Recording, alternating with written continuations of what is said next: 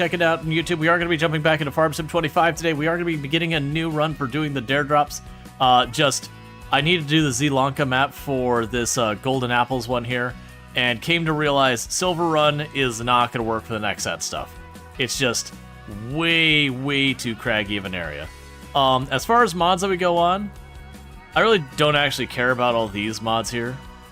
These, for the record, everything here, except I think Universal Autoloader, but everything other than that one mod is made by Giant Software, the creators of Farm Sim. Like, these are mostly vehicles that came from their last games that they added in. At one point, I started bringing them in. The important one is I have to have this DLC, because some of the challenges around that. Do it. Actually, you know what? I don't want these. That's what we're going to do. So get all these out of here. I'm going to keep the Universal Autoloader, just so I don't have to deal with the forklift for the rest of my life, especially since we're going to be doing production lines. This just lets you paint some of the things different colors than their static ones. That's the new DLC that we're going to be checking out, and that's the McDonald DLC that came before. Alright, so let's go ahead and get into this.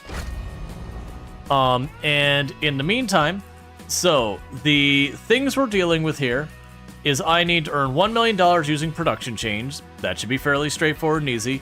20 of every animal is also pretty straightforward and easy. The 50 golden apples will probably just be a little bit more annoying's not the word I want to use for it. Most likely we're going to want to pull up a guide or something. Because those kind of ones, there isn't like, you just have to explore the map. And that can be fine to do on my own time. Like that I don't mind doing. But on stream, me wandering around with like 48, 49 apples being like, where's the last one expletive apple? And just running around the map again and again and again, trying to figure out the one apple that's on some roof I haven't checked. You know, there is an undefined amount of time that it can take. It can be very unsatisfying to watch, and it can be very cumbersome. So when we get to that point, I will likely resort to either having chat guide me or pulling something up just to get it done. But all these things, on the Twitch side, we will be able to give out keys once we get them all done, and that's why we're doing them. So I have lots of stuff to get you. Let's get my music going here real fast. Alright, so we are doing the Sri Lanka map. This is a map that did exist in Farm Sim 22, and then they kind of spit polished it, made it a little bit nicer for Farm Sim 23. And we chose that because that's the only map that has the golden apples on it. And then plus, all of these fields are relatively flat. And so I think when we get to the point of doing the NEXAT equipment, should work relatively well. We are going to be abusing a lot of stuff here. Not like straight up cheating abuse, but definitely taking advantage of things. So like, we've got all these fields, for example, that are ready for harvest. We got $100,000. Oh, that's what I'm doing, grabbing the wrong thing. Yeah. So what we'll want to do is we got $100,000. What we can do is there's a cheesy little strat where you can buy a field that is ready for harvest and then sell the crops on that field. Can you do carrots with NEXAT? No, so the NEXAT cannot do root crop. But yeah, so the idea is we'll want to grab some of these fields and continue to expand our operations. Ideally, I'd like to get one of these fields that's nearby the starting point for our own convenience. I am allowed to take loans and leases and all that. So let's see. We've got a field right next to us to the east. You know, it's like literally right here. Oh, and I just realized that I still... One second.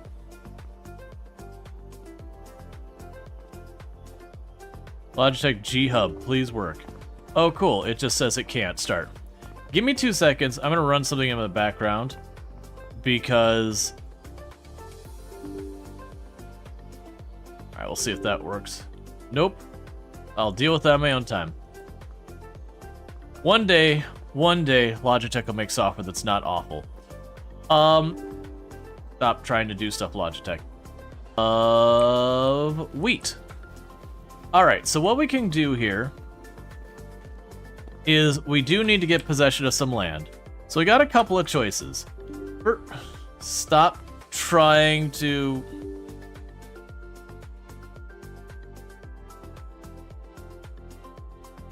Okay, suddenly G-Hub is trying to reinstall. I super don't like it. Yeah, no, I gotcha, Basset. I do hope, you know, better isn't the right word for it. I do hope what you're going through gets to be more manageable. Oh, well, I was expecting more than 2 jobs. That sucks. Alright, so let's, we can start here, because we're going to see what contracts are available. We can go here, and we're going to start by grabbing this field right next to us. Because like I said, it's ready to harvest, as you can tell from here. Honestly, I could probably get rid of all those to not show. Yeah, so all these orange ones here are ready to harvest. It's in my price range, so I'm just going to straight up buy it. And that'll give me a chunk of money. And then for the moment... So when I do my normal challenge runs, I wouldn't be able to take advantage of this that much. But in this particular case, we do have the ability to take advantage of it. So what I'm going to go ahead and do from here is I am going to just grab a harvester. That's the forage harvester. We don't need anything too special. Gonna grab the Fent here because it's relatively inexpensive for a harvester. Actually, is a thing. Gotcha.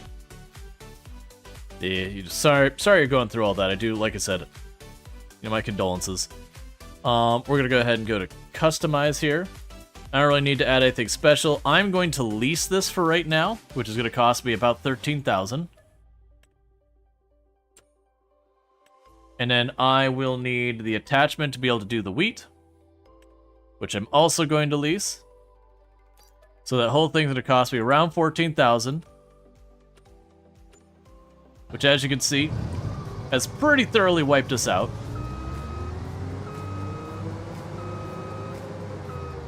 Yep, that is just the way it be.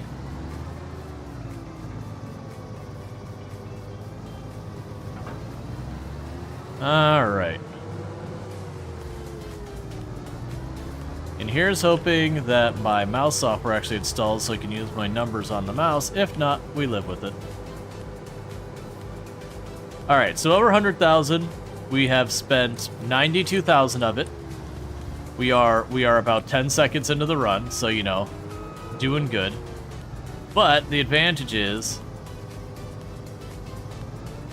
Oh. Okay, so we have to unfold that.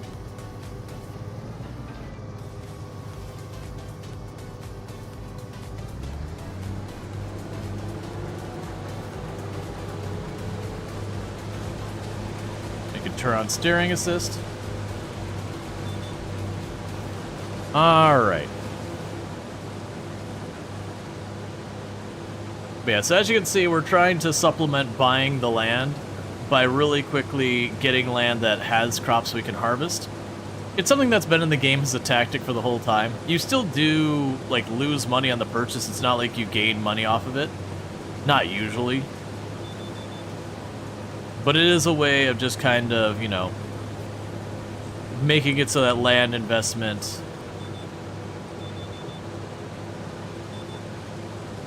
that you do mitigate that cost. But the plan here is to just try and get some early money, because as mentioned, we're trying to go for that. Oh, that's interesting. YouTube side's complaining that my connection's bad. That's fine. They can have to just live with that.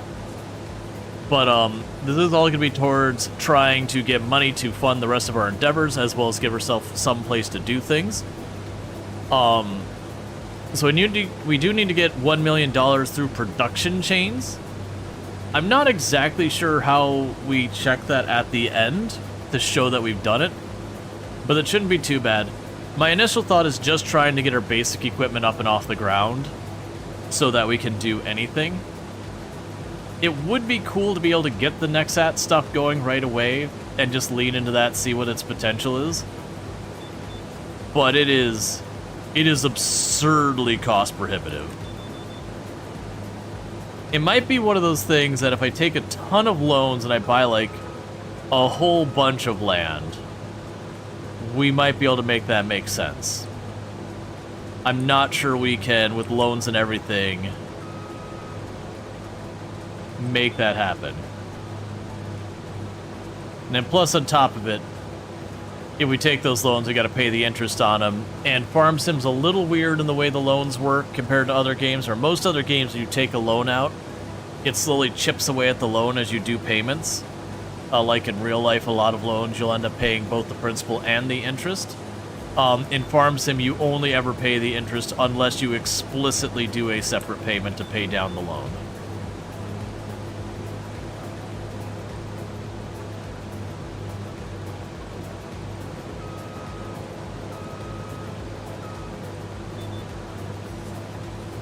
All right.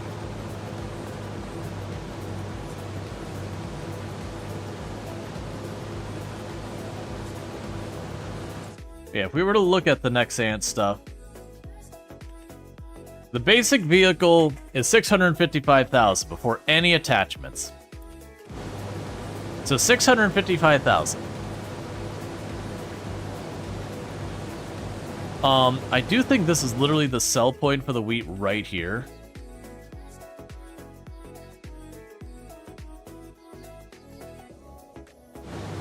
We'll have to check when we do our next pass. Because we want to find out where the sell point for the wheat is so that we can make our money. And we'll work on all that. But we'll probably want to get a production line set up pretty early, because for those who haven't played Farm Sim in a long time, they introduced production lines to the game, which is like where you can change like wheat into flour, into bread, and so on and so forth. And it is one of those things that very genuinely, like, it is the most lucrative way to do the game is to get those production lines set up. Alright, so let's see here. So we check our prices right now, and we look at wheat. I just forget it's not in alphabetical order. We have the grain mill. We'll tag that place. Yeah, no, the grain mill's got the highest price right now. I always want to hit M and it doesn't do anything. The grain mill is...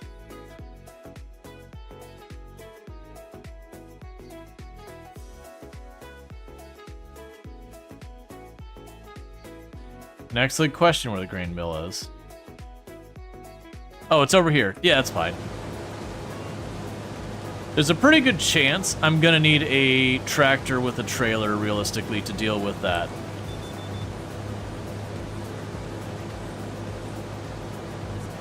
Alright.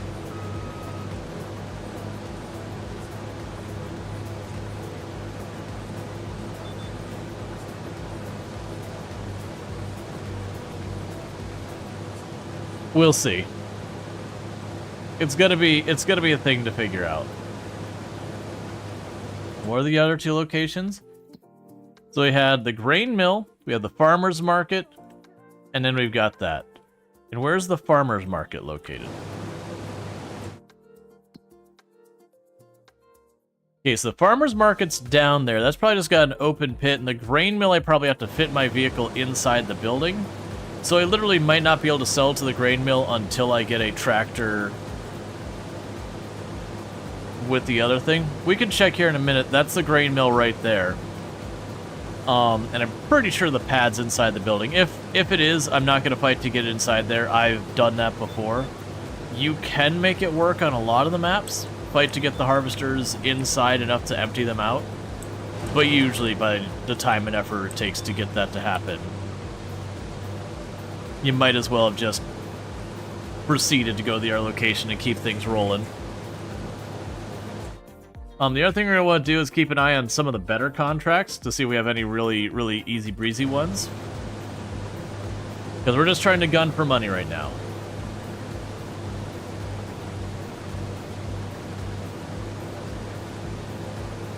Another thing we'll probably also do is when we have a tile that's not particularly great to utilize, I am not beyond for the fact that we're doing dare drops as opposed to like a legitimate proper challenge.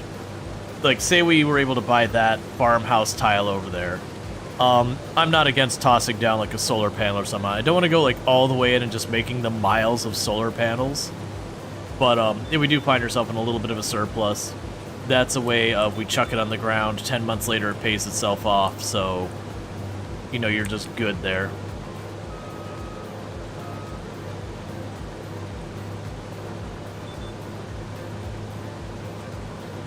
Alright.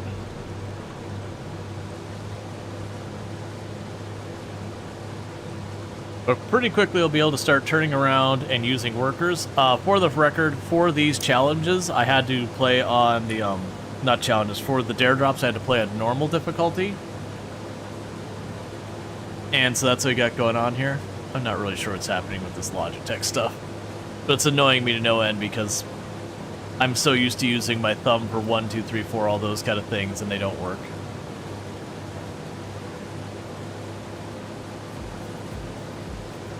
I'll just worry about it later. Alright.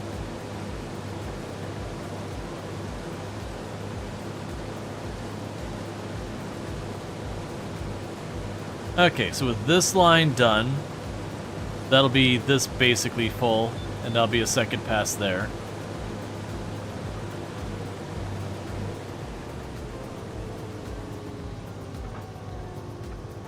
So kick that off. So for right now, I'm just going to go ahead and use the harvester we leased to drop this off. We'll want to pick up a cheap tractor or semi or whatever just for hauling crops. Because eventually, as we open up more places, I'll probably be able to go ahead and just have like a worker start harvesting a field and I can pick up the grain or whatever, run it to the next place, yada yada. I'm fully expecting this to be internal and that I won't be able to drop off here. Pretty sure where you see that little symbol up above that door, I think that's where the drop-off is. And if that's the case, we just go to the farmer's market, we take that tiny little reduction in pay. Yep. Can I make that one happen?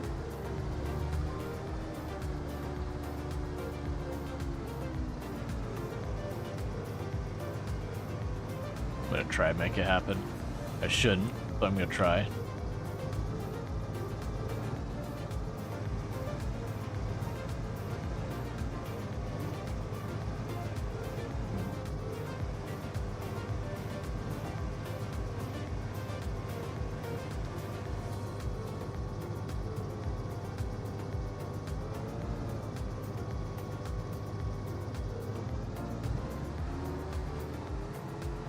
And perfect. That's how you're supposed to do that, right?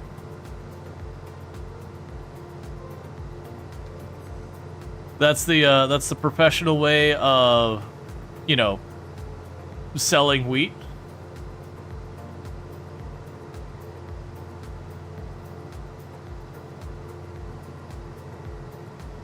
All right.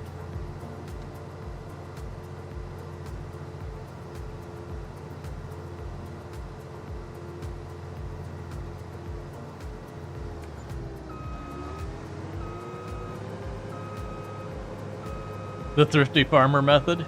Yep, using leased equipment. Yeah, so to give you an idea, so that pass there paid for the total cost of leasing this thing, and then a bit over 1,000 extra. If we do get some contracts, those can work out really well, especially if we can double and triple them up.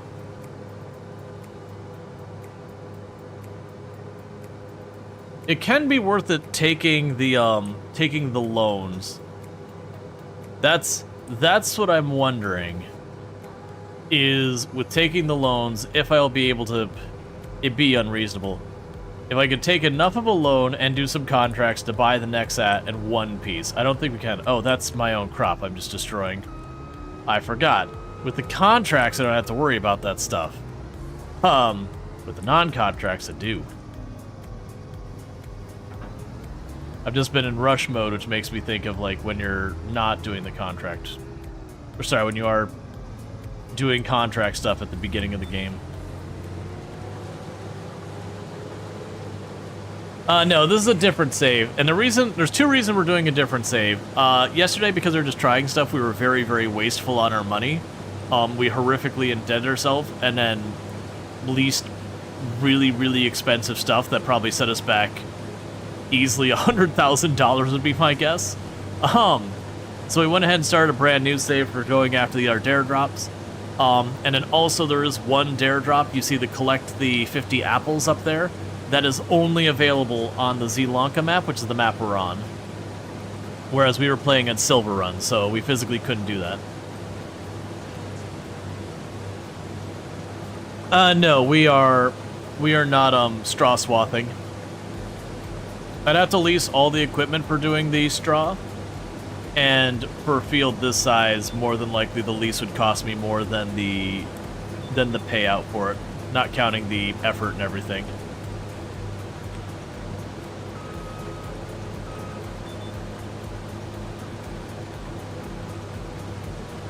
All right.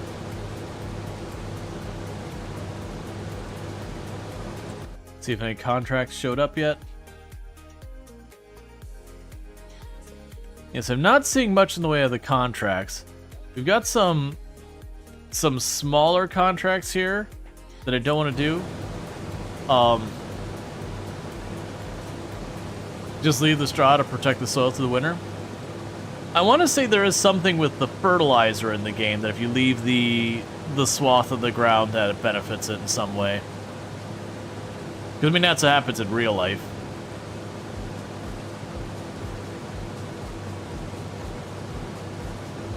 Okay.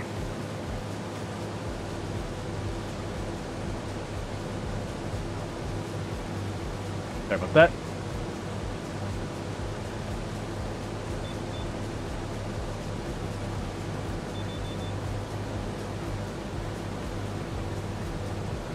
Yeah, a lot of these fields are going to be very interesting to deal with when we go to the NEXAT. Because for those who missed us doing this on yesterday's stream with Ultra, the NEXAT was kind of like cool in a lot of ways, but from a practicality side, it very, very, very heavily leans towards, hey, this is meant for really big fields. They have this one piece of equipment that does literally everything you need, but it's pretty big and unwieldy. It's cool, it's neat, it hurts your brain, but yeah.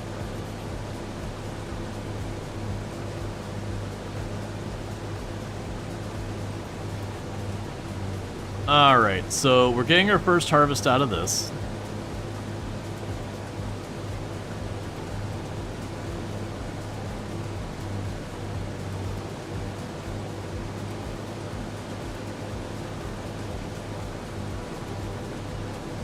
And so the end of the day will probably sit around $20,000. We will have a field that it belongs to us, which is good. And I'll have to figure all that out. Got one little spot to catch on the edge here. And that'll be a nice start.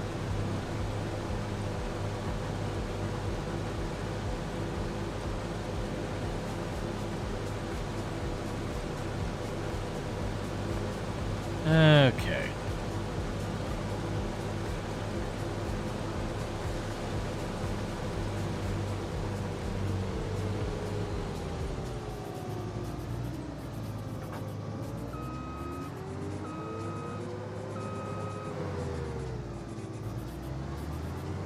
So then the question's going to be, if we're incurring debt, where are we putting that debt to get the most mileage for getting us off the ground?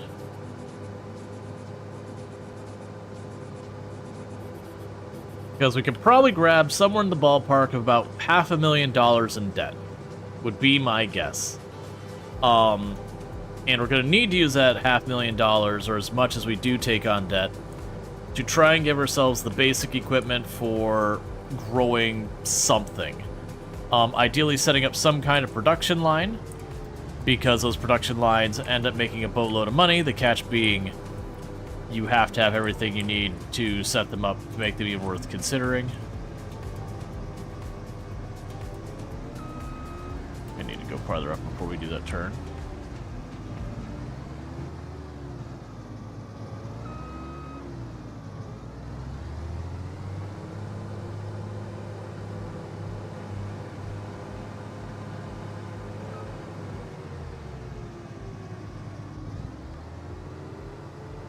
It's perfect. Don't worry about it.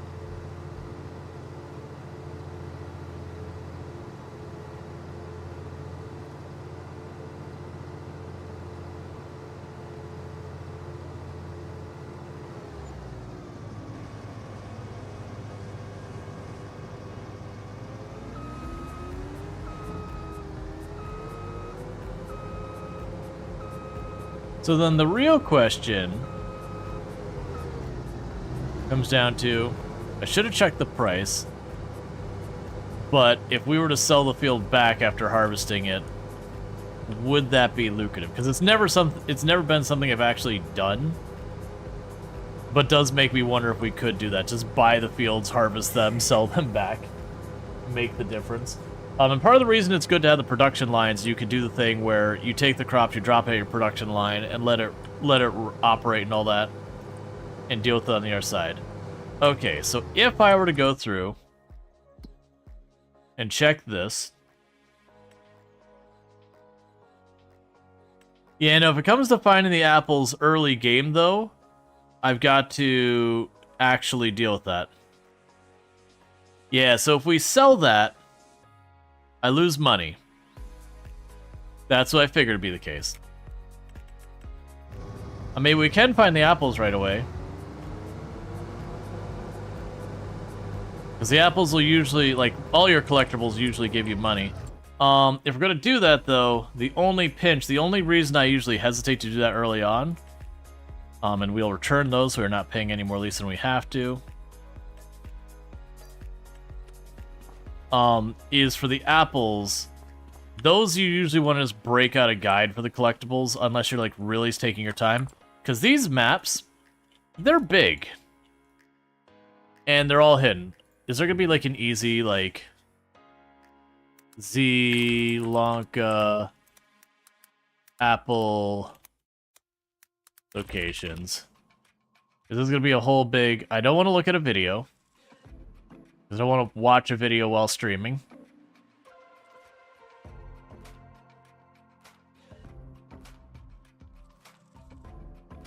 Okay, I mean, this actually looks pretty alright. Okay. So the catch is, I'm not allowed to use a vehicle for whatever reason to grab these. Okay. So, the good news is, it didn't say anything about teleporting. So I could teleport up here to Noah. Actually, do they have... Ah, there we go. Alright. So this is not going to be the most exciting part of the stream, but that's alright. So we got the first apples up this way. And we're doing this partly to boost our money for the other stuff. But it is supposed to be, there's supposed to be a wooden sign up here. And like I said, the reason I'm not going through and doing this, the hunting it out your way, is I don't mind doing that in my own time. But me wandering around for hours and hours and hours and hours trying to see that on stream, no one's going to enjoy. Yay! So we got one apple worth 5,000. Okay. And the next apple is down here. But the big catch is I'm not allowed to drive a vehicle for some reason.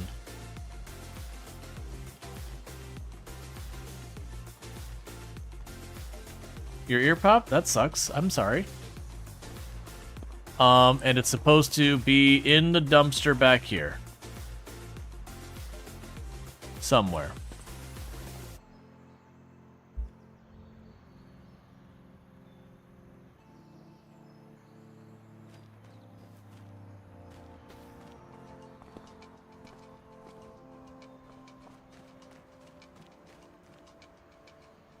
Some of those are climbable. There you are.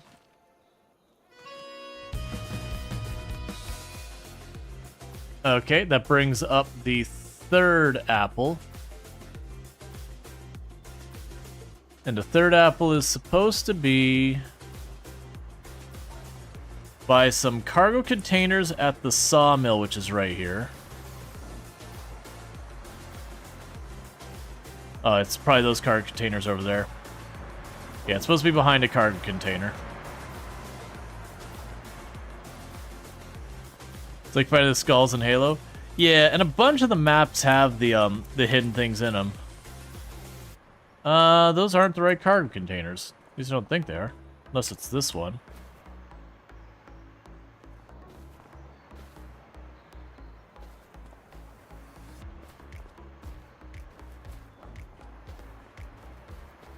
I don't think these are the right cargo containers. Let's run to the back fence. It might be these ones back here.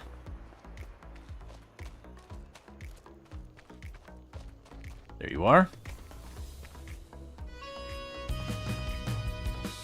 Okay.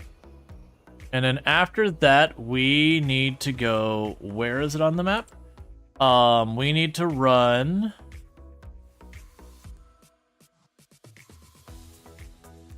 Where are you? 16? Field 17. Okay, it's over there. Alright, so let's go run some west. I wonder if the idea is to show off the map some. I really don't get why they're like, you need to go on foot. Maybe because people just drive around so fast that people don't really get to see the map. Because, I mean, the maps are gorgeous. Like, there's no doubt about that. And you just blast through and you don't get the time to feel like... This is honestly, like, really nice actually looking out into the farmland. Like, this is a very flat map. Still, none of these will be bad as the very, very first map at Farm Sim 22 had, like, 150 or some... Or it was, like, 100 something... I can't remember. It was, like, 120 or something, like, wooden toys to find. And they were neat, but you're like, oh my god, please, I'm ready for this to be over. And I ended up having to do it twice because the first time I didn't get credit for the achievement because that's what I was doing it. But yeah, so you notice each of these are giving me about 5,000 bucks. Usually they'll have something like when you get the whole set or whatever, or there'll be like particular hidden ones that you get a big boatload extra money from. Alright. They mentioned it's somewhere around here. There you are. You start noticing certain patterns in how they do things. Okay, so we got the next one, which is at a crossroads by field... Is that 40? Yeah, field 40. Yeah, so it's at this crossroads down here. Now, a bunch of these ones on the east side of the map are pretty spread out. When we get towards the actual city, they'll be a lot more bunched up. So we're doing a lot of these ones are kind of all separate out, so there's a lot more running between them at this part. But as we start winding through them, we'll start going and it's just be like one building, then the next building, then the next building.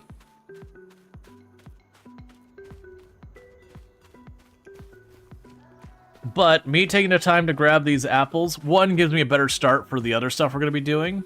And then the second thing this also helps out with is by doing these apples, then we'll end up going, and that will be a key for the full game and a key for the NEXAT DLC that I can give out to the community.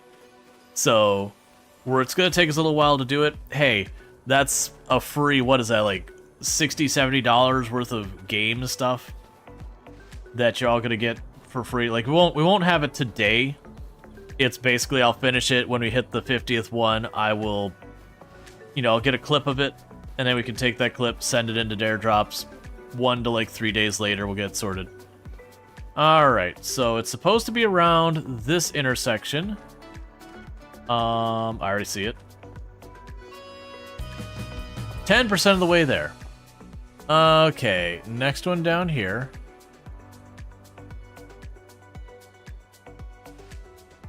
Alright, so this one is, I believe... I don't even need to pull up the map. I believe it's just down here. And it's, I believe, tucked inside the grain mill by a door.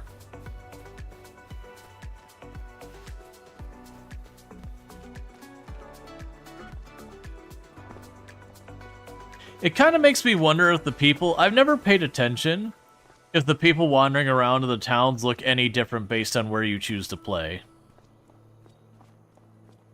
Like, when you go to the East Asian map, do they vaguely look East Asian? When you go to, like, Eastern Europe, do they look vaguely Eastern European? Oh, it's right there. Okay. It says there's another one tucked behind some pipes at the same location from the looks of it.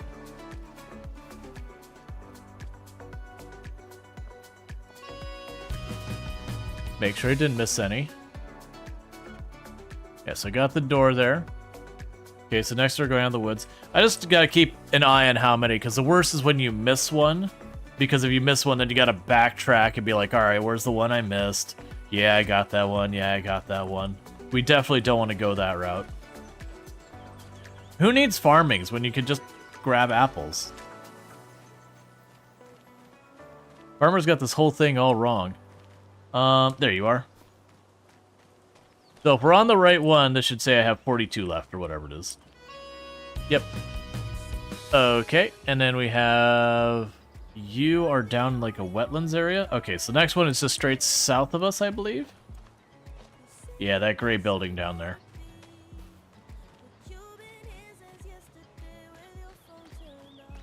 Alright. Watch it just give us 1 million right away and be like, well, that was easy. I don't imagine.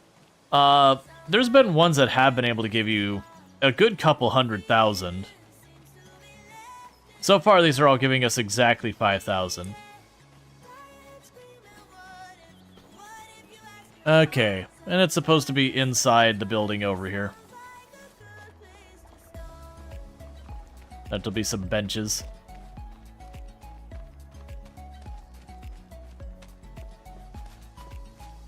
I guess we're going up to the top then.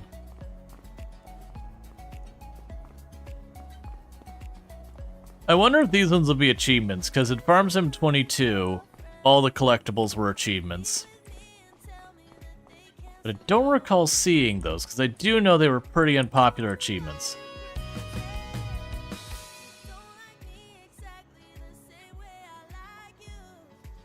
Alright, so the next one is at a debris container. It's down there. So still just straight south. Alright.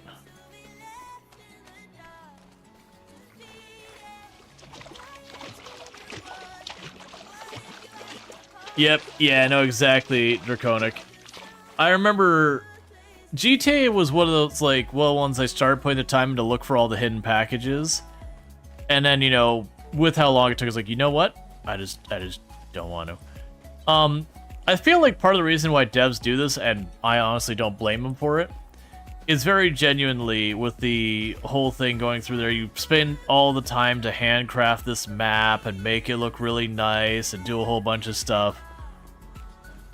But genuinely, usually when you get into it, like, there's just no time. Oh yeah, for a past airdrop, finding that bird nest is one of the dare drops in the past.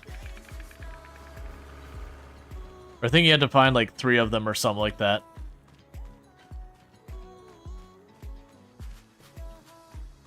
Okay, so it's supposed to be around here. I can already see it, it's chimney there.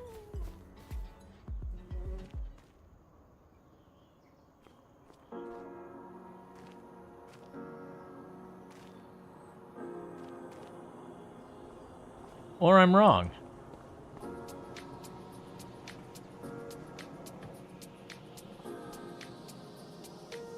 Ah, there you are. They had a thing that's just like, it's the chimney, just in text. Alright, we're 20% of the way there, chat. We're getting there. The next one, I'm assuming will keep being farther south. No, I'm wrong. It is up there. Okay. It would cost for an acre land here about 5,000 in this location. Are you talking in real life or in game? Because one thing to keep in mind is these units up here, Just ignore them. Literally, I can switch that between euro, pound, and dollar, and none of the numbers change. The pricing in the game is adjusted by a lot. Yeah. So, like, again, these units don't matter. And then plus, I don't believe Sri Lanka is an actual place, like, as presented here. I believe it's supposed to be a parody of, like, real-life places. Because you'll notice almost all of the cities you see in the game, they sound very, very similar to actual places, if I'm not mistaken. Yeah, we're looking for a pair of barrels. Supposed to be one of the barrels.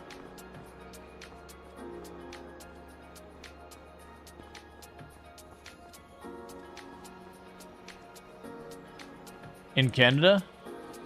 Is this Canada? This does not look like Canada to me. That is very not English or French. There you are. Those aren't barrels at all. Those are concrete tubes. Alright, so the next one we're going to is right up there.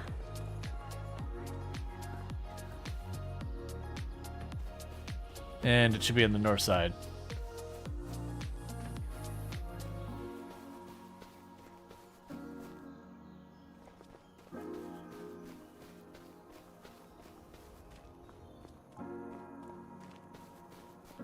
Speza is a type of corporation in Polish law. Yeah, in real life, are you talking about, like, this location? Or I'm so confused what you're talking about, like, what would be $5,000 so far as acreage? Within consideration of the game. Maybe also others, but you only know from Poland. Well, this, to my understanding, this map is supposed to be Eastern European. That this is an Eastern European map.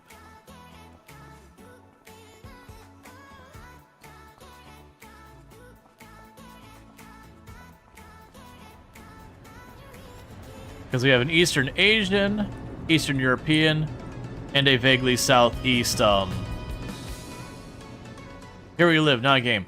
Gotcha. Oh, you're saying it's $5,000. Yeah, you're saying it cost you $5,000 an acre where you live in Canada. Gotcha. That's the reason I was confused, is like, what? I mean, that's pretty cheap, actually.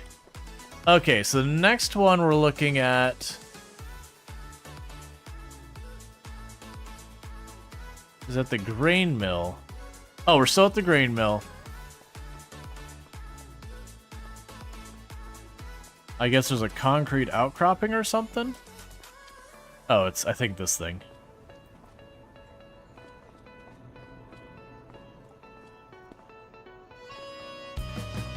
Alright.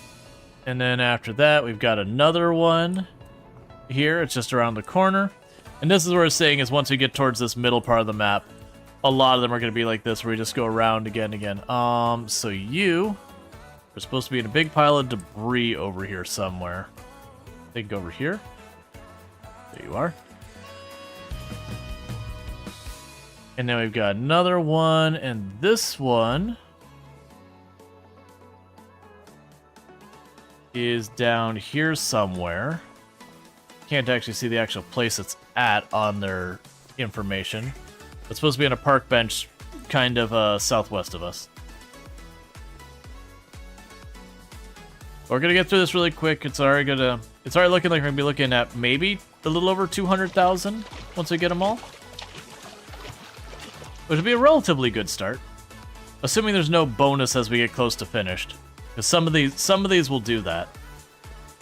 That you get like the last 2 or 3 and they just drop 20,000, 50,000 on you all at once. Yeah, so it looks like it's going to be at that little red building over there on a park bench.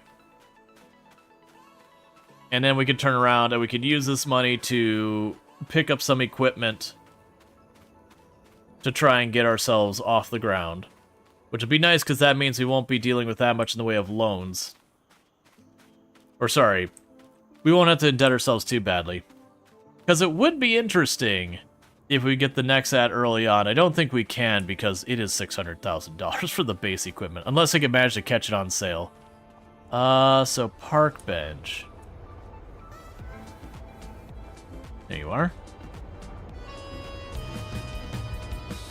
Okay, and we go from here. Not... Oh, I think we're to the west of that body of water. Like, yeah, almost straight west.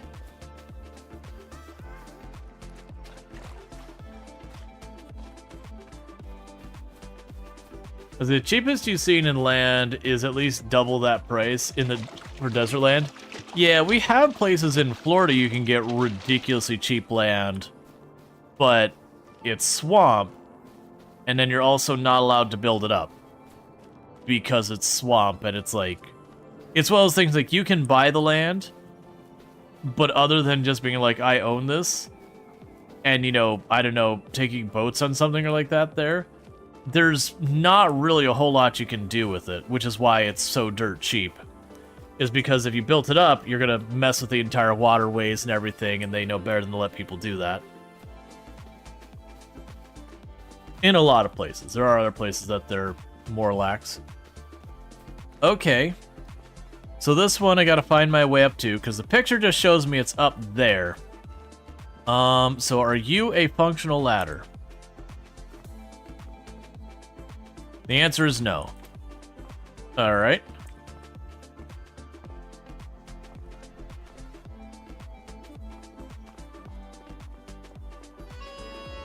So far, those have been easy. In Farm Sim 22, we had to do all sorts of ridiculous stuff, like pull up cherry pickers to the buildings to get to an access way that's higher up. Okay, so I think we're going up here next to these other buildings. And it looks like we're going to the soup shop, where there's going to be a little, like, tucked-in corner. But yeah, so Farm Sim 1, you had to sit there, go that, lift an arm, do all that. Also, 5,000 K dollars proves a little cheaper in US dollars, though it doesn't make much difference in rough prices. Yeah. I'm gonna guess it's this little tucked in area because that's the kind of place that I put it. Yep. Alright, we're already 100,000.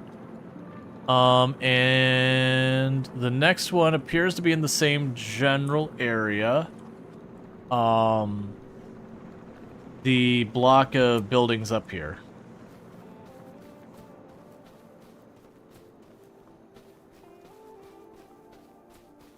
I need to scroll down a little bit. And I'll try and get through this as quickly as we can.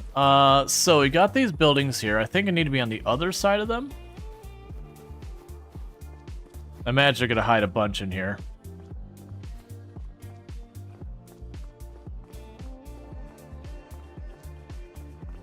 Oh.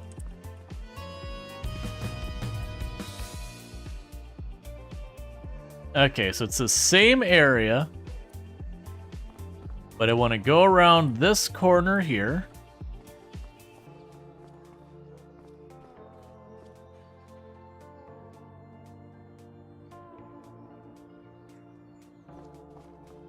I'm confused. Let's see. Around the corner, it'll be covered by red generators. Oh. So it'll be 2 red generators somewhere over here, and it's supposed to be by them.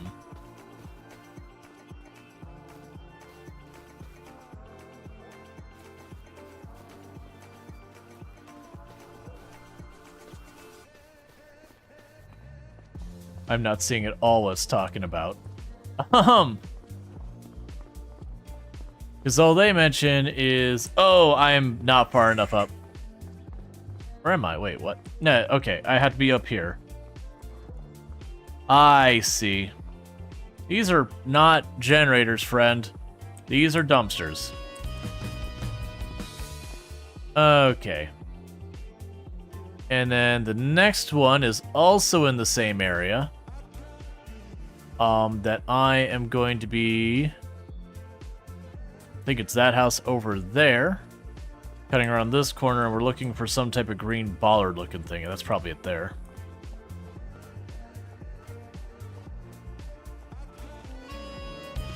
I don't know what you are, like, clearly you push stuff in there, but I don't know exactly what it is, like maybe some type of recycling bin trash can thing. Alright, so we got that one. So then the next one is down around this corner on some wood crates.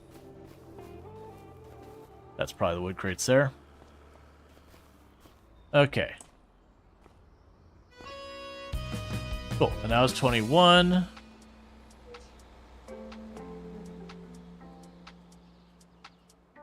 Alright, so next we're going to Ben's house, which is over here.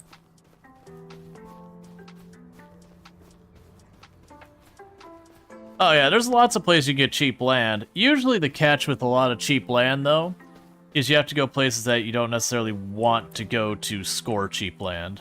Not always. But a lot of times that's the case. Alright, so supposedly, right there. Alright, we're getting there, chat. We're going to the opposite side of the street to what looks like a, not a pergola, yeah, that thing. Why am I blanking on the name of what that is?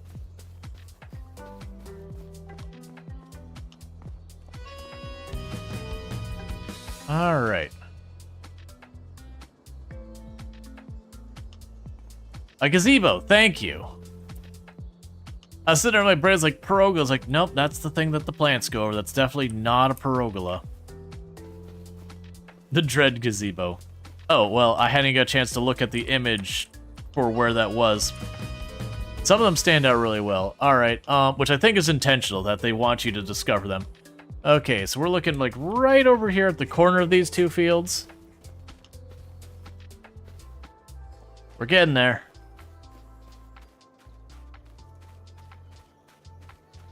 This is much more lucrative than farming. This would have probably been multiple years worth of harvest worth of farming we're getting right now. Not really. I mean, honestly, so we spent just shy of 100,000 getting our stuff here. So it's supposed to be around here somewhere. I might be just looking at the wrong side. It's symmetrical. Oh, that's kind of cheeky. Okay, so the next one is over here. I think it's at this building over there. It's supposed to be on top of a window AC. Well, wall AC, whatever. Yeah. Wow, halfway there. Probably that window AC right there. Or, I keep saying window, it's a wall AC. You know, the whole lack of being hooked up to a window. Alright. So then the next one's up in these little houses over here. The image they use for where it's located is like a super, like, stalkery looking image where it looks like someone took it from, you know, half across to the neighbor's yard, like, peering at the window kind of thing. You're like, buddy. Maybe don't do that. Alright, so it's this north building on the other side here. Yeah, because, like, this area here, you'd never walk in here normally. You can't mow or anything in there. It's all blocked off, so you're not going to take your vehicles through here. There it is. So you just generally not see the fact that they put the time in to do any of these aesthetics. Okay, and the next one's a little bit west of this one. In this little subdivision over here. Or church, I guess? Whatever this is. Okay, oh. Cool, well they don't show me how to get to it, but it's up there. Are you a real ladder or are you a pretend ladder? So this one, they made the ladders not functional. In Farm Sim 22, some of the ladders were. So you had lots of this stuff where you had to climb up. They definitely toned it down a lot, though.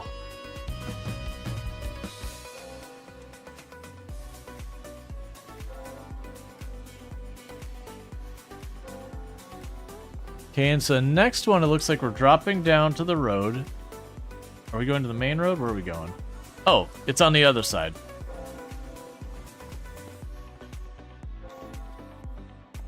Yeah, I think it's by that woodshed.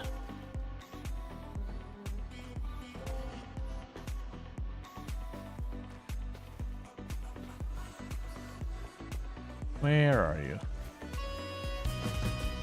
Okay. We're getting there.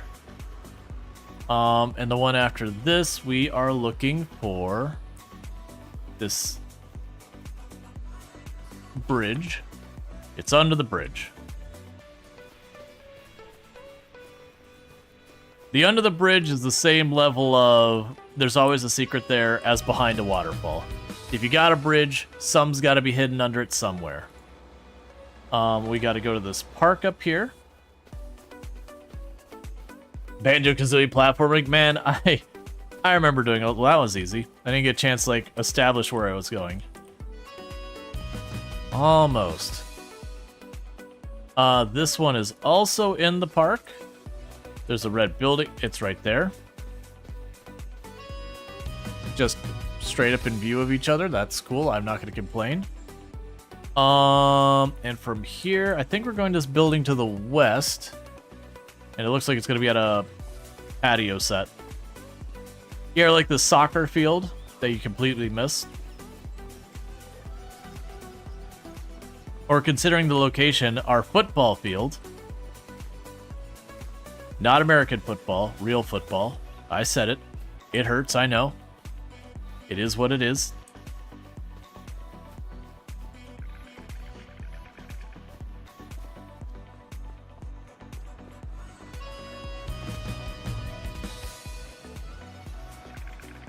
All right. And it's supposed to be along the bleachers here. Doesn't hurt me. Yeah.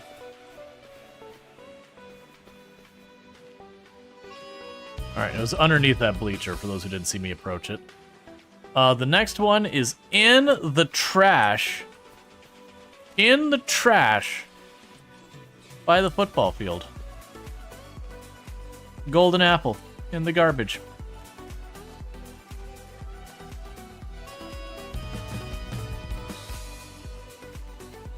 The next one is in a neighborhood to the east, I believe. Yeah, so it's over there by field 44. Yeah, it's that spot that looks like it's like 3 little buildings next to each other on the edge of 44. And it's apparently literally just in the dirt. Like that might be a garden or something over there.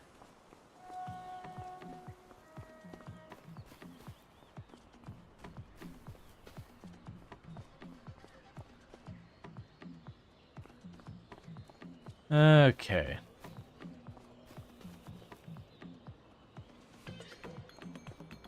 Some of, like, not the architecture really, but just like the little fences and all that. There we go.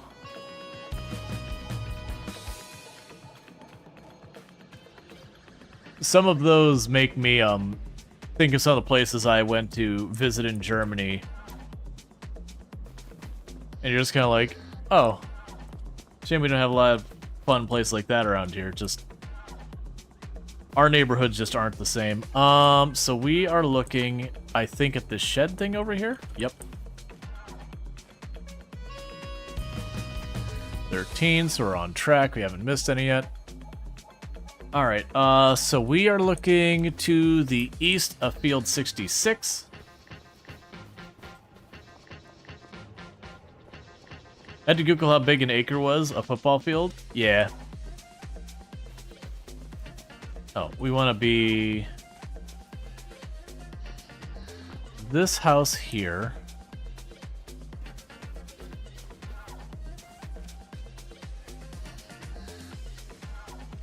supposed to be around here somewhere. Oh, there you are. Almost done. Home stretch.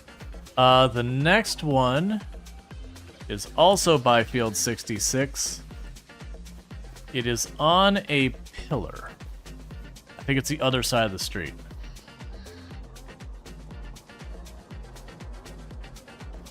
So one of these pillars is a lie. There you are.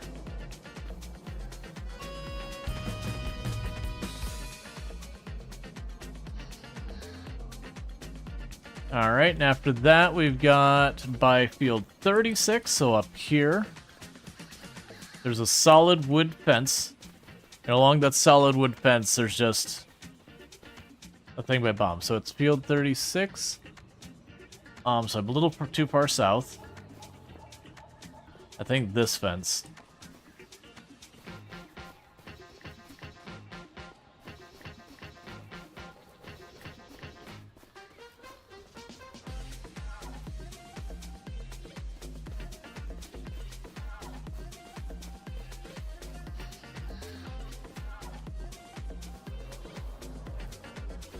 All right.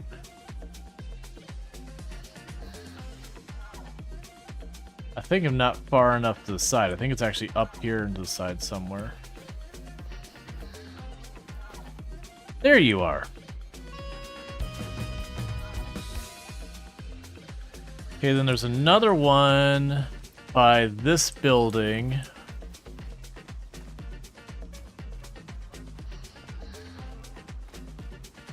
There you are.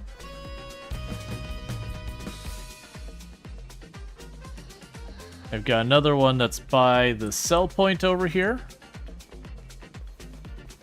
There's a chicken store here.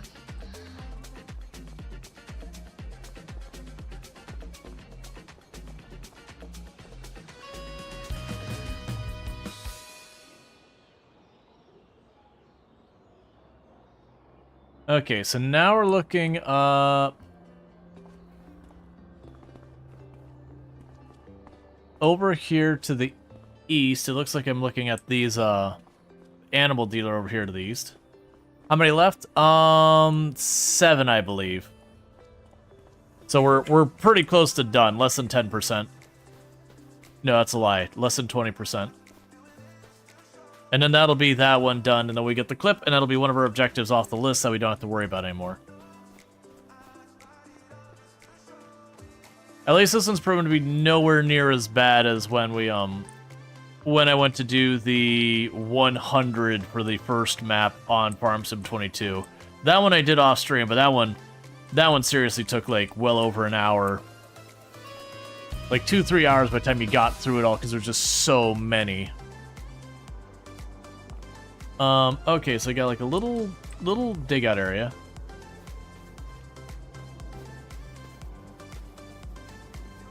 Oh yeah, well it's usually they'll have a couple of them that are fairly easy to find, and then they'll have ones that you have to kind of really go out of your way to find. So it does seem like they put a couple like in, like right by the sell point, that kind of thing. So you're like, alright, they should find it here. So I'm looking for a round property. It must be this one over here. But yeah, so far as finding them all organically kind of thing, these ones I don't think would be too awful. That take you a lot of work. Farm Sim 22, some of the ones they hid behind chimneys on buildings you needed to get like cranes to get at and everything, which I think why they toned it down is for people who weren't going to, you know, who weren't going to look up guides and all that. Like, this is something I could see doing on my own time, finding on my own time, being perfectly happy with it. Versus on stream, like, this would be an entire stream running around looking for them. Otherwise.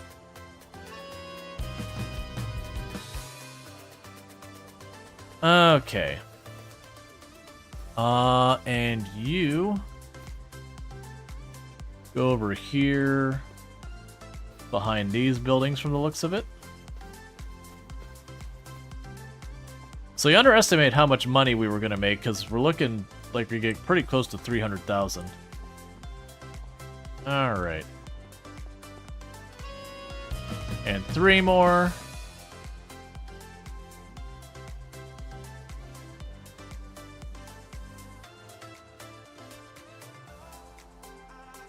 I'm having a bad feeling we missed one. Let's double check. So we got the slide. I got the playground there. I got the tower. I got that building. The good news, they have the pictures. Yeah, we can go and I'll run through the pictures real fast if we end up missing one. So I got that slide. Okay. Oh no, this is right. Right. Because they include 50th. Yeah, that's fine. Okay. I got scared there for a moment. I was like, wait, did I miss one? Tell me I didn't miss one. Alright, so we got another one over there. Hey, Server Lord. Hey, no, I've done that in games. You're like, collect the 100 things. You collect 99. You're like, but I checked all locations. I should have them all. That's actually been one of the things that's been frustrating with me. Coral Island is they have an achievement for selling one of everything from a bunch of different tabs. And that part's fine. But it's one of those things... Oh, I need to be across the street from it. It's one of those things that, like... I've sold them all and I tracked them all in a spreadsheet like twice over, and I know the achievement's working, but it's just been kind of one of those things like, I did them all. I don't know what to do about this now. And there's no tracking in the game or anything for it, so it's like, oh my god, please. And some of the things are really, really a pain to get a hold of. Alright, so it should be up here, and then we'll have the one more.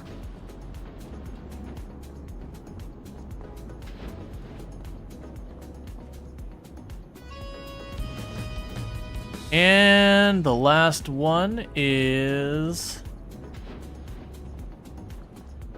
on some boxes around this place, but it's not super clear where. I don't think those are the boxes.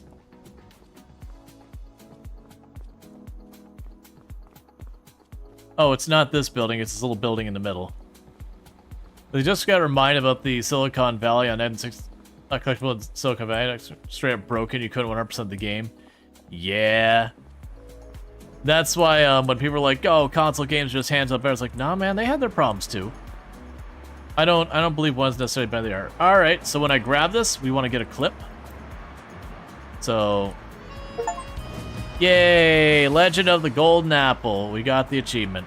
Alright, so if someone could clip that for me, that'll be for the dare drop, and we can get that out of our way. And we can go to our objectives now and get that off the list, because that one's done. Thank you. Because then when we turn that into dare drop, that'll mean I will have a game or a key for the whole game and the NEXAT DLC to give out. And now I don't need to walk around like I don't have fast travel or anything. Alright. So, the thing to figure out from here, and you don't need to link the clip or anything, I could just catch it after stream. So, the thing we did is we did buy this field down here. Let's also check to see if any contracts showed up. There we go, we got some contracts. Any ones that are going to pay me anything worthwhile? Not really. They're all pretty terrible if I'm being honest.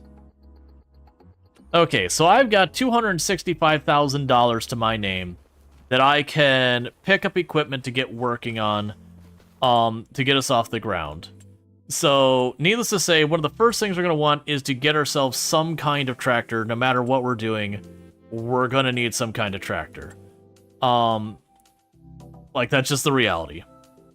So we go to the medium tractors. This one here, the AgroStar, has been one of the ones I've been happier with. It's relatively inexpensive for what it is. 230 horsepower, has front-back connection.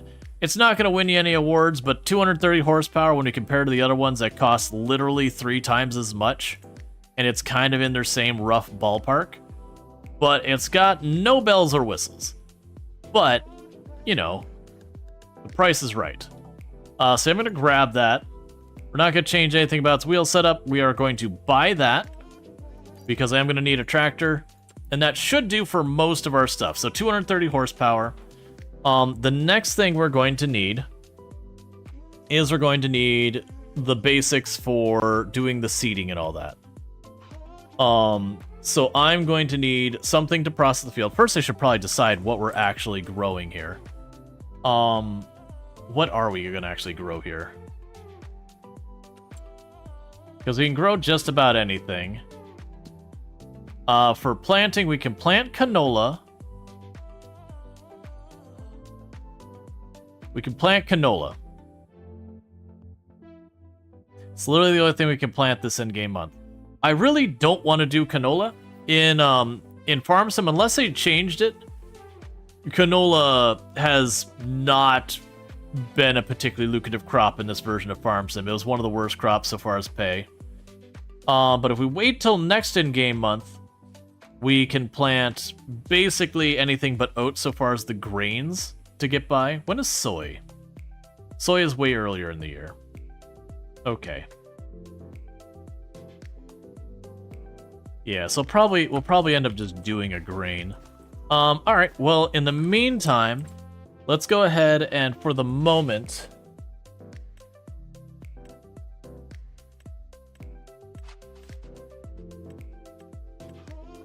Yeah, so we can get... So that's what? 6 meters? Oh no, we can't do that one. We can do the 7.5 meter one.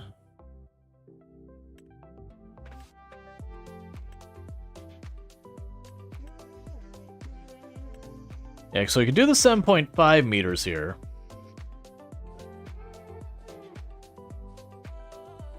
I'm also debating if we just buy more land and do the cheap harvest. Yeah, no, we'll go ahead and do this. That's 7.5 meters.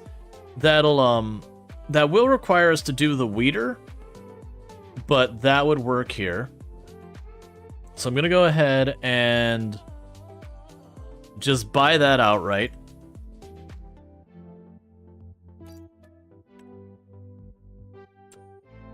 And then we can start with that.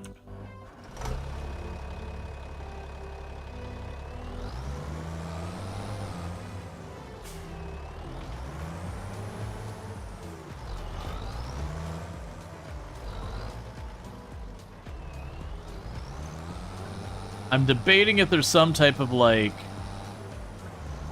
the greenhouse or something we want to grab just to have some constant income as well.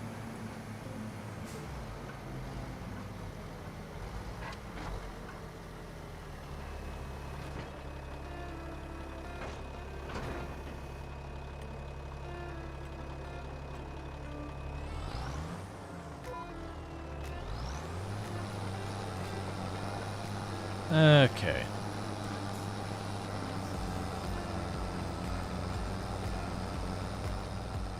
Because yeah, if we can get some of that stuff set up. Because I have noticed most of these contracts, well, we're slowly getting more and more of them in here. But most of these contracts have kind of sucked. I think it's the size of the fields are so small that they're not paying out very much. It's a ton of small fields. Now granted, later on we can combine these fields into fewer larger fields, and that'll be good.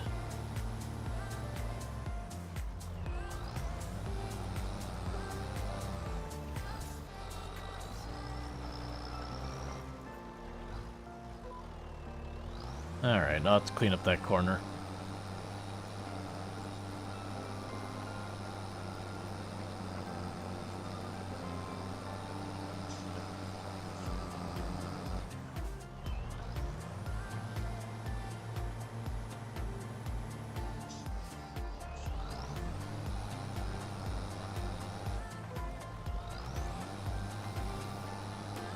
Yeah, so do the cleanup on behind this thing afterwards.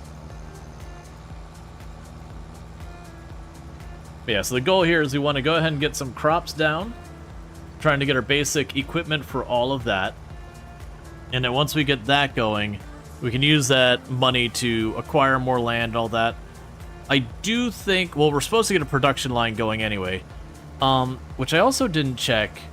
There's going to be a way we can see the total we have made from production lines, because that is one of our objectives here, is to hit $1 million using, or get $1 million from production chains. Are the guidelines new? You don't remember seeing them before? They're new to Farm Sim 25. Not a mod, but it is part of Farm Sim 25. You can either hire the AI drivers like before, or you can turn around and say, hey, use GPS, at which point I can lock it on that line and it will follow the line. It won't do anything smart, like it'll just keep driving on forever and ever. But at least for like adjusting left, right, and all that kind of stuff, I don't have to baby it there. So you can see how that line turned orange. I hit the button for the driver, and I do that. And now I can hit cruise control, and it'll just stay on target on that line. So it's, you know, GPS, not autopilot.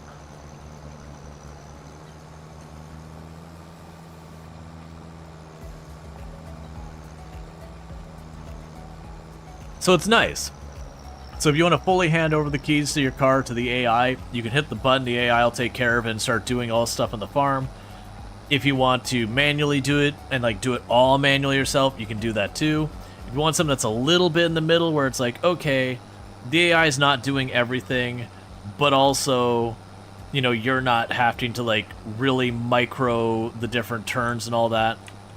You got a nice halfway point in between.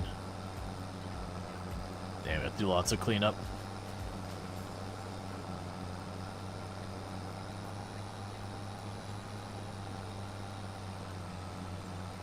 But yeah, it'll be really nice when we can start getting the stuff going. But that's always early game.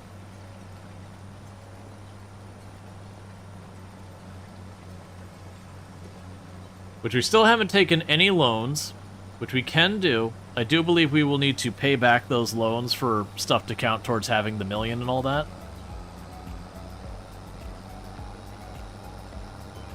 But that opens up options.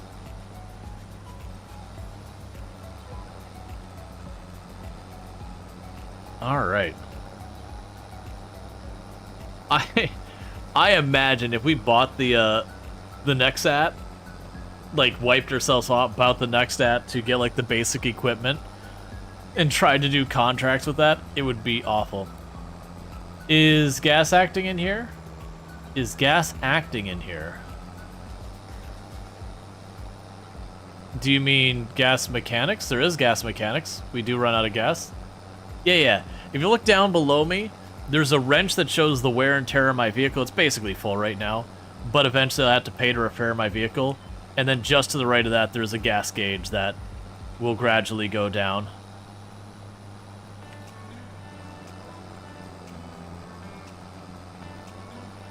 We are on the normal economy setting, so it won't be too terrible. Normally when I play in hard economy, and I start with $0, and I disallow contracts, and all sorts of sweaty try-hard stuff.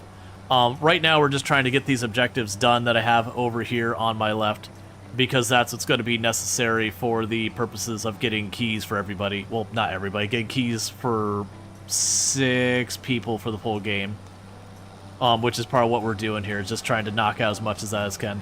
I do think the slowest one of these is actually going to be that NEXAT thing, just because of how obnoxiously expensive they are.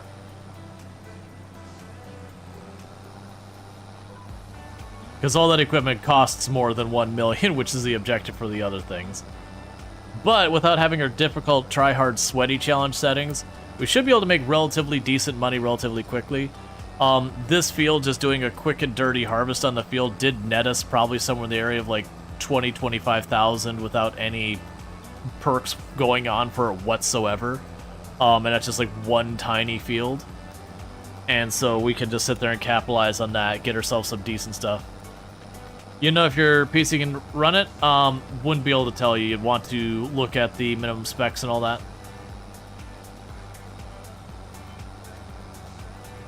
Those will give you a better idea than me trying to guess it would. Yeah, we can touch up that last row going the other way.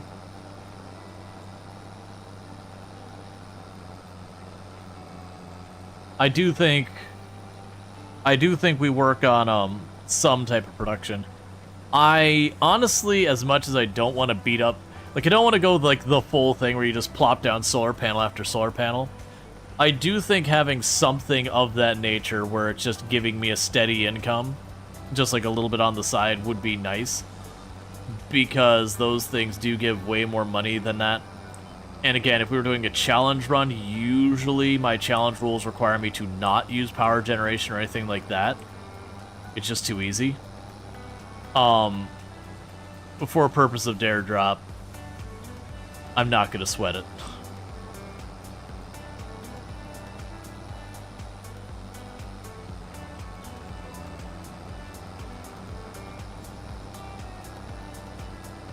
Your husband is a PC guy who passed out next to you? Yeah. He'd probably be able to tell you. Or at least look up the specs and give you the, be like, yeah, I know, I think it will run, or, no, it's pushing your luck. Tune reached out to me. There we go. Yeah, for those who missed, it was only a minute or two late. I was worried it was gonna be more like 15 minutes late. Stream started a little bit late. As I'd mentioned yesterday on stream, my wife, you know, she ended up picking up a nail and getting a flat tire. You know, that happens. But when we took it in, like, the person tried to okey-doke me on the tires and, you know, overcharge. But she had an oil leak, and it ended up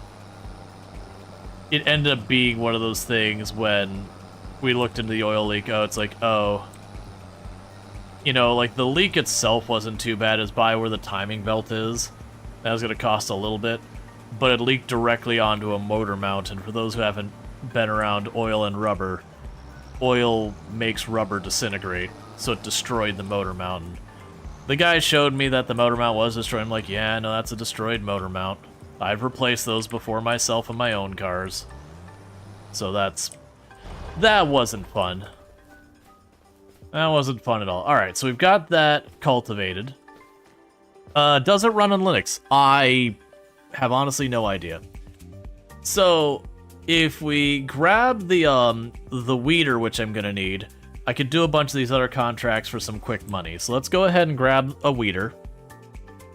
So if I remember correctly, as soon as I find it, it'll be under plant care yield, whatever, bonuses or something like that. Yeah, there we go. If I remember correctly, I really liked this one because I could use it at pretty much any stage of the weed growth other than like when they're super tall, and it worked, and you can go really fast with it. So I'm gonna go ahead and grab you. I'm gonna buy that.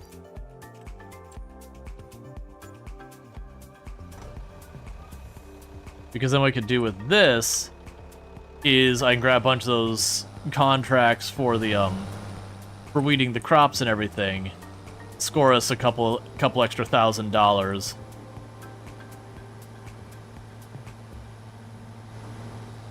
And then because I don't have to lease anything for it because I'm using this, it should be pretty decent money. Gotta go fast? Oh yeah, no, like when I get late game where I get to really choose my vehicles, a lot of times the vehicles I end up choosing, top speed is one of the things I care about. Okay, so we've got the field over here. So we got field 27, we'll accept that.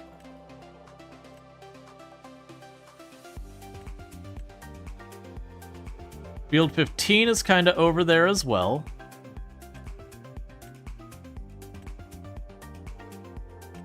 And that's about halfway. And then 3 is the max you could take per time.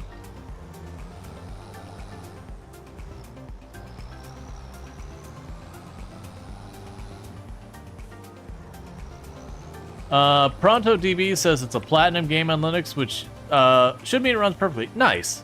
I'm glad to hear that. I know back in the day, it was kind of one of those things like, you can run it on Linux. But, you know, when we're going back to, like, 2002, 2005, that time frame, it was like, you really couldn't trust a lot of that stuff. You know, runs on Linux was very tenuous with a lot of it.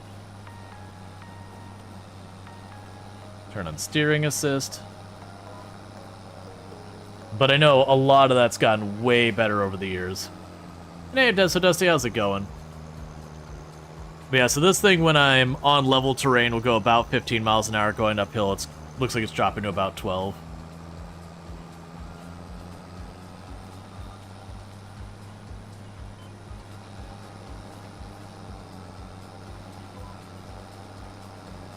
Yeah, as you can see, I can kind of just cruise through this real fast. It'll score us a couple thousand real quick. And if we do that, we'll be able to potentially buy a seeder and all that. Whatever equipment you don't have, we can do that. Let's your current PC granted 6-year-old now. You tried to avoid installed Windows down. Everything you had to break down to do it. Yeah. Well, that was the thing. You used to be able to, like, make it work, as it were. Linux, that is. The big problem you ran into is mostly drivers back in those days. Like, you'd run into software who just the implementation they did was expecting Windows-specific functionality.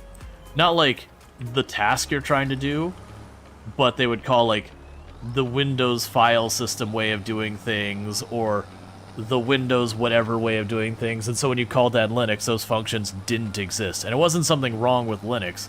It was the software had been written with Windows exclusively in mind. And there were, at the time, kind of hacky ways of making it so that command would be interpreted the Linux equivalent. Yeah. Tomb did get home safely yesterday during stream and everything. It was all good. I dropped her car off to service earlier today, and that ended up being a whole thing in its own right. Not like I had car problems or anything, it's just, you know, where it could have been just a nail in the tire, they found other things. As always happens when your car's been around a while. So, we're having that whole fun that it was way more than we expected it to be, but it is what it is. We're getting to the point that we've had a number of talks about, like, her car's not going to be around much longer. It's got over 150,000 miles on it.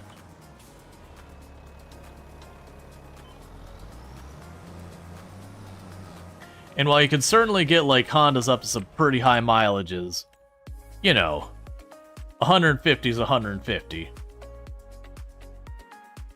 Alright. Normally I wouldn't accept that one. We're going to be zipping around with this thing anyways. Alright, you take it easy. Thank you for popping in. Alright, so our next field, I should actually be checking the map. It's 27 up there and 15 up there, so let's cut across to the north.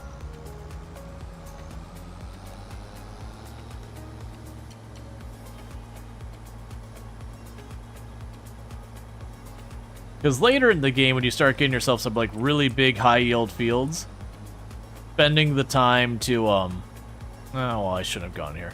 Spending the time to do contracts isn't as useful, because you can just make more money because you could do your own stuff and then put them into production lines. Early game, when you don't have your production line set up, you know, knocking out a contract or two here and there can be pretty good. As your car is a 22, almost 200,000 miles, it needs some help, but instead, you just bought a rather insane dash cam setup. Yeah, no, like, I have a, my car's, I'm not gonna say the exact year, it's in the area of, like, 210. And it's doing relatively well. It's got over 100,000 miles as well. But, like, it's on the low end there. I do know the particular model I have, unfortunately, has a history of transmission problems. Like, transmissions failing, usually before 100,000. So I'm really hoping that doesn't come back to bite me. You know, didn't know at the time I bought it. That was the thing they discovered a while later, because it was a new transmission style they hadn't worked with. Tomb's car is one that's, like, it's a pretty well-known model that's got a long history of being very reliable and all that. But it's still one of those ones that you start getting up there in miles and stuff starts failing. And you eventually hit a point where you're doing repairs, you know, that are expensive and frequent enough that you're like, wait a second, literally buying a new car and doing payments would be cheaper than trying to maintain this thing. And we're getting close to that point. I don't like it because I'm not ready to buy a car.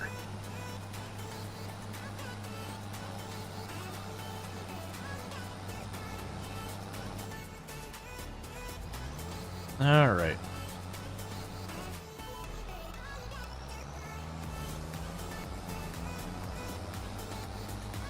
Oh wait, did Logitech actually sort its crap out? Oh, nope. it's still broken. It's like, part of me, if it wasn't streaming, I would be control deleting, killing the Logitech process, doing a clean and uninstall and all that.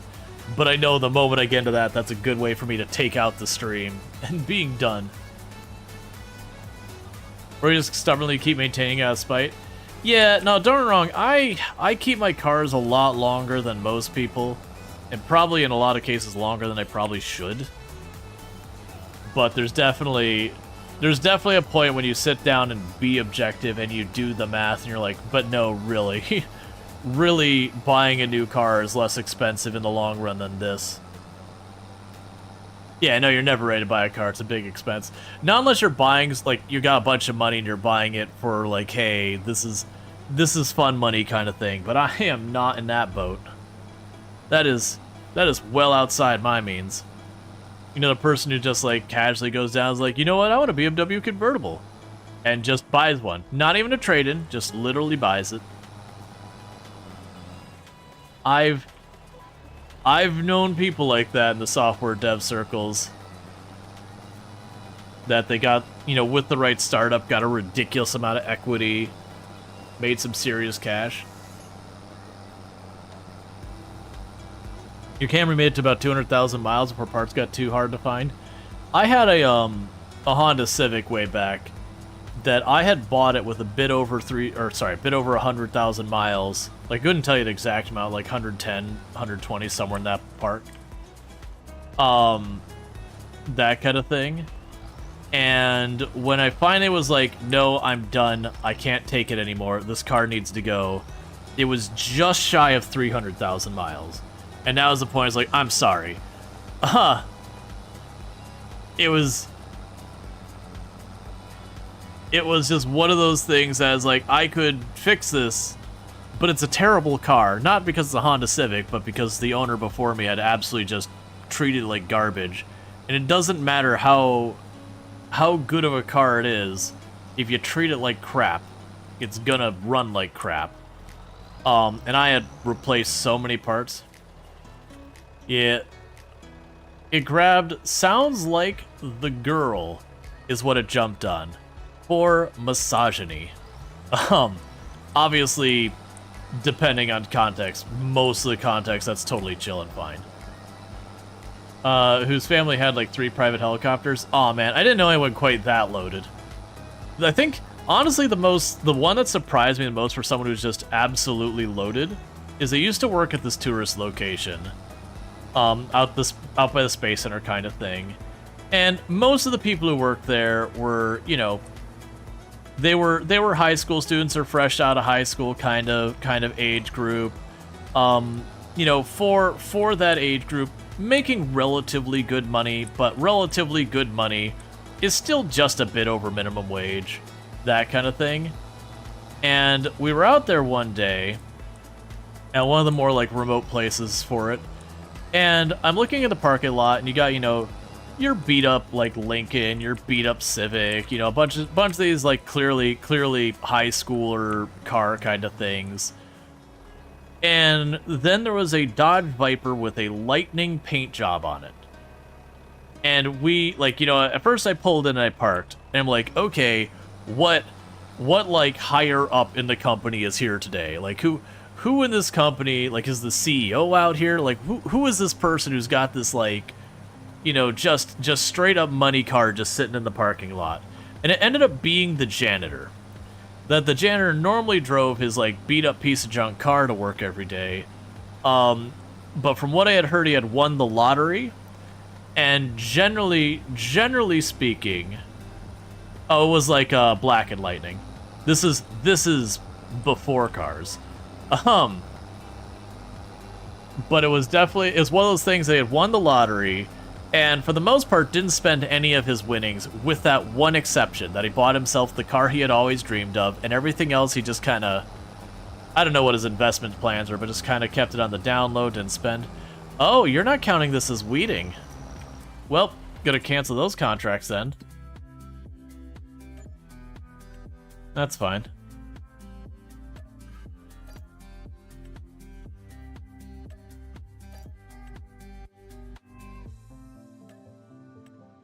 Doesn't hurt me, so that's fine. Alright. So I'm not going to do the fertilizing, the deadwood, the harvesting one if it's bigger might be worth considering, but the other ones could go die in a fire. Showed up. No, his day-to-day car wasn't working. So, you know, he took his fun ride in because he had to get to work still. I mean, he didn't really have to get to work. He's definitely the kind of person that the day he stopped working was the day he dies. You know, there's just people that's just the way they are. I've known a number of people like that. Yeah, and that's the thing. Like, he had that fancy car. A bunch of us gave him no end of grief over it. Not like the, hey man, you know, can you throw a few bucks my way? Hey man, you're loaded. Maybe you can buy dinner? Nothing like that. Just kind of teasing him. Generally speaking, we were all pretty cool about stuff there.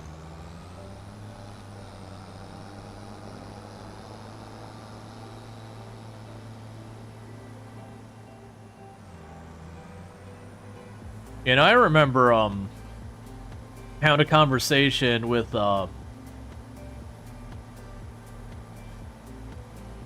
I remember having a conversation with some of the younger coworkers and dealing with sort of stuff going on. And we had one of the new people when I was working in dev at the company who was really, you know, really thankful for the job because they were like, hey, you know, I was having a lot of difficulty. You know, most of the work, like most of the jobs offer out there, like there's no point in me taking a job that, you know, when you're talking like near minimum wage, by the time you took in the factor of what it costs to get to and from work, whether it's bus or car or whatever, and then, you know, needing to eat at work where there wasn't really a convenient way to eat cheap or anything like that. And it got to the point, I was like, yeah, you know, you go in for a full day's work and you'd walk away with $10 in your pockets. Like, that's not worth it. Like, you're better off not going to work and seeing what you can do to pick up $10 because it's just easier. And I'm like, really? And they sat there and they went through the whole math. I'm like, yeah, no, I can't fault you. It's like, yeah, no, literally going to work. It's not at a loss, but there's a certain point where you're like, you know what? I could do an 8-hour day for $10 by the time we take out all the expenses that go along with it. You know, and then paying taxes, whatnot. Or you can try and make, do some art or whatever, and if you manage to make a sale, also make that same $10, and what isn't as soul-sucking. Let's see, your first car was your fanciest because your grandpa gave to you when you need to stop driving due to his eyesight declining. An Oldsmobile Cutlass Supreme. I used to drive an Oldsmobile Cutlass Supreme. It wasn't my car, it was my family's car, but I drove an Oldsmobile Cutlass Supreme for a good while. Digital dashboard went out eventually, and then it was then was the odometer. You're already familiar enough on the roads with that. Let's see, you spend roughly $8 a week to charge your car. Better than the 46 gas. Yeah, I've been trying to hold out for when me or Tomb needs to replace one of our cars. I mean, we're gonna wait till one of them needs to be replaced, but I'm really hoping that by the time it gets to that point, you know, the EVs are like really in a good place. I'm also suddenly realizing I don't really want to. I mean, we probably need to buy a place to live. Okay, we'll do it. So we want to get a cheap place so we can sleep, just to fast forward time. So construction. The question is, what can I fit? So I'll need under farmhouses. Oh, interesting. So the Silver Run map, we had like the dumpster of a trailer thing. Man, you're 55,000. Is there not a place like... Wait, let's make sure there isn't already a place you can sleep on the map. I think we can. I think we can sleep at Walter's. Yeah. You're working at a juice, soda, drink, soft drink, cordial energy drink warehouse? So you got free stuff easier, excess birthdays, your boss just wrote them off, but the food truck coming each day would cost you like $10 if you used it. Is mainly bring your own food. Also commute 70 miles round trip 2 times a week. Yeah, and I was That was always the big thing, is just all the places were too far to reasonably, like, ride your bike or walk during a hot summer day here in Florida. Like, not even, like, comfort reasonable, but, like, no, genuinely, you're gonna get to work, you're gonna be a sweaty mess that they're gonna be like, hey, you need to go home. You're disgusting. Alright, so we were looking at the crops. I've got some plowing contracts and all that we're probably not gonna mess with. Yeah, most of these contracts, I mean... Oh, screw that. Parsnips, get out of here. Yeah, it seems like all the contracts, I don't know if they got nerfed at some point. They feel terrible. So we could do barley, and we could do wheat. Honestly, between the two, it's really not going to make that big of a difference.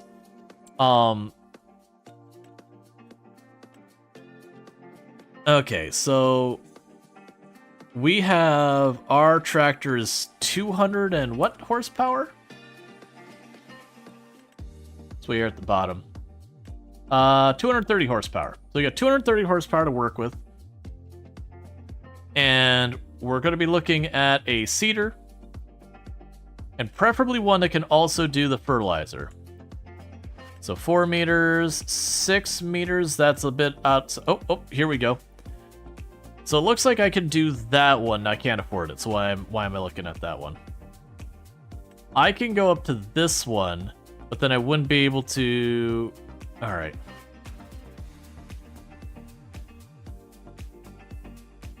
So that one does do the seeding and the fertilizing and can do what we're looking for. It's 4 meters wide. I could do this one. That one just has a higher capacity, but that one's wider. So it's probably this one that's going to be the one we're going to do. We could do bigger, but it's a matter of money at that point. Because if I end up leasing half these vehicles as part of the process, we're not going to be making a whole lot of money. The other thing we should probably do... Actually, let's not even focus about what we're planting in this field. Okay. So I own this space. I can buy this tile down here that's just open. You are just open, right? If we really, really flex what we mean by open, I could go and put some, like, greenhouse or something down here to bring in money. And then this could be our production line area over here. So I might do that. We might have to push into loan territory here. I am going to buy that. Okay, so we own that. Now, this does have a bunch of trees on it that we'll probably want to get rid of. So let's go down here. Chainsaw. We do have a chainsaw now.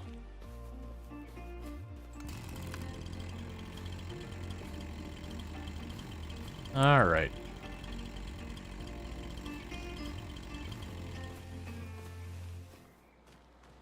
Yeah, so want to clean the stuff off of here. If we were to go and build one of these buildings for production purposes.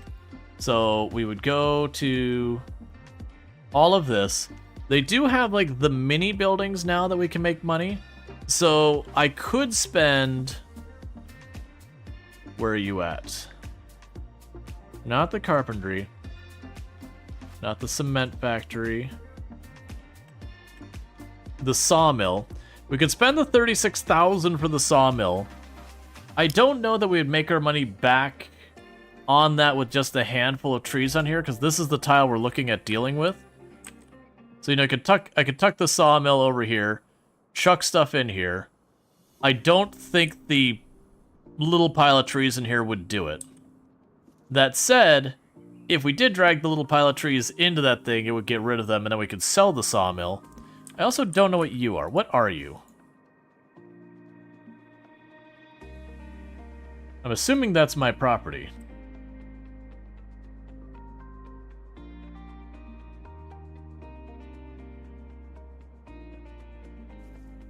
Whatever it is, it's either not my property or I can't do it.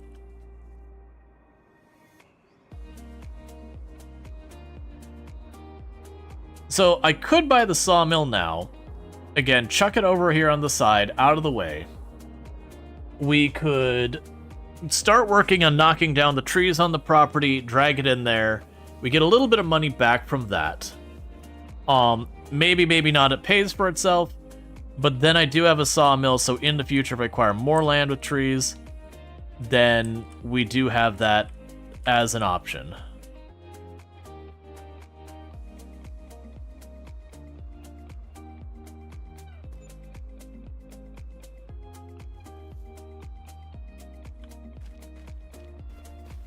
All right. So for right now, we are going to change output mode to just sell. I'm not going to worry about min-maxing the price. We're not going to activate it yet. Now, the last thing I need to do is I need a way to get those logs over there. So I should be able to go and we can grab the winch. The winch is fortunately really cheap. So I'll buy that.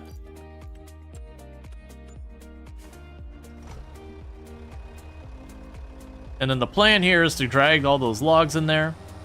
I will maybe just lease the mulcher or the stump grinder, doesn't matter.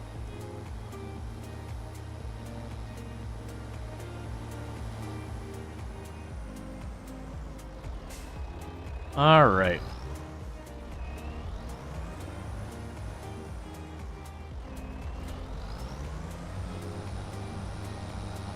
But yeah, so it's technically a production line.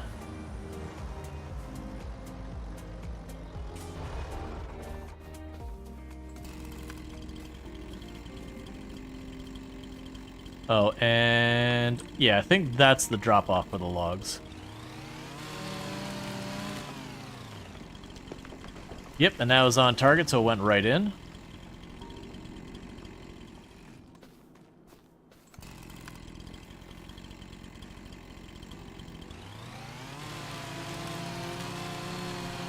Okay.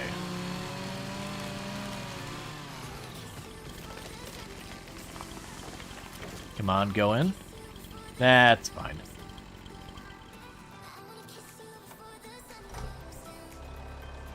Probably just shove it in.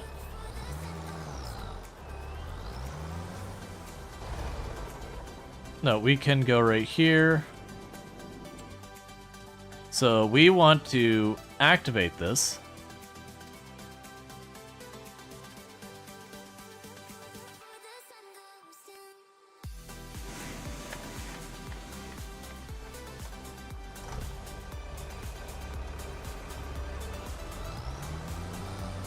There we go.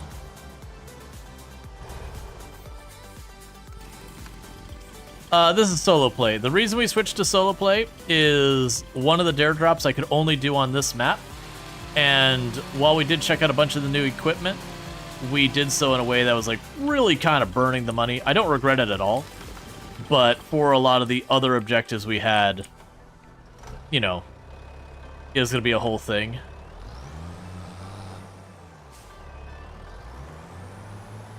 So we're starting this one up. And we might have us, like, at a later point, have Ultra join us to jump in. Let's see. There we go.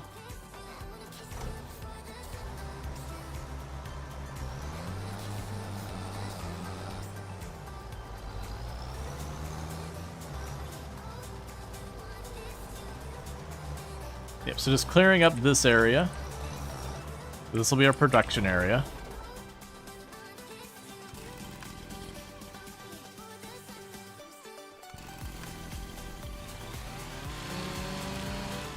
And I know I can cut these farther down on here and get a little bit extra wood.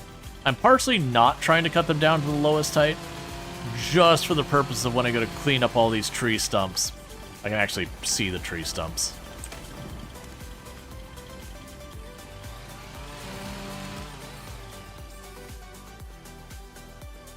Okay.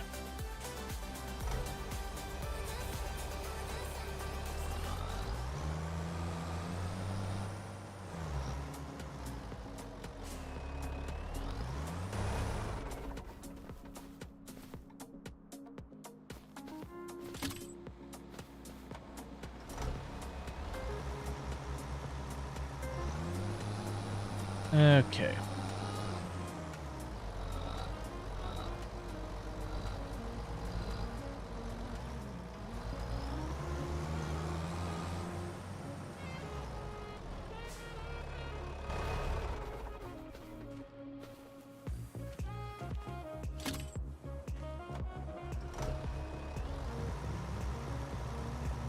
just trying to get all the trees out of here. Nah, it snapped a cord too far. It's fine. Those should be able to give us a pretty good trickle income. We did spend 36,000 on buying the thing for cutting up the logs, but selling the actual planks and all that is fairly lucrative. And I'm just kind of visualizing it as, okay, well, each time I go and I buy a new place that's got some trees that are kind of in my way, I'm going to keep using the thing. So it should pay for itself. Thank you Snoozer42 for subscribing for 4 months. Done with SnowRun. Was oddly enjoying it, but IDK how it was doing numbers-wise. So we're not done with SnowRunner, but it is looking like, so far as viewership going, SnowRunner is one of those games that, like, I can pop in, play a couple of streams, then I gotta kind of pop out for a while. That they're kind of, you know, there's certain games that, like, you can pop in and people have, like, an interest for a little bit, but people kind of really wear out of real fast. It seems like it's one of those. Like, not that there's anything wrong with the game, just streaming kind of things. So, it's not that I'm done with SnowRunner or anything quite like that. I'm going to be playing a little bit less of it, probably, for a while. Just kind of one of those things. Which it makes sense. So far as the varying gameplay, at least in the early game, there's not a ton of it.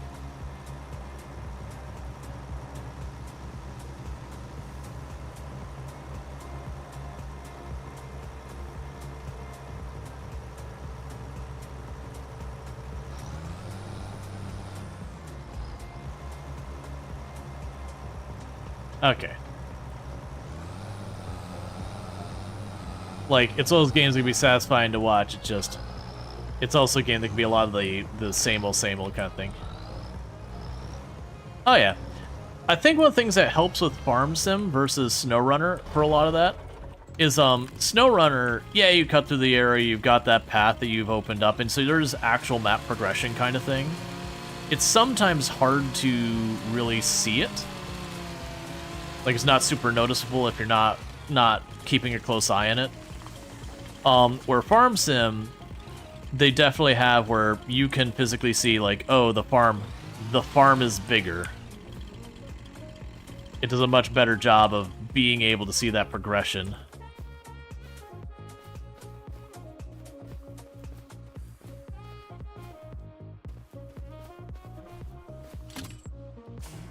And on top of it, right now, with Farm Sim doing the dare drops, as they're playing this, I am earning keys to give out to the community later.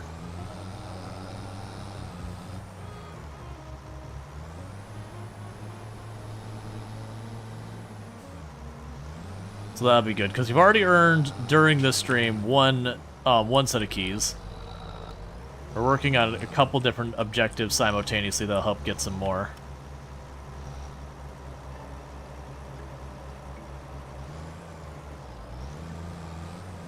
Alright.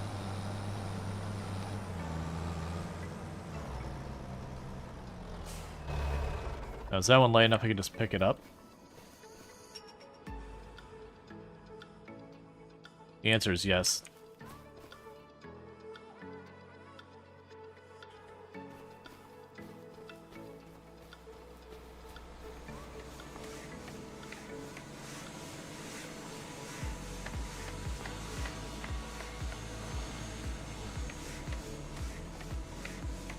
Okay, so I think that's full.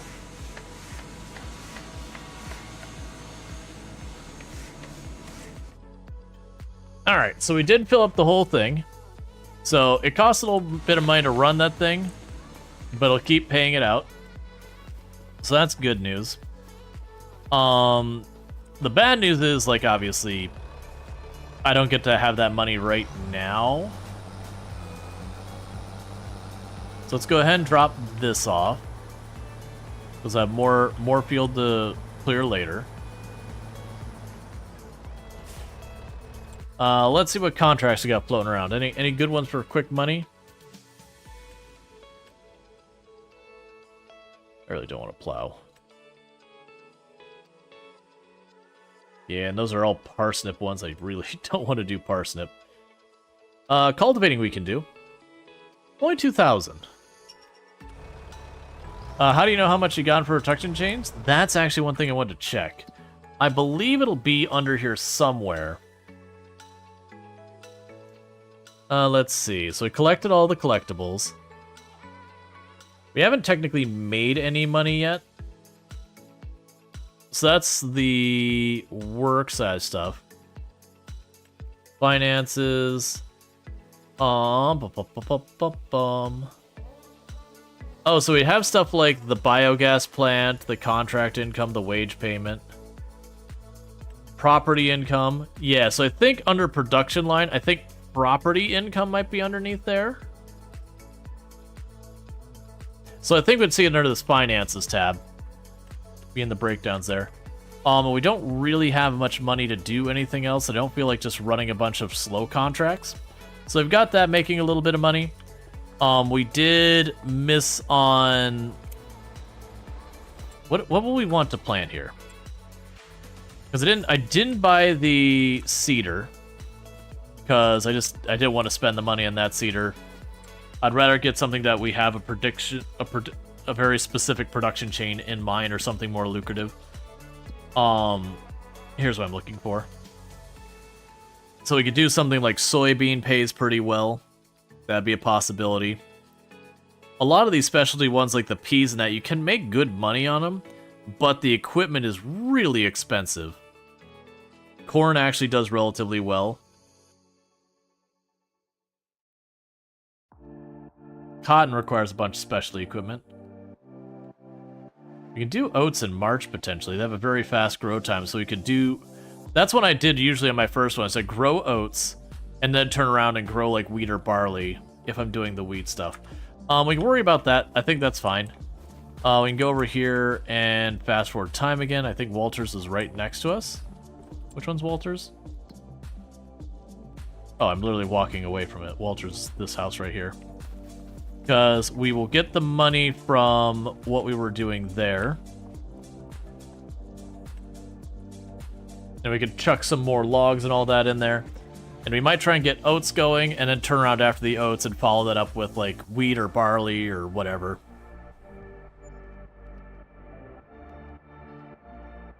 And maybe we'll get lucky and get some better harvesting contracts here in a bit. Okay, so we spent $91 operating the sawmill. And it made us how much in actual money?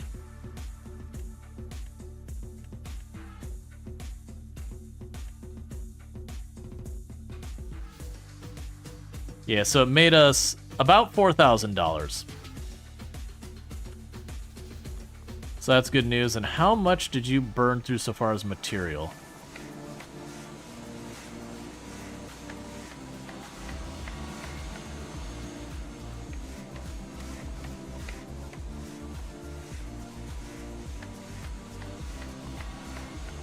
All right, it's...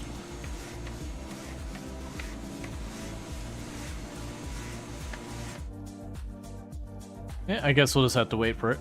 Yeah, so it's making us some money. We'll have to worry about that. We could check on the contracts today. So we've got some cultivating ones we could do. Those will be relatively fast, so we can knock those out. Harvesting, we're now starting to get the stack. Unfortunately, Zilanka was the map they introduced root crop. So it's got a lot of root crop. Yeah, we can do the cultivating ones. Those ones should be good. I already have my own cultivator, so we can go ahead and just accept those two.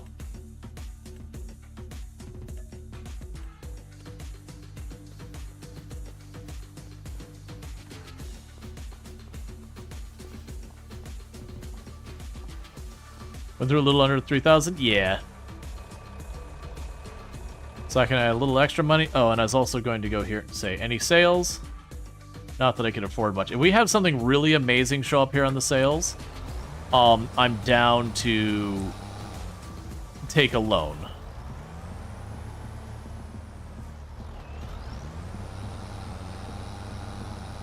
Oh, I accidentally hid my mini-map.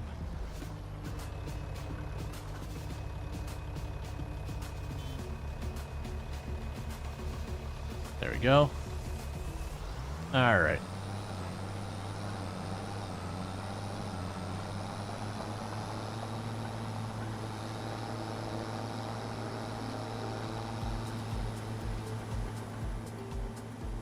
And as time goes on and we're able to run multiple processes at the same time, we can just hand stuff over to the AI and make the AI do some of the work.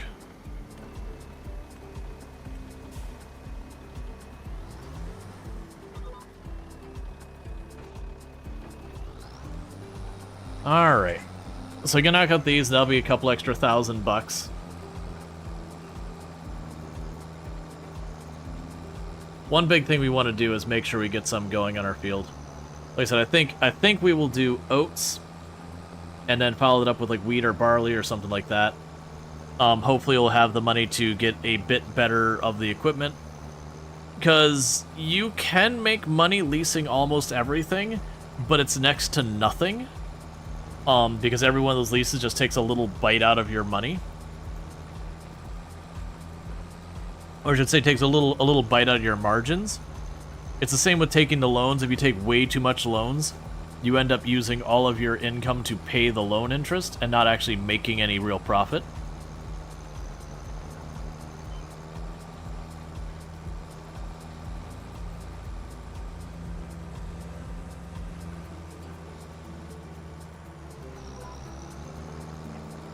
But, let's also check if we were to go into construction. So yeah, the greenhouses, right, and the big greenhouses are 36... Oh no, actually they had one that's 5,400. But still, there are the greenhouses. You also have power generation, which the cheapest one is 7,000. And then sky's the limit. I don't want to just abuse power. I usually have rules against doing the power generation entirely. When it comes to, sorry. Okay. I usually have rules when I'm doing like Survivor Man Challenge, 0 to Hero, that kind of stuff, that it's like a strict no power generation rule. I think we'll, like, just the same, another restriction I used to run with my Survivor Man Challenge is I couldn't have, I can't remember if it was more than 2 of any building, you know, with the exception of if I needed to feed a later production line. That way, again, like, I couldn't just stamp out 10 greenhouses and have more or less the same thing with the only added step of fill up water.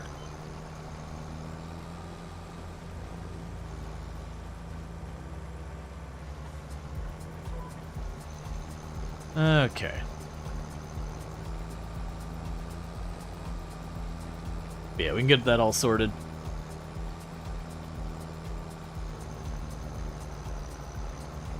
Because they also don't want to burn way too much money on setting up the fields, and production lines are really where your money's at. We do want the fields to support our production lines.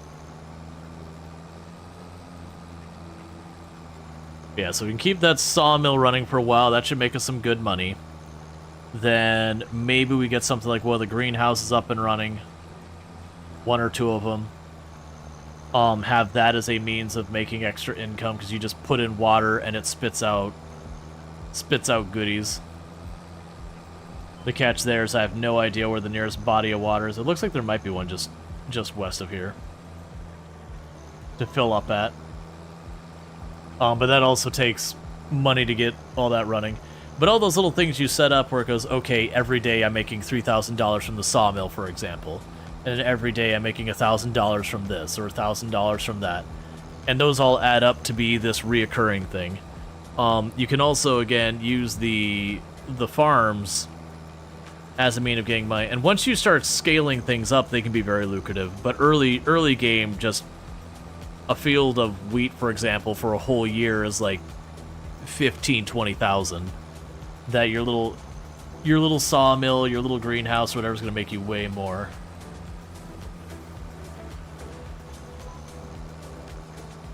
Hey, Dan Commander, how's it going? Alright.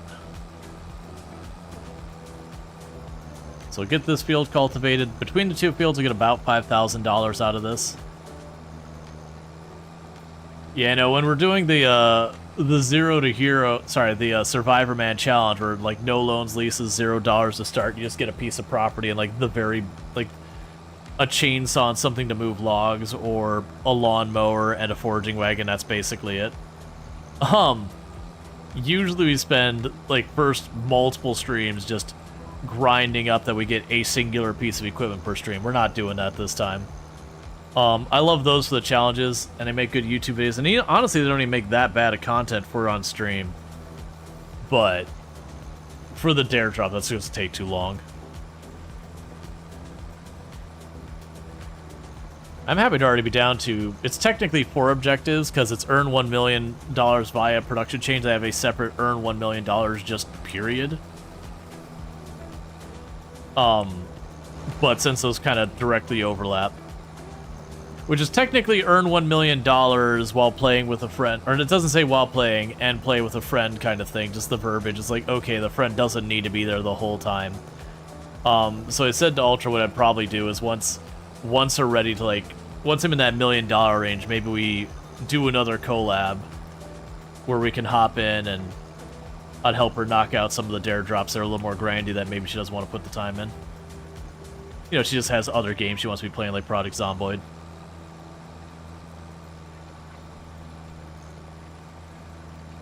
Whereas I figured it's been a while since I've played some Farm Sim, and we also talked about, like, even independent of this DLC, as like, you know, I want to circle back and do a little Farm Sim. It's been a while.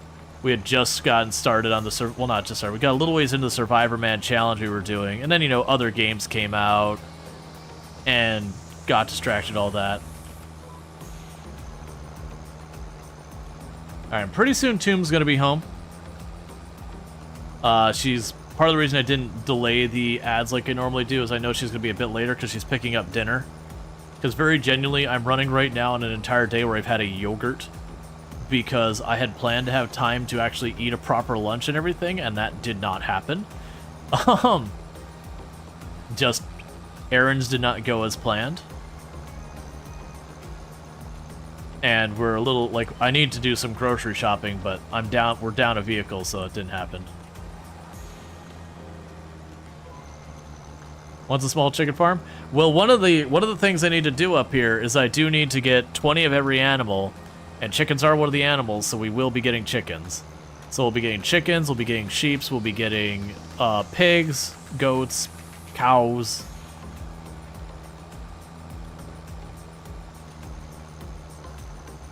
You gotta be up at 7 shift tomorrow? Yeah. I remember doing lots of that stuff. Alright, so we don't get paid for finishing the field. They pay me for the contracted amount, and at any more than that, I don't get paid. So we have 27, that's to our west, and to our north. I love you cancel it, and it immediately goes back to being trashed. Not canceled, you collect it, you finish it. It's like harvest it again, or cultivate it again.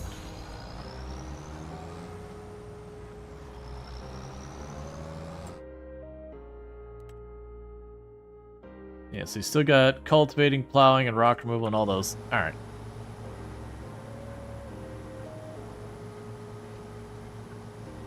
And part of the way we're going to make this way more lucrative... Actually, is it over here? Yeah, no, it's over to the right. Farther right. So, part of the way we're going to make this more lucrative is as time goes on and we buy the property, I'm going to combine these fields. So, like, these 6 fields we're crossing right now, make that, for example, just one giant field. We can just plow the seams in between to combine them. And you're 27. Yeah, there you go.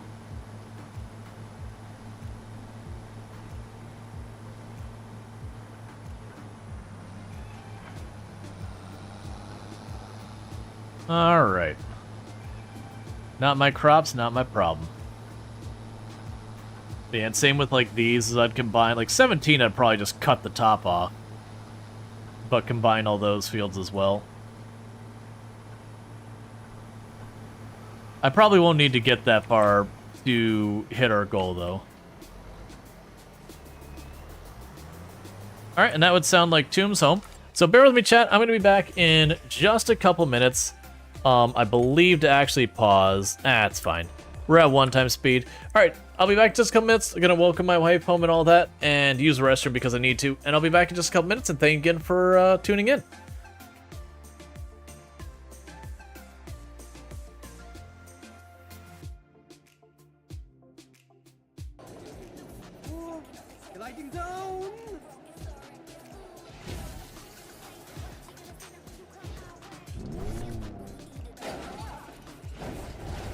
I need to not be holding the button if I do that. But yeah, so it is. Why did I go to the moon? I don't understand. Why? I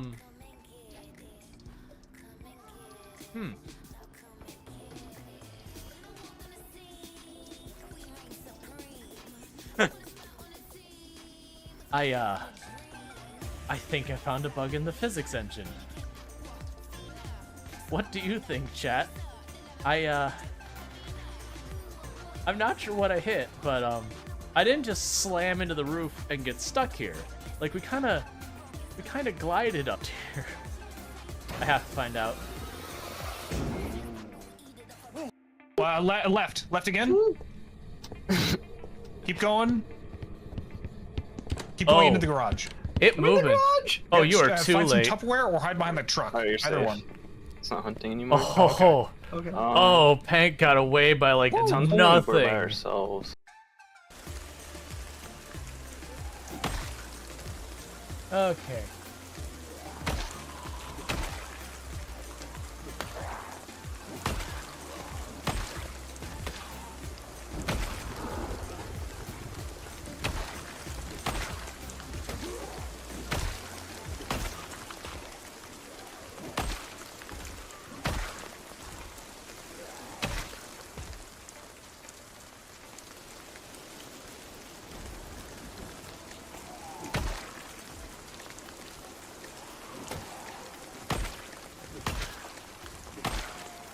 You saw that crazy move? The one where I advanced on him with the axe, like hit him with the axe and ran through him?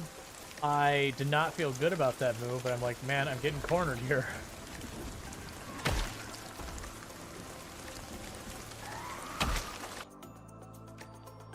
Okay.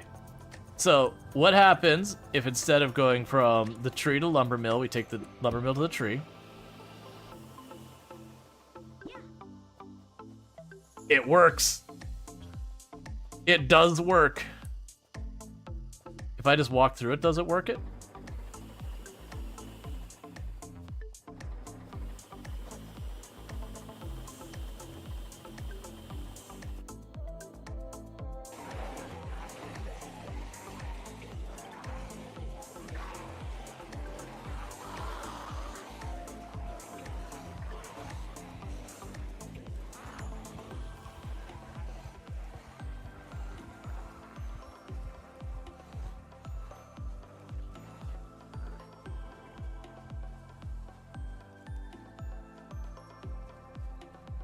I'm okay if you're anxious, so long as we don't get anxious. Right now, I don't want to see anxious on our character.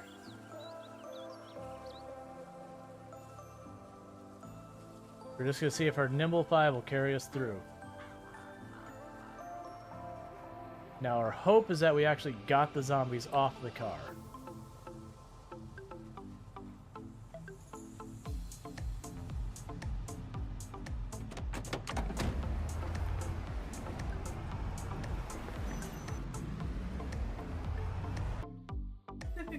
A very merry on birthday to me, to who, to me, oh you. Right? Mm-hmm. I missed what the second day was related to. Statistics prove that you one birthday every year. But there are 364 birthdays. That is why we're gathered here to cheer. Love. Love, you sleep well. Like, am I dead or alive? I guess I'm dead.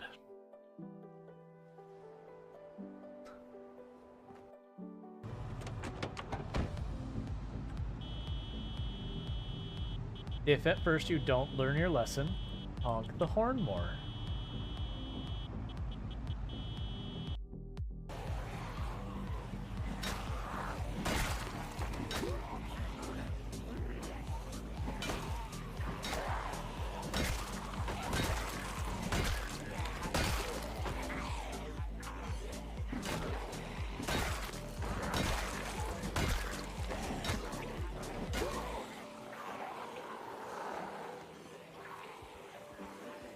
What is...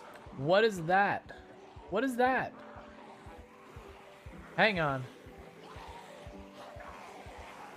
What? What is that nightmare?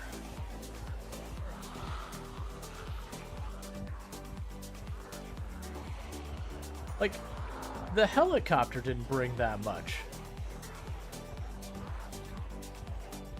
No, I get that. All right, and I am going to just quickly make this drink disappear real fast, so I don't have to deal with it.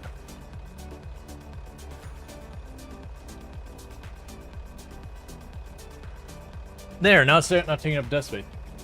You're thinking, you've seen Tombs sing, but not that oh, did the, Unbirthday one play? Yeah, she'll do that, like, once in a long, long time. I think the entire time we've streamed, it's been maybe 2-3 times, that she's ended up singing something.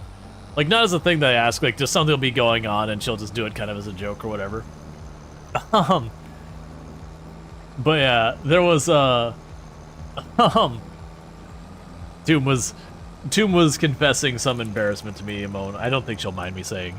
I mentioned that, like, we were dealing with getting her car serviced. It was just, you know, repairs happen. But so it ended up being a decent amount of, well, I mean, it's ending up being, we haven't paid it yet. It's ending up being a decent amount. And so she got the text that basically what the bill was going to be. And so she went to text me and be like, oh, it's gonna be this much, ugh. And apparently she accidentally texted that to them first. And she's like, haha, sorry. And it's like, you know what? That seems kind of cathartic. While embarrassing, kind of cathartic. And I'm sure they hear it plenty.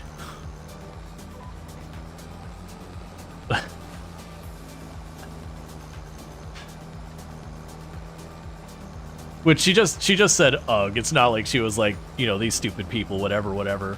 It was just like ugh. And it's like, yeah, I'm sure they get that sentiment a lot. A lot.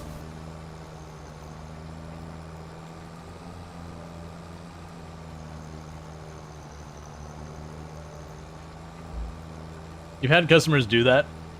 The trick is to just step over it and ensure you aren't a penny more.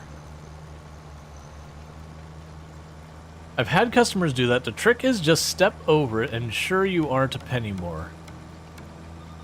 Sorry, Connor, I'm not understanding. Maybe it's a idiom I'm not getting. As in ignore it. Gotcha. I haven't heard that idiom before. Yeah, no, I've worked retail where people get stuck with stuff and they're like, oh my god, it's so expensive. It's like, sorry, man. It's like, I can't do anything for you. It's a piece of equipment. It costs that much. Aw, man. That is one of the things. So, like, when I worked retail, it was very, very corporate retail. I mean, it was Sears.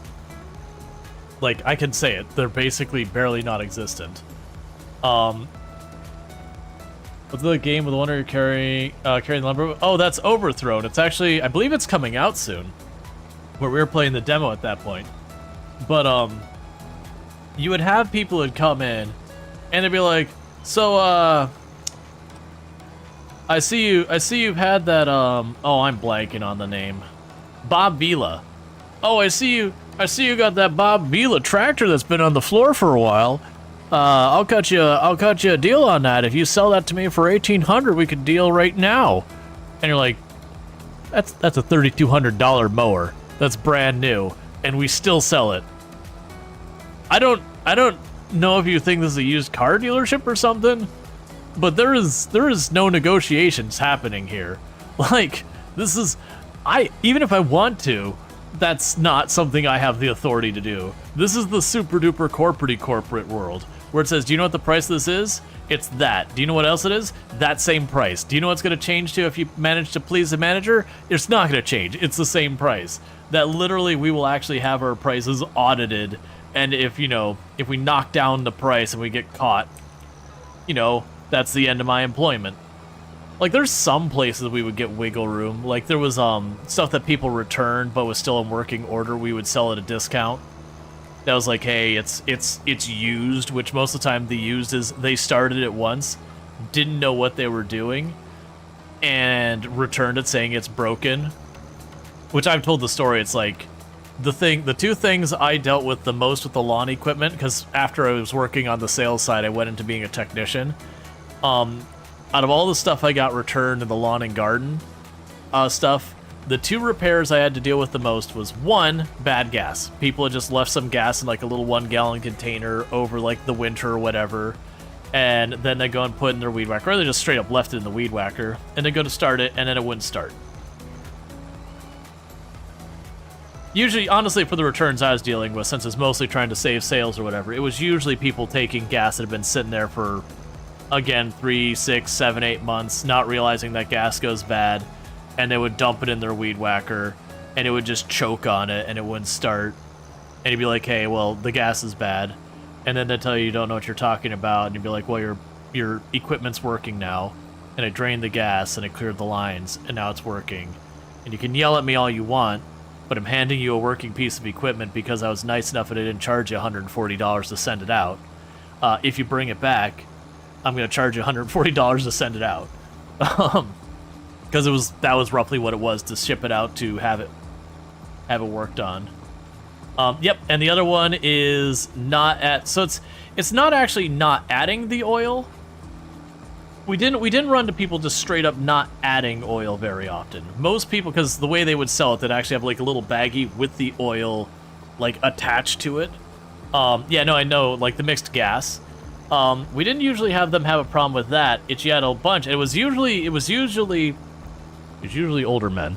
You know, at the time, like early 40s to like mid 50s, that kind of range, you know, where they're still probably doing a lot of their own yard work, but like, you know, they're kind of stubborn, stuck in their ways, that they know better than thou kind of attitude type people. That they would mix their own gas, so they do like the whole thing where they add the gas to the oil, but they would measure it out and then do it their own way, and they just have the measurements just horrifically wrong. And then they'd be like, well, I've been doing it this way for 30 years. And you go, congratulations, sir. You've been doing it wrong for 30 years. And it'd be like, well, the ratios must have changed at some point. Nah, man, if you're using the same equipment, it's been the same ratio for the last 30. And you can yell at me all you want. Once again, I am handing you a working piece of equipment. I'm happy to run it and show you it's all working fine. And I can tell you exactly how to mix your gas so that it'll keep running fine. Or you can do it wrong again because you want to be stubborn, and I'm happy to charge you to repair it. I will absolutely do that. Because again, most of the time when it came to me, because my responsibility as a technician was I'd do maintenance around the store, but mostly it was when stuff got returned, which means one, it had to be in the return date and everything. I would do that. But a lot of times, if one of the people working on the sales floor, because again, I had worked among them, so I knew them all by name for the most part. You know, if they had a potential return, they're like, hey, let my, you know, do you mind if our technician looks at it real fast? If we can get it working, you know, are we good? Then a lot of times, you know, I would save a sale. Basically, the person would come and be like, hey, here, I got you up and running. And sometimes it'd be like they didn't do anything wrong. Like, once in a while, we get, like, a lawnmower come in, like the push-style mower or the self-propelled. And then, like, one of the wheels would be cracked in the box. And I used to keep a bunch of those on my shelf because that was, in shipping, that was one of the things that got damaged a lot because they're plastic. And I'd be like, yep, put on the new wheel, you're good to go. Got you squared away. Let's see, you add engine directly to the fuel in the lawnmowers? Not lawnmowers. I mean, you can get lawnmowers like that, but they're pretty rare. Generally what happens is you have 2- and 4-stroke motors. And generally speaking, when you're talking 2-stroke motors, which is like weed whackers, chainsaws, those kind of things, sometimes they don't have a separate oil reservoir. You actually put the oil in with your gas. And it just has to do with the difference in how the actual motors work. Hey, Strider, how's it going? But like your 4-stroke motor and all that, that's not thing. 50/2 mix, etc. Yeah, I don't remember the ratio. That's been 20 years ago. I won't. I know better than to be that person's like, well, I've been doing it this way for the last 30 years. Man, I don't remember what it was. I used to have all that stuff, but like, then the electric stuff got so much better. It's like, you know what I'm not dealing with? Expiring gas. Having to mix my gas. Doing all that stuff. Yeah, no, it's usually like, it's mostly weed whackers. Like, honestly, it's mostly weed whackers. It's about the only equipment that very consistently. You can have others, like you can have edgers and a bunch of stuff that use it, but it's weed whackers the one that you see the most that do the stuff there. Okay, so contracts. Do we have any other contracts I want to grab real fast? Man, it's a shame all of this is like root crop and all that. Alright, so let's get this back to the rest of our equipment. But yeah, now these days, so like when I was working retail and selling lawn equipment, we had corded weed whackers and all that, and the corded ones were okay. If you had a very small property, those could be fine. There was a certain amount of danger in dealing with the fact that you got something that can cut through its own power cord, dealing there. But generally, as long as you keep the power cord behind you, it's fine. And there were battery operating ones, but those are back like the nickel cadmium days of batteries, and those battery operated weed whackers sucked. Like, they sold them, but they sucked. There's not really no way I can put around it. They sucked. But these days, with like the lithium ion batteries and all that, they're way better. Yeah, your parents had one a few years ago. You haven't used it. Could ask them what they do to fuel the engine. Yeah, generally if it's not like a really, really big one, I would expect that to accept that by now. If it's not like a really, really big or like professional grade one, it's gonna be a 2-stroke. It's gonna require mixed. Now I don't know if like that's a US thing so far as having 2 cycles as like a standard or not. I can't speak to that, but I would assume it'd be the same because it's more about motor size than really anything. Yeah, about the only time you see like 4-stroke weed whackers. Again, you're getting up to like professional grade. All right, I don't want to go and lease the mulcher or the stump grinder or anything yet. I'll want to wait till we get a bunch of these knocked down. That's a backpack mount for sure. No, not necessarily. You can get a 4-stroke where it's got like, you'd have the wand and it's got that thing on the end. Usually you'll have the strap though. You don't need the strap, but they'll have like the one over bar that's angled, just to give you more leverage. You definitely don't want to just hold it like straight up like a normal one. Your poor back. Like for 10-15 minutes you'd be fine, but if you're doing it for a couple of hours, your poor back. But at the same time, if you're buying a professional grade and you're finishing your job in 10-15 minutes, why did you spend all the money on the professional grade? They have an edge mower, but might be electric. Yeah, no, nowadays a lot of stuff is electric. A lot of stuff is electric. And like I said, when I was selling stuff back in the early 2000s, the corded electric was relatively fine. Like, you wouldn't want to use it for large-scale, commercial, that kind of purposes. I don't know what to do with you. But, I'll just grab that and drag it. Actually, first, for anything else, any good sales? Nothing I'm going to be able to do much with. You wouldn't want to use it for like professional situations, or like if you're sitting on, a 10-acre property or something ridiculous like that. You would hate, I mean, honestly, even 1 full acre property, an electric edger or an electric weed whacker, assuming you have like a fairly average property distribution so far as what you got, would be a pretty miserable time. But if you're talking like you're a quarter or a half acre or something like that, corded's fine. And like I said, these days you can get battery operated ones that are really decent. 0-turn motors, yeah, the zero turn motors are real slick. We did sell those where I was at, but I think the entire time we worked there, I sold like 2. Those are one that usually you're either looking at an enthusiast or you're looking at someone who is a professional or someone who's just got a completely unreasonable sized yard.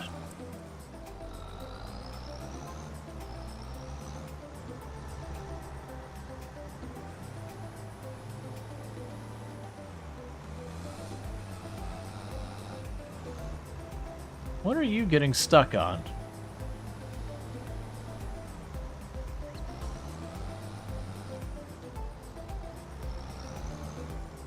There we go. Whatever it was putting up a fight.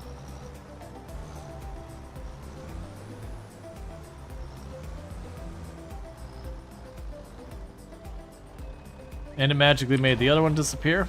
So are you full up again? No, you can still carry more. Was there a hand kill about it? Oh yeah, no, we had people like that. That was, to be honest, like I said, we sold this mower, which is the Bob Vila mower. And all you need to know about that is Bob Vila was a spokesman for Craftsman and Sears at the time. And generally anything that had his name on it would have slightly better stats than the other equivalent. And they would charge like literally like 3 times as much. And most of the time, those stats that were better is crap that really didn't matter. Like having a lawnmower, a riding lawnmower that, you know, oh man, was it a V8? I'm pretty sure it was a V8. Like it was a V8 lawnmower, but it wasn't that, like it was still the same size as the others. So far as like how big the blades were and all that kind of stuff. And it's like, cool, man. You put a giant engine on a mower on this blade and literally have changed nothing else about how any of this works. Just putting more oomph behind that blade isn't going to change literally anything about it. Like once you've hit a point that you've like, I mean, you're cutting grass. If you hit something hard enough that extra horsepower would matter, you probably broke the blade. Or bent it or whatever.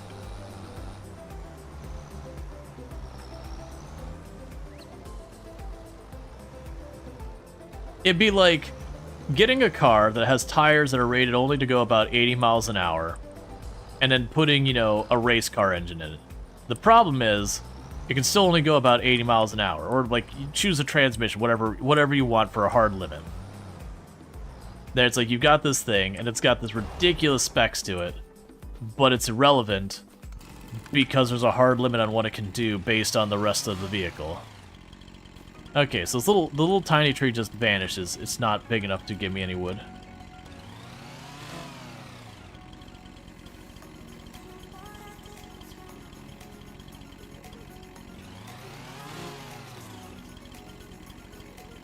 I'm fine with this. You know what? I won't kill all these trees on the edge over here.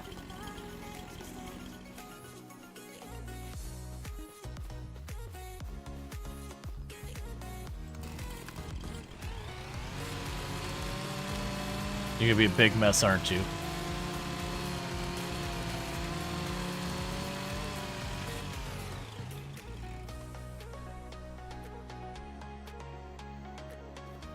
Okay.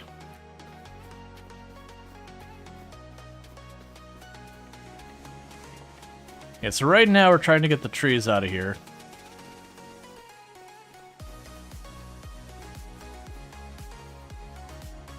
Yes, trees in here, so we can get rid of that one.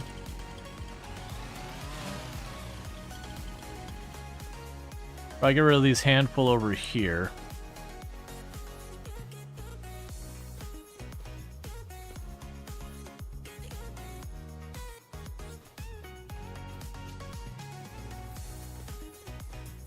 You hate that? You hate everything about that?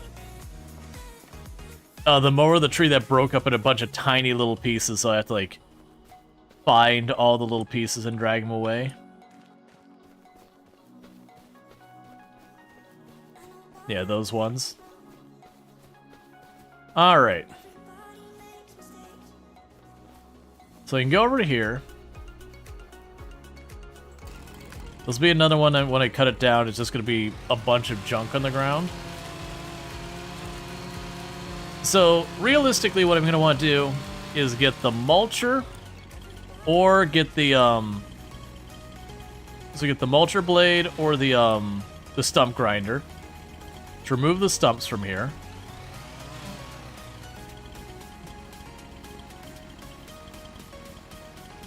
Yes, get the little runty ones here. Now, I like the mulcher for, you know, making sure it's absolutely actually cleaned. Because it's really easy to miss things with the stump grinder.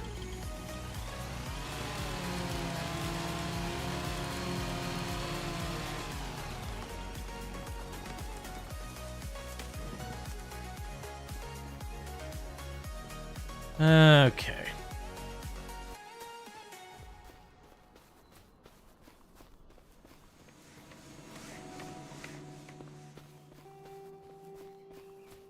You can chop this thing down. Some of those I cut pretty high.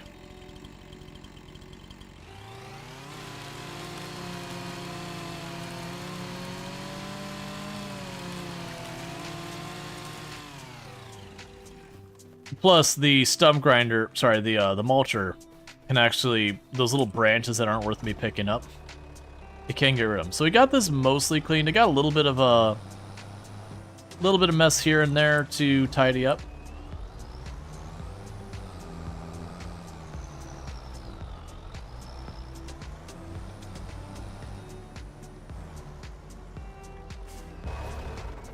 All right.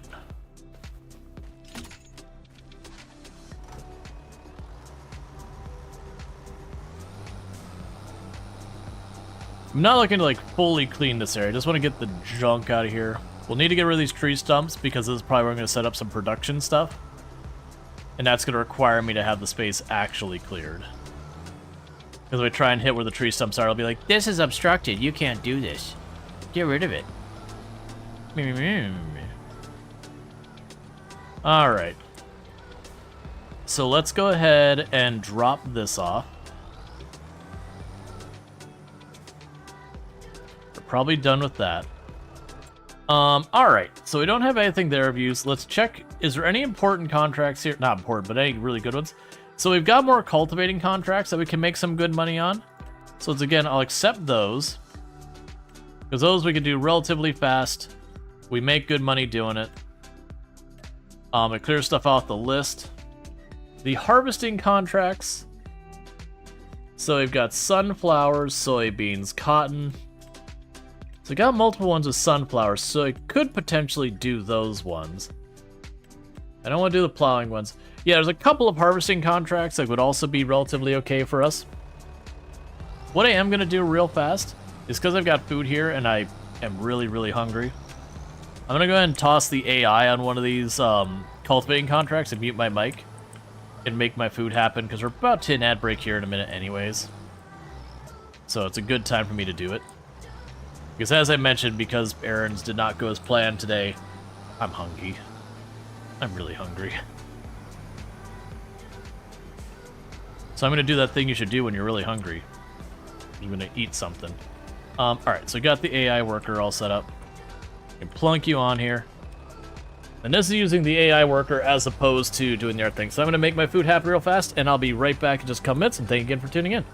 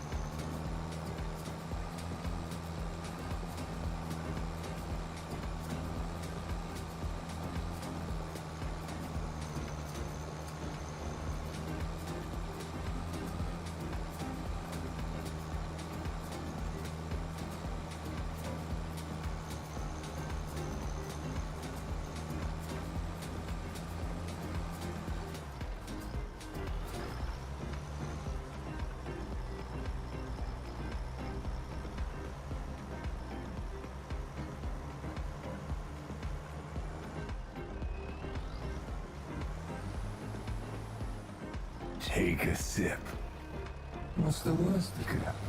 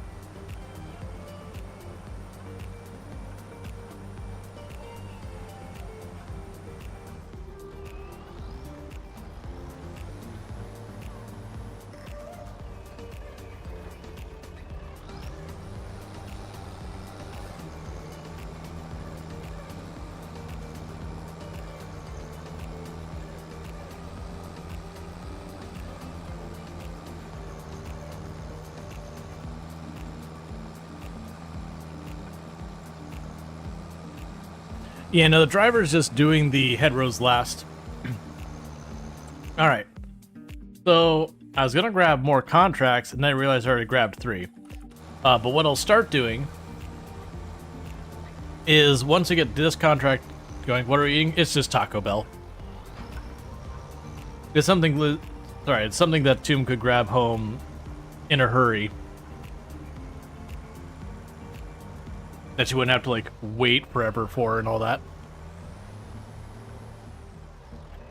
Is it like grade D quality food? Yes, it is. You like spicy food? Oh yeah, I do. Yep.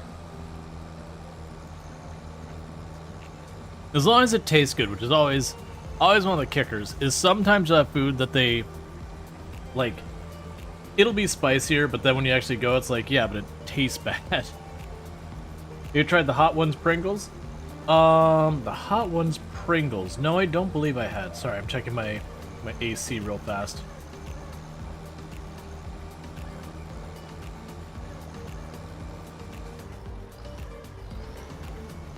Never had Taco Bell? Well, okay, so objectively, it's not amazing food. Like, objectively, you look at the quality of ingredients in a Taco Bell taco, and you're talking, it's like passing like D.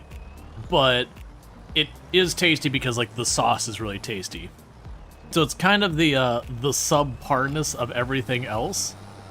For whatever reason, just works really well with its sauce. But certainly no one to be like, oh man, the culinary masterpiece that is Taco Bell. Wasn't it Taco Bell that had to rename their beef taco because it wasn't enough beef? Yeah, it is a beefy taco. It's nothing nefarious. It's like corn filler kind of stuff. So it's nothing like they putting all sorts of like questionable materials. Like, yeah, I know it's got like flour-esque type materials in there and all that. And don't get me wrong, you do that, like, not even cutting corners, you do that kind of stuff with some meats. Like, if you go to like places where you get a burger and you got like, the fast food ones where it's like a flat patty kind of thing. Like the flat patty kind of thing. Yeah, sure, it's mostly beef. But then when you go to like a nice like Irish pub place, you get like the really thick burger. A lot of times what they're using, and they use stuff like breadcrumbs and crackers to get that less denseness of it. So again, it's nothing nefarious there. But yeah, it was one of those things that basically Taco Bell tacos, their beef tacos, they had a situation where they were like, yeah, technically you're not allowed to call that a beef taco because there's not enough beef in your beef. Didn't people used to call it worm meat? I mean, there's no worm in it. If someone called it worm meat, it's just a weird choice. Like I said, it's like corn filler, that kind of thing. They're basically using almost like a flour. As in like bread flour, not petals flour.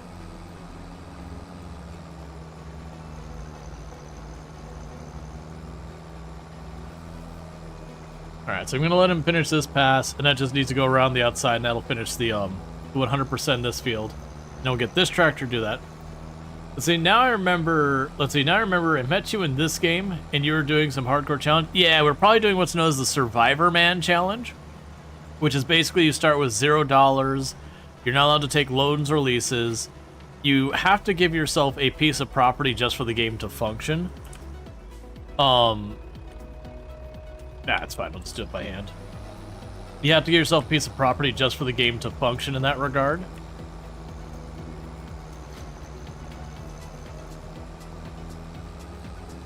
And we've done that twice now. We've done like Survivor Man ones. But hardest economy settings, you give yourself some rules like you can't use power generation because it bewills things. People by now, if you care about farm sim, you've probably seen like the videos to like exploit the game where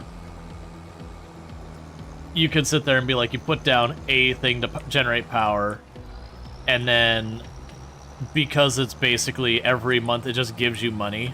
Like it has a cost, but it makes you more money than it costs, so it's effectively like just getting X number of dollars a month without any further work. That the cheese strat for getting basically limitless money without modding or everything would be just put down a power generator, and then when you have enough money, put down a power generator. Then when you have enough money, and it just exponentially grows. Oh, what do you mean, function when it comes to property? Yeah, so if you're playing, when we're playing the Survivor Man Challenge, we're usually playing in a map like No Man's Land and those that have no contracts. So without contracts, if you don't own any land, you have no means of making money. Is kind of the thing there. So if you buy yourself a piece of property, then you can cut down the trees and sell them on that property, or mow the grass or whatever. You at least have some kind of options.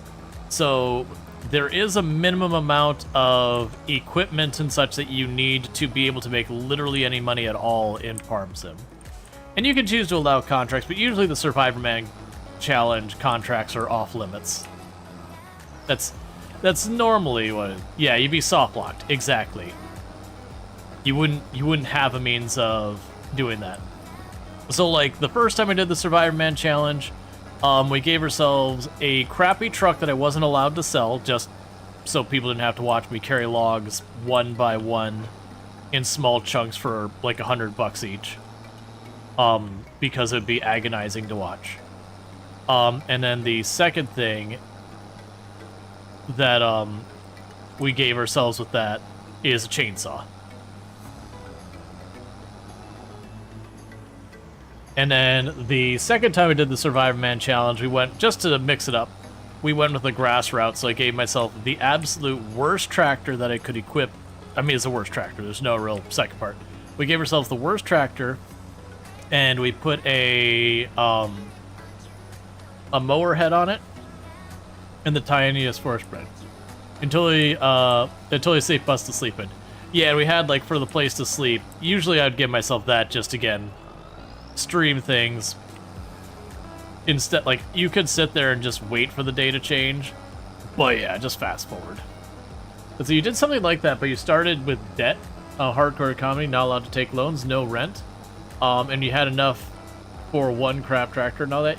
Yeah, I messed with doing a challenge run kind of on my own time for like a YouTube video where I started ourselves with like basically the worst possible debt we could and gave myself the minimum to get off the ground. Thank you for the follow. Welcome to the stream. The downside of it with that was ultimately it was just the Survivor Man Challenge, but the start took longer because I had to pay off this absolutely obnoxious debt. I was trying to do it a way where I could get equipment faster just so, from the viewer standpoint, you weren't just sitting there watching me, like, mow the same field again and again and again for the challenge, because that's the way the early game works in those, is just harvesting the same field over and over and over to get, like, that one extra thing. But that particular was like, nah, that's not a winner. Alright, so I'm going to finish that contract. Okay. And I've got one straight north. And so I'm going to do with this one is I'm going to hand this over to the AI to do this one. And I'm going to grab one of the harvesting contracts, probably for the sunflowers. And then basically, I'll let the AI work on one thing to score me a little bit of money while I'm working on something else to score me a little bit of money. So we're going to kind of split that load while we got contracts worth doing that. We're not going to be able to do that a lot, though, because half of the contracts on this map are stuff I just don't want to deal with.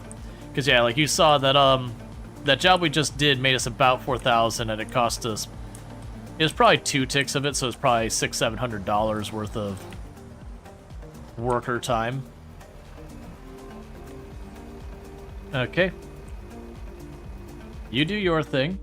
In the meantime, if we go back to our contracts over here... We actually did get another cultivating one, but we'll worry about that later. Soybeans, cotton, green beans, sunflowers are not bad. Alright, so we'll borrow the items for this one.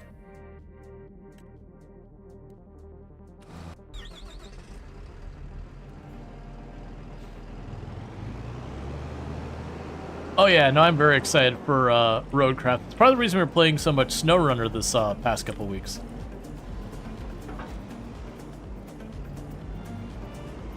Okay, harvesting field 12. Where is field 12?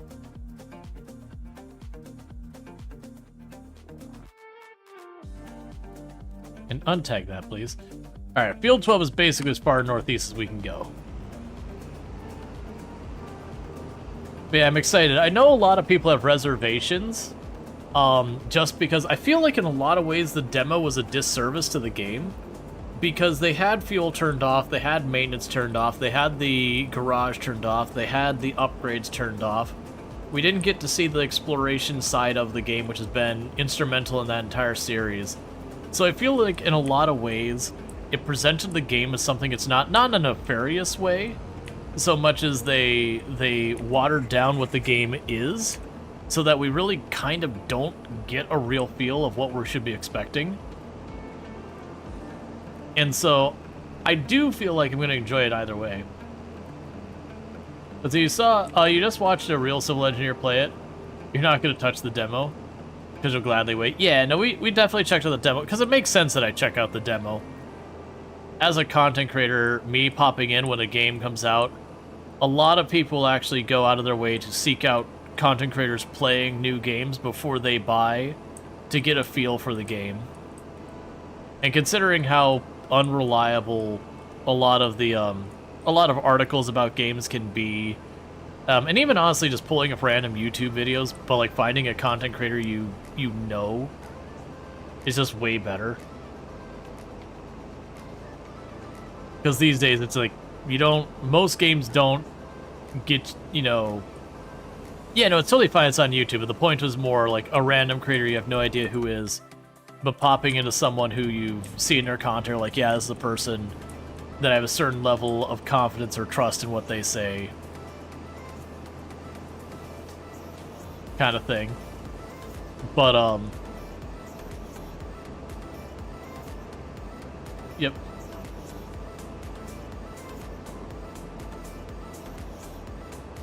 Ah, wasn't a title, just a name? Gotcha. Alright, so I'll unfold this to get the sunflower header ready.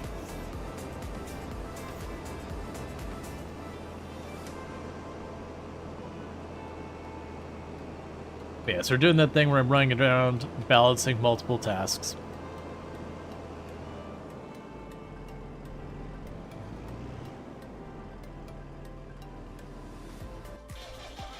Alright, grab the next thing.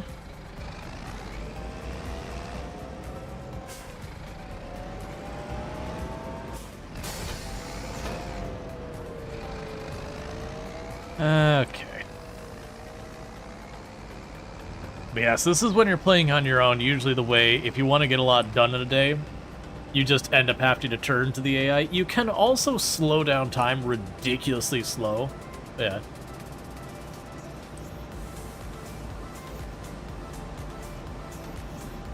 Let's see, you've switched content creators over reviews. Actually started watching you. When you're thinking about playing Planet Crafter, yeah.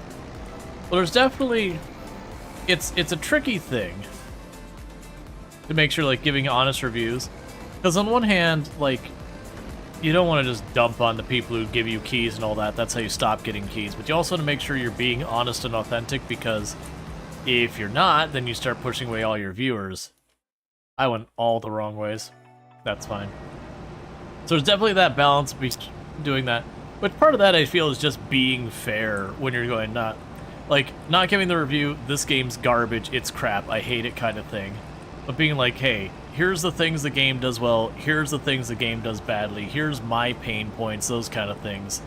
Because it's also more fair, because there's also a lot of times, like, there are games that are objectively good games that I don't enjoy.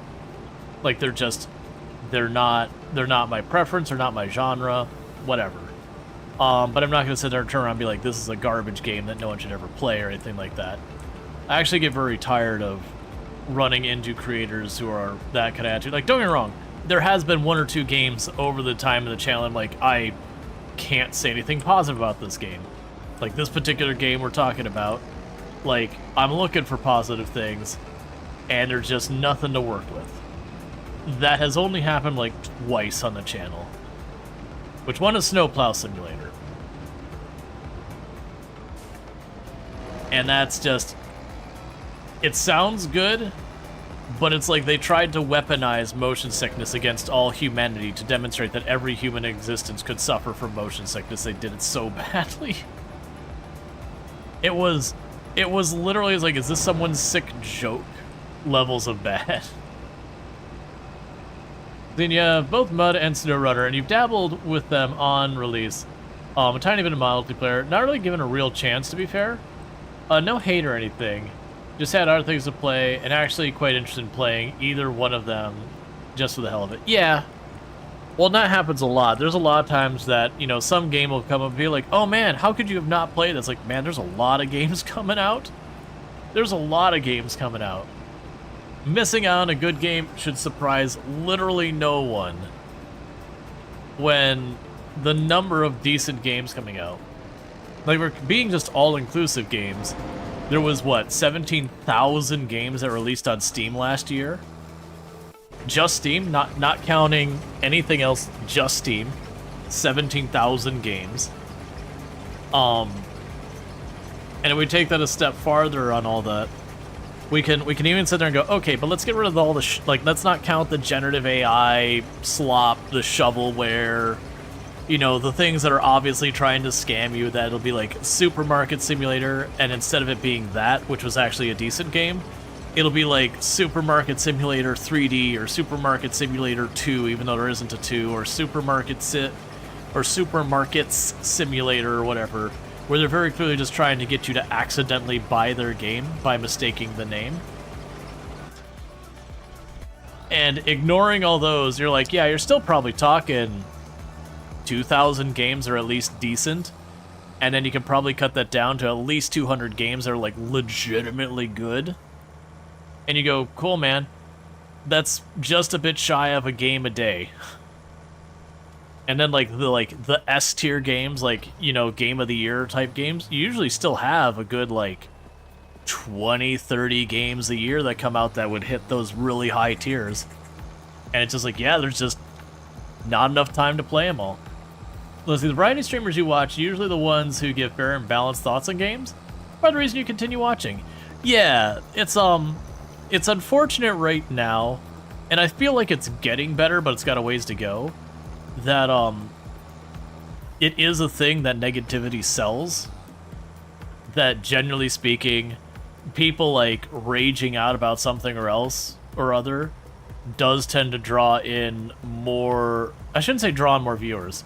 It gets more traction than, you know, people are like, hey, legitimately I'm having a fun time with this game. That, you know, the person who's cussing up a store and being like, this, like, how dare they, this is the worst thing that they could have ever done, yada, yada, yada, that kind of person. They do draw in the audience of people who agree with them, as well as the audience of people who disagree with them, that they both engage, which does get the various platforms. Not so much, I mean, Twitch has the problem, but not to the same degree. But stuff like, you know, like Twitter and TikTok and a whole bunch of and like Facebook and all these, it does make their algorithms really, really happy because you're getting lots of engagement, and YouTube for that matter as well. A lot of the rage baity stuff does really well. And so a bunch of people jump on that bandwagon because it works. And it really does sadden me that it does. All right, Bissett, you have a good one. And Alistair, thank you so much for the raid. How's it been going? A nest of mice engineers has landed on a spicy planet and is farming lightning.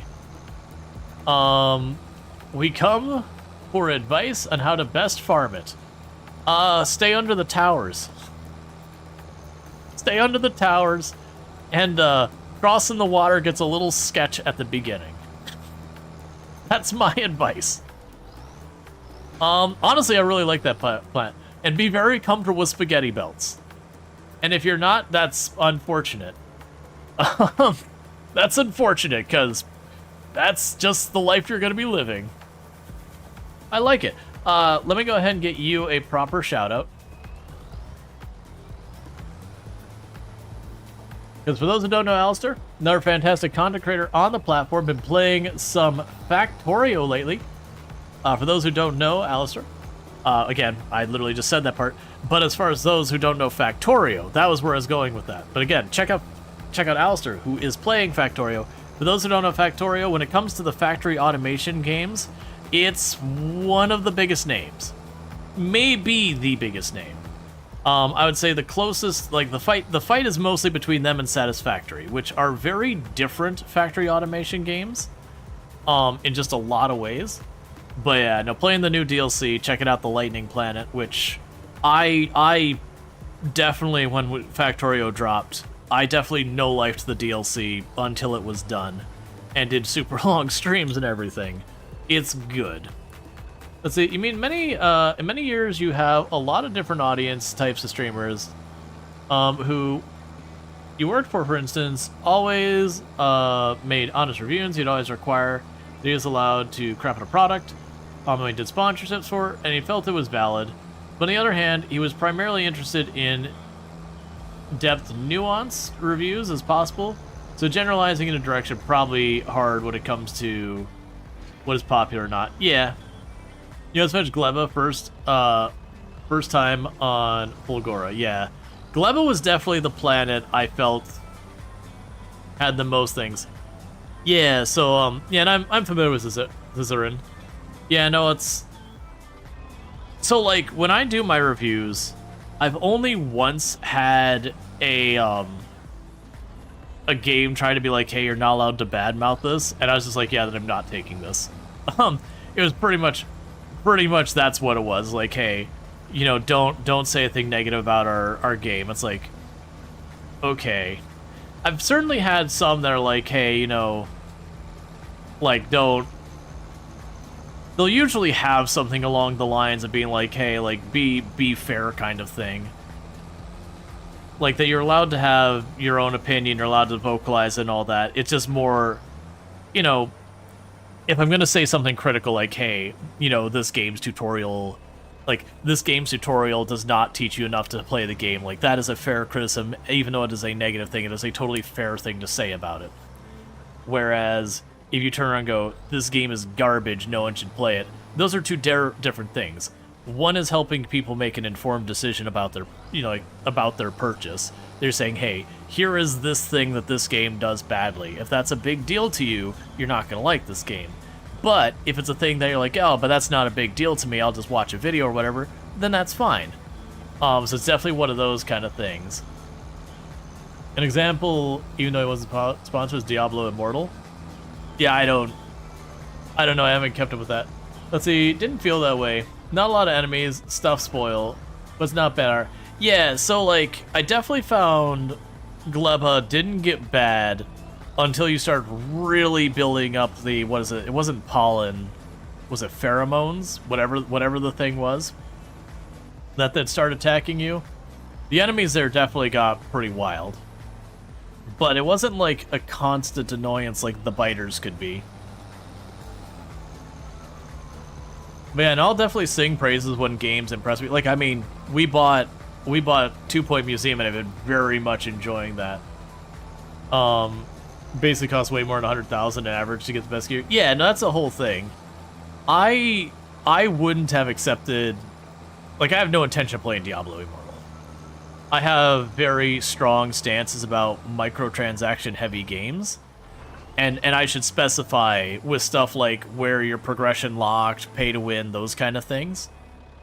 Which Diablo Immortal does a lot of that kind of stuff. So I won't play them myself for my own self. What do you mean you don't have phones? Yeah, I know the meme. It's not even like things being on the phone. I don't mind the game being a mobile game. But yeah, mobile games are notorious for a lot of those like really, really predatory stuff. I have a lot of times we've talked about those really predatory things. That I used to go to conference talks where the developers behind those were talking about with pride creating net new addiction. Not Diablo Immortal or anything like that, but just mobile game, microtransaction heavy things.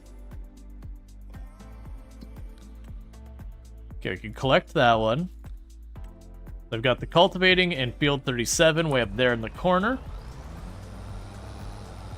And it was as well as things that was the thing where I just generally won't engage with mobile games entirely, because like I know the attitude of people who go into these things.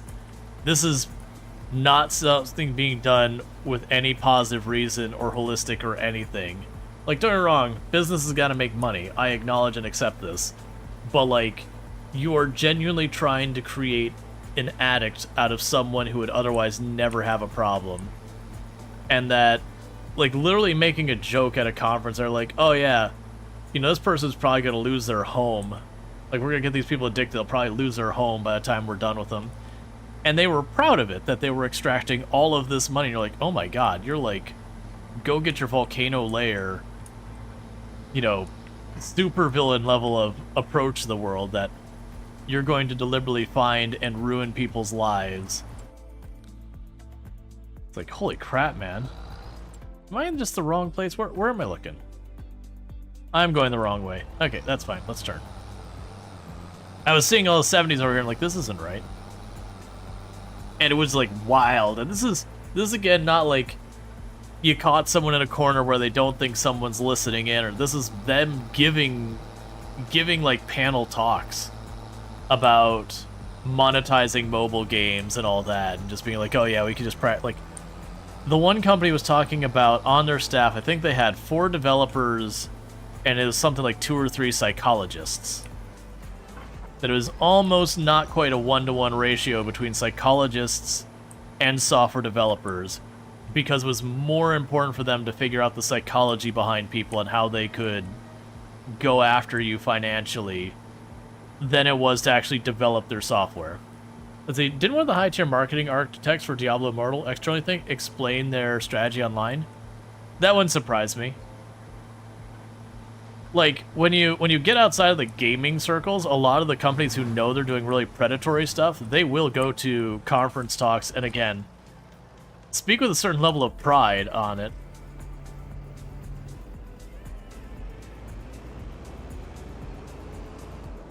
I was like, I'm not talking percentage-wise, all the games coming out, but do you feel like there have been more than enough games to play nowadays when back between 2010 you hit dry periods? I would say back in like the 2010s, it's not so much there were like actual genuine dry periods. It was very often hard to find all the good games coming out. Like, games did a much worse job of marketing themselves.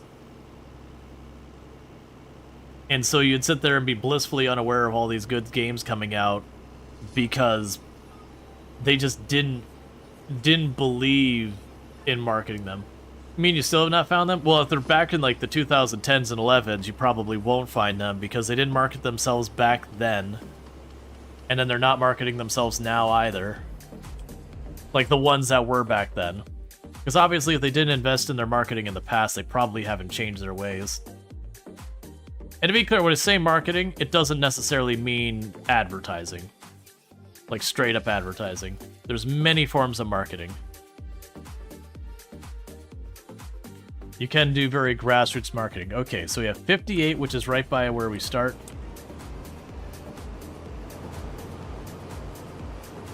Yeah, no, there's a bunch. I want to say weren't games like Terraria back in the 2011 and all those, that time frame? Wasn't Stardew Valley back then too? Somewhere in that area? Minecraft, I think, was a bit before that.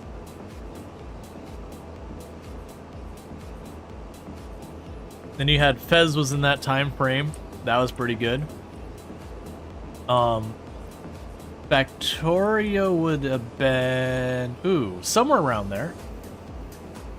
You know, we said 2010, 2011. So you had Factorio, I want to say it was around that ballpark as well.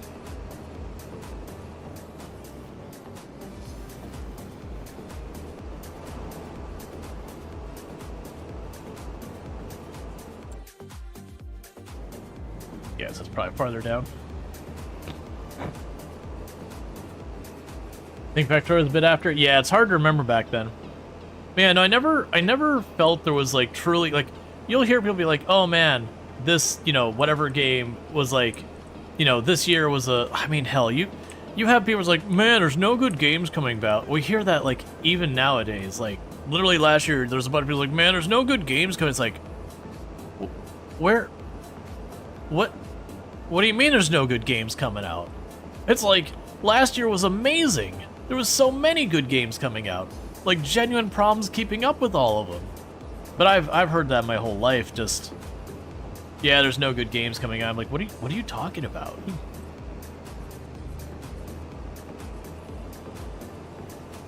But to the fact that you started so many games getting released per year. Yeah, actually, I'm wondering. Here, let's get this in place. I want to just do a thing where we look up 2011. I want to see what games. I'm willing to bet there's probably a lot of games that did come out in 2011. Like a lot of games that came out in 2011 that were good. But either one, we just don't think about it being that year, or two is one of those things that like they just flew under the radar if you weren't. Because a lot of us, especially back then, what would end up happening is we would kind of fall into your. No, I get. Just what it wasn't interesting. You're not saying yeah, no, I know you're not saying there's zero. Just saying there's not many. And it's one of those things that I've found more and more, and this isn't me trying to be critical of you or anything. Like I've done the same thing. That you'll look back at a year and be like, man, there just really wasn't much that came out whatever year. And then you look back and it's like, oh crap. I played a lot of those games. Those are good games. I'm willing to bet there's actually quite a few decent games that came out that, just you forget about. It's been a long time. Or again, it's one of those things that like they weren't in the circles you were paying attention to, that you played the game later and just didn't realize it came out then. I've seen that happen a lot. All right. Game releases 2011. 2011 video games released. Batman Arkham City, Elder Scrolls 5 Skyrim, Portal 2, The Legend of Zelda Ocarina of Time 3DX, well, the 3D one I don't know about, Mass Effect 2, Little Big Planet 2, Shadow of the Colossus, I don't know about that, Uncharted 3, Gears of War 3, Forza, if you're into it, Bastion, Deus Ex Human Revolution, Metal Gear Solid HD Collection, Super Mario 3D, MLB, The 11th Show, I don't know. Those are all sports games there, I don't care. Limbo's a big one. Dead Space 2, Total War Shogun 2. There's a whole bunch in there. Not interested in Skyrim? Yeah, but it's one of those things I think we have to preface when we're talking about like, oh, it just felt like there's no good games coming out. Like, and again, I understand you have gone and said, hey, it's not that there was literally no good games coming out. It was, there wasn't many, or, well, there wasn't many you were interested in. And at which point it just feels like, that's kind of going back a little and going back a little and going back a little, because that's kind of where I was going with that, is like last year even I had people say there's just no good games coming out, and you kind of look at it and was like, well, yeah, there wasn't a new Call of Duty or whatever, and you're like, oh, well, who gives a crap about that? Yeah, you're specifically talking about your taste? Right. I feel like in a larger conversation, though, if we're talking about individual taste, that's kind of the more important thing, is saying there weren't any games you were interested in, which is, again, fair. Or there weren't many games you were interested in, which is fair. But it's just kind of one of those things that, even back then, there was tons and tons of games. Now, granted, I would say the more selective your taste, the harder it's been. Like, I know early on in a lot of my games, I got really into space flight simulations like X-Wing, Descent, those kind of games when I was much younger. And there was definitely a good while there that those just weren't being made. Not on any real level. Like, they were made for a while, and then the industry decided that it was a dead genre, and then they just weren't being made. And it was actually, like, a big deal to me when the X series came back out, and, like, the latest, like, Elite started, you know, breaking out for being kind of its niche little spot where, you know, people could actually hear about it. That suddenly you had more options for this genre that basically had vanished. And honestly, the same thing kind of happened for city builders, like proper city builders, like your SimCity style city builders, that they were around a whole lot. I remember getting up to like SimCity 2000 and thinking this is wonderful. And then, you know, they flubbed what was it, like SimCity 4 or whatever they called it, the one that had the multiplayer aspect. Like it landed pretty badly. Like it had a really bad release where all the servers broke. For the minor benefits that they got from the multiplayer, it was kind of one of those things that you had to give up so much. Well, it wasn't called SimCity Online. I think there was a SimCity Online later. But it was something like SimCity 4 or SimCity, like, it didn't have the online name in it. That was the thing that upset a bunch of people, is it sounded like it's like, oh yeah, we're getting our latest installment. And they're like, and it's going to be multiplayer. And it'll always be on. And a bunch of people are like, whoa, wait a sec, this isn't SimCity. Like, what you were advertising is a totally different product line. But it had, like, a really rough start. And there was a lot of problems that they had. And they did eventually fix a bunch of them, but it was just kind of one of those things that, you know, the game they had already thoroughly kind of killed it by that point. And while they're doing that, we can complete the cultivating contract here.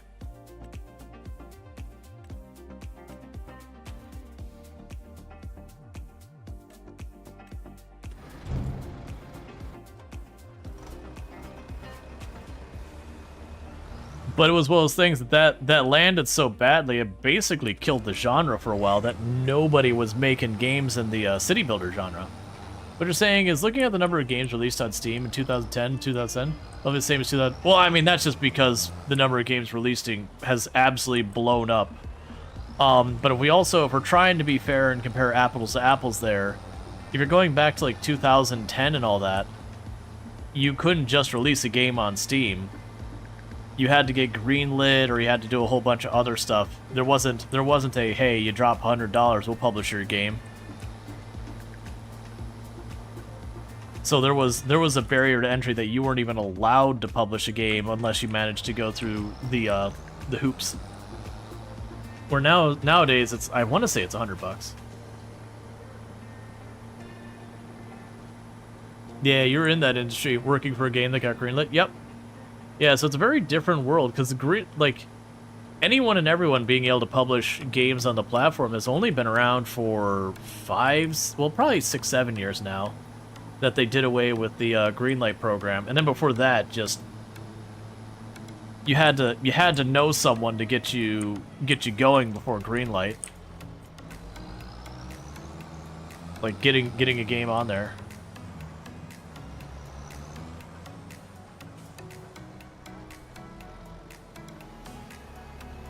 You know, SimCity 2013? Was it really that late? I mean, maybe. It might be. But yeah, no, it's definitely one of those ones that, like, it genuinely killed the genre for a good couple of years. That was actually the big thing that brought up City Skylines. Is City Skylines recognized there was demand for these city builder games and nobody was making them because, you know, a game had flopped and the industry decided the genre was done.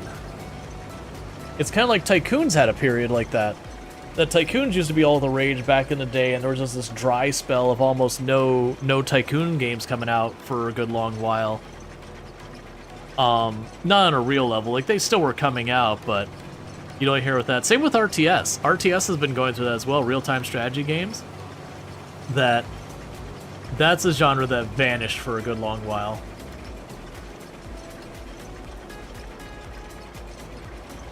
But yeah, no, that's kind of the thing. Like, making games is more accessible than it's ever been. For as much as Unity has done some pretty terrible things, like so far as just like really predatory practices and trying to nickel and dime devs and all those kind of things lately, they did make it so just about anyone could make a game. And then before that, we had XNA took it from this thing that you just about had to be extremely competent as a developer unless you're making Flash games just to get something off the ground. XNA at least brought the requirement considerably lower.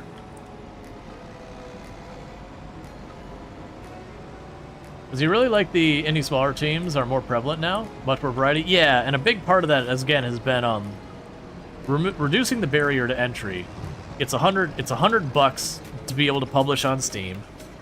And sure, they take like just shy of a third of your revenue, but they offer you so much that you can actually succeed with that.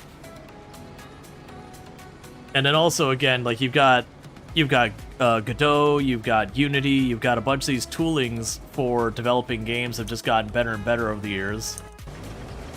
Where just getting started producing a game was a major undertaking before that.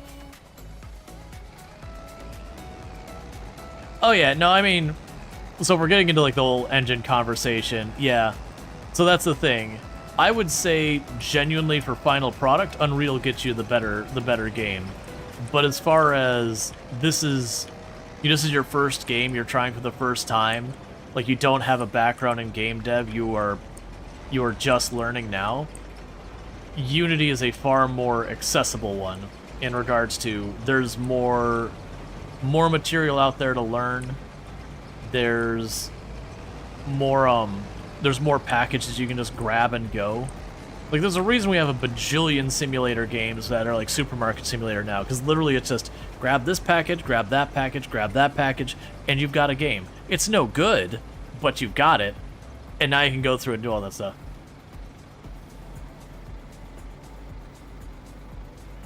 You know, these have been a steady rise with no major bump after Greenlight. I mean, they have been on a steady rise, yeah. I mean, there was definitely a bump. There was definitely a significant increase, you know, lagging a little bit behind the Greenlight being replaced. I don't think there's a big number that changed when Greenlight was first arrived. Because if you looked at the number of games that got greenlit a year, it wasn't a big number. Not when we consider the industry in general.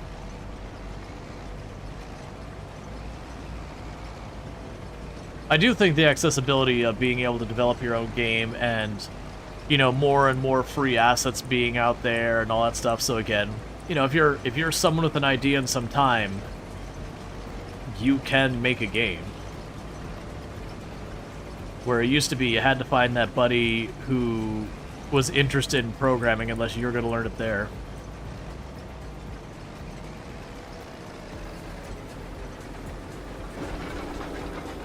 All right.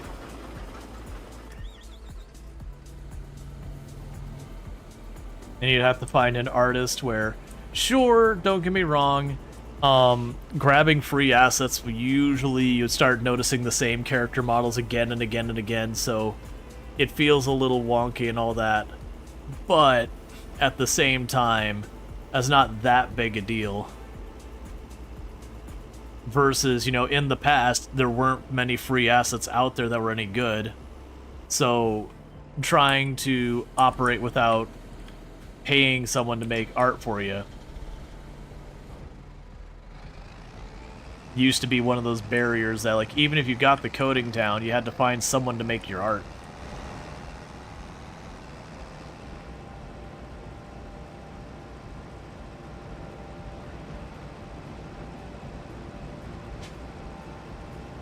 Man, no, it's been wild. But yeah, no, we've had more and more games released. I mean, I also feel like part of it is if we consider like the big early indie games, the ones that really blew up, again, you know, the Minecrafts, the Terraria, the Stardew Valleys, like these little like 1-2 people operations when they first came out. You know, Undertale wouldn't be till way later, but that would also be on that list. That ended up selling, you know, millions and millions and millions of copies. And in a lot of ways, it's got people willing to take the chance of going after a much riskier prospect on some of those things that, unfortunately, game dev is one of those things that really you can't count on working out for you. Alright, so we can turn in these two.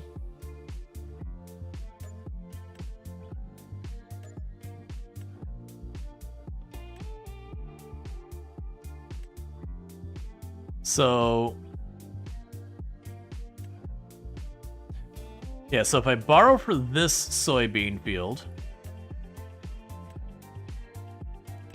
and we go down here, and there was a second soybean field. Let's see if there's a bigger one, though, before we commit to that. Yeah, so I'll accept that one. And the reason I'm doing these in pairs like this is by doing them in pairs, I can get the equipment once and share it between the contracts.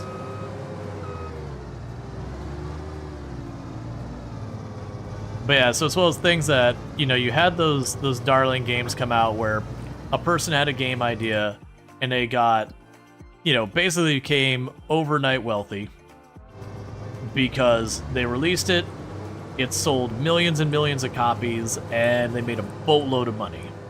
Again, Stardew Valley, Terraria, Minecraft, those would be like the outliers for just crap ton of money. And that's not to say they didn't deserve it, to be clear. They earned that money. But they were the exception to the rule on just how much they broke the mold. That I imagine a big reason why we're seeing more and more indie games that showed up a number of years later is because a bunch of people, you know, heard about, you know, Notch, Relogic, Concerned Ape, and all them making all that money, and they had the game idea where in the past it's just conventional wisdom is like, yeah, you can become a game dev if you just want to, you know, die poor kind of thing. And then you have these ones defying the odds and all that. The some fun numbers: 2010, 2020, 41,000 games. 2021, 2024, 46,000 games. So far, 2025, 16,000 games. I'd be surprised if it's 16,000 games for this year already. Because I want to say last year it ended at, like I said, 17,000 or something like that. But yeah, I mean, a big part to also factor in is nowadays with a lot of the automation kind of stuff, we are getting a lot of just clones of games spat out through automated tools and all that and put up to the store. That I would say if we're looking at those numbers on the majority, a lot of it is just asset rehashes, that kind of thing, unfortunately. Like Gen AI slop, that kind of thing. That they are really padding out those numbers, unfortunately. And this field's right here, so I'll knock that out real quick. Yeah, no, definitely games have been going up. Like there's no denying that. The amount of games being produced going up. You also have, right now, there's a lot of shifts happening. Just so far as you've got a lot of people going off on their own making games, or like, especially with the younger generation, a lot of jobs that people in my generation would go out, you go to like the local burger place or whatever, and if you look, you can actually sit down and do the math that if you need a car to be able to get to work and everything, a lot of times working a minimum wage job, the actual cost of going to work consumes the entire benefit of going to work. That by the time you consider, okay, well, you've got to have, like, if you're going to have a car, You're gonna have a car payment. Well, not a car payment. You're gonna have car insurance. Let's assume you got lucky and you own your car right up. You're gonna have car insurance, and that's gonna be, you know, for a young person, like 100, 200, whatever dollars a month. And then you got to put fuel in that car. And when you consider the cost of commute, it ends up being like, it varies, but it's something like 57 cents or whatever per the mile when you do gas and maintenance and all that stuff combined. And that's assuming you have a fairly average car. And then you have to usually eat at some point during work, so you can bag a lunch or whatever, and that's on the cheaper side, but still has an expense there. And it's kind of one of those things, and you look at them, and a lot of those schedules, they don't have that consistent hours, so you'll work a 4-hour shift. And if you consider if you have to drive a couple of miles, very easily it can cost you $5-10 just to drive to work. And then you make, you know, $20, like, not $20, like $40 for the entire day's shift. And then, you know, a chunk of money taken out of it because of tax. And so you sit there and you do the math and go, okay, well, it cost me $10, like, a little under $10 to get to work, a little bit of $10 to get back out of work. Well, that's half my paycheck gone. About a third of my paycheck goes because, you know, there's obligations for like taxes and all that. And then I gotta eat, and then I gotta pay my insurance. And you stare and go, all right, well, I made negative $2 going to work today. What? And so a lot of people are finding alternative ways to do business because, unfortunately, in those places where it's still like $6-7 an hour, that literally going to work is an expense. That it doesn't even, like, it just doesn't work out the math to go to work anymore. And there's places where, you know, they bumped up the wage to like $12-15 and all that, and that works out. Like that is the whole thing around like livable wages and all that. You know, bumping that up so it still at least makes sense on that. You can argue where you're at versus the other place, and that's all fine. But I've sat down with people and done the math, and we're not even talking like going to expensive places to live, relatively inexpensive places to live. And even then it's like, yeah, you can work this minimum wage job, and, you know, that's what's available for you because, you know, you're a teenager getting your first job or whatever. And just like, yeah, going to work, like, you go for the whole week and you got $20 that you put in your pocket for the entire week's work. That's not enough. That's a meal. And so for a lot of times, it's more cost effective for them just to not own a car in the first place, eliminate that whole expense, and do something they can work from at home, which is why stuff like content creation's on the rise, that you got people trying to be influencers, you've got stuff like contract programmers for people who can get their names out there and all that. People are going into stuff like art and game dev, because that's something you can work from at home, and if you make a commission or two a week, it can pay better than doing just like your traditional, you know, go and work in your first job kind of job. Because the economics are wild.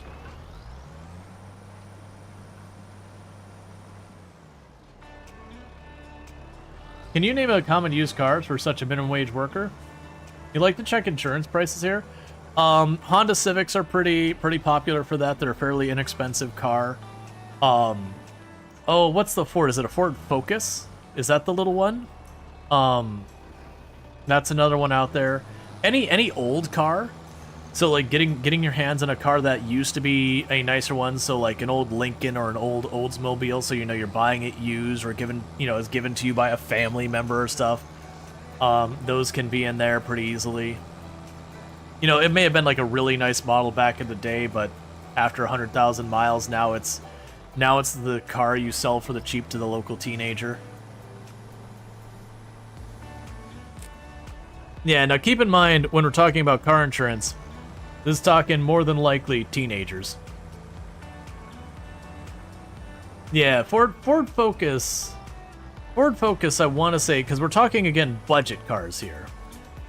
I don't think the Pontiac Sunfire was really a budget car. I don't know the Pontiac models as well. But yeah, no, a Honda Civic and a Ford Focus would probably be a good guess. I'm sure there's the Toyota whatever and the Nissan whatever, and that, you know, that's like their affordable model. I'm not super knowledgeable. Yeah, in Sweden, even a young person getting a driver's license, on the average, the lowest insurance a year is like 600. Yeah, I wonder I'm probably not gonna be able to like pull some up real fast. Let's see. Car insurance. We'll say 19-year-old. And we'll say Honda Civic. I'm probably gonna get a bunch of bad numbers, but it's gonna make me go through a whole calculator. Yes, alright, so it says... Okay.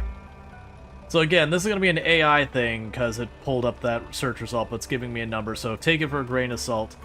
So in the state of Florida, it will run somewhere in the area for minimum coverage required, $288 to $391 per month for full coverage for a 19-year-old driving a Honda Civic in Central Florida.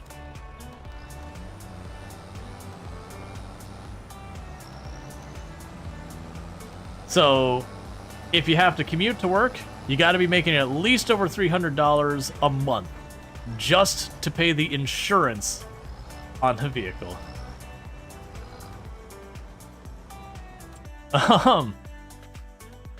Just for the insurance, not even anything else, not any commute costs or anything, just to physically have a car sit on a lot.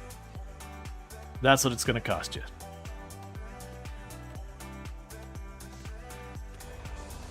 So if we do the math on that, let's see here real fast.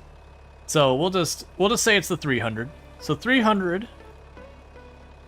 And we will assume, let's say 300 divided by, I'm going to say it's 750 for minimum wage. It's not actually. So that means to get to work, 40 hours of your month is going to car insurance, give or take, for your month, 40 hours. So full week. A full week full-time job is just enough to pay your car insurance. Again, not counting the commute to and from work, which for every mile is going to average somewhere in the area of 57 cents per mile. And it's going to vary wildly depending on where you are, what you're driving, and yada yada. I get that. But I think like the national average they gave us for here was something like 57 cents or 60-something cents. That kind of thing. So then if a person lives 5-10 miles away from home, which is very, very normal, if not longer, you get the way this adds up, because 10 miles, that's $5.70 each way. So that now means every single day they go to work, there's roughly 2.5, 3 to 3.5, depending, hours of that workday is paying for the gas to get to and from, well, paying for the maintenance and the gas on your car to get to and from work, not counting the insurance. So that means if I do an 8-hour shift, I'm spending about a third of that shift paying for my commute to the shift, at which point then I have 5 hours left over, of which, again, for the full month, I got to accumulate about 40 hours of that there just to pay for the insurance. So just my car, we're not talking anything special, just the car is going to be eating probably about 2/3 of your total wage to commute to and from work. And that's before any considerations of food or anything else around it. And it's just, and that's assuming there's no taxes, which we all know how that assumption's going to turn out.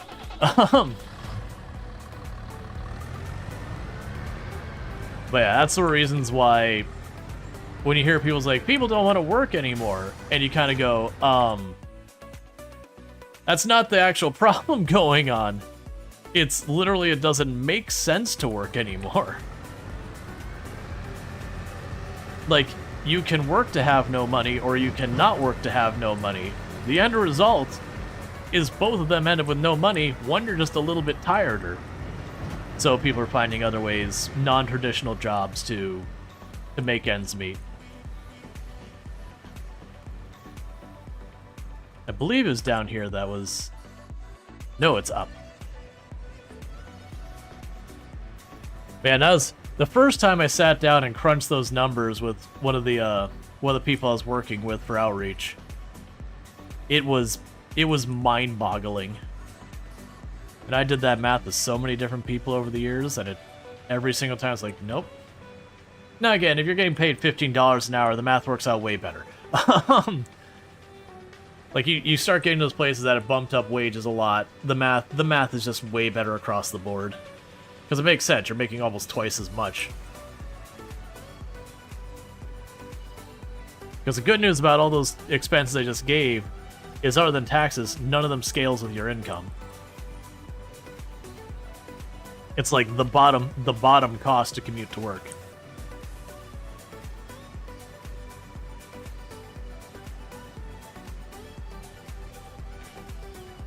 Alright, I need to actually open the cover.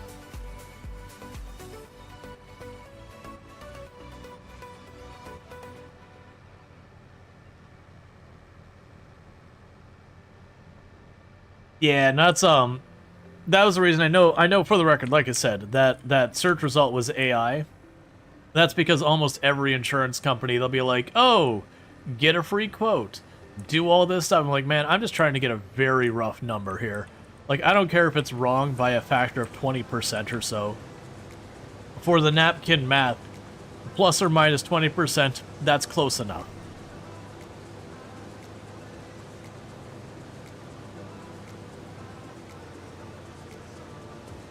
Alright. Get our soybeans.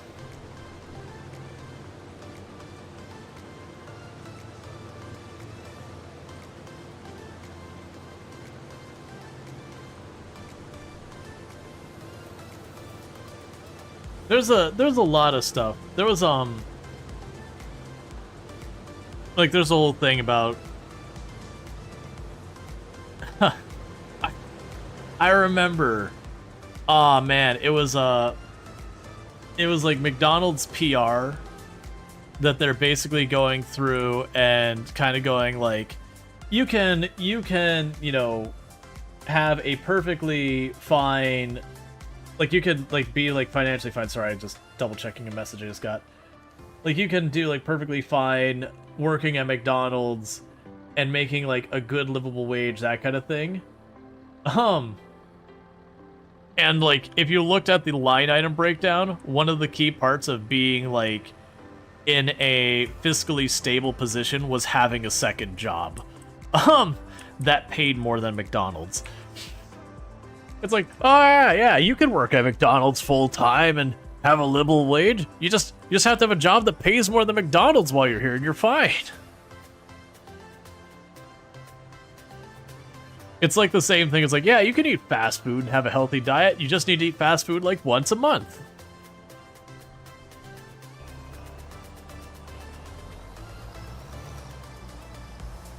Are you just driving in circles, or are you actually doing this?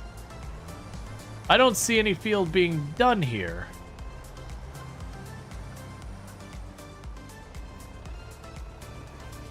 Canify Sweden doesn't have a legally bound minimum wage.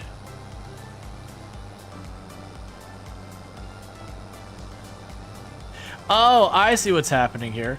I was like, why is this not happening? I'm having him do the wrong field. Just Independence Day that's just spraying someone who's not paying us. I'm sitting there like, I go over there, I'm like, why is this field not making any progress? Oh, I'm just doing the wrong process in the wrong field. It's fine.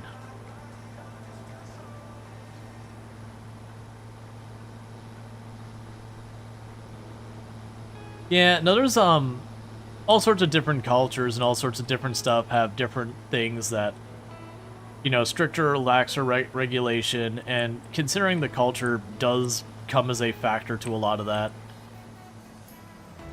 Unfortunately, we have here in the US, and it's not an everyone thing, we do have a fairly large number of people in the population that their mentality is make a buck at any cost. That, you know, if they made $1 at your expense, that's because they earned it because they were smarter or whatever garbage they want to feed themselves. That people can be very exploitive here. And it's not an exclusively here thing or anything like that. But with how prevalent it is, you end up needing stuff to get in between that. And part of that is because of how many monopolies we have, unfortunately. Like, usually the one I bring up whenever that comes up is Luxottica, which basically has the eyeglass market cornered.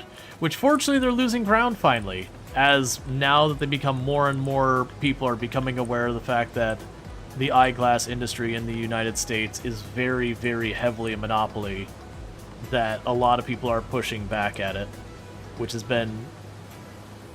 very much been making me happy.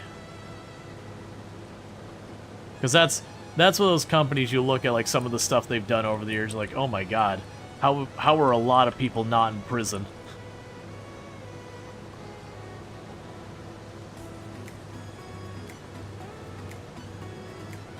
But it is what it is.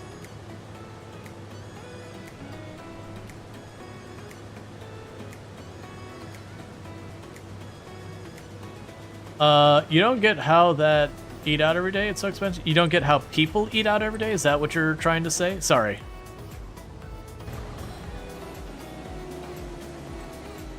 I mean, yeah. Eating out is absolutely a whole lot.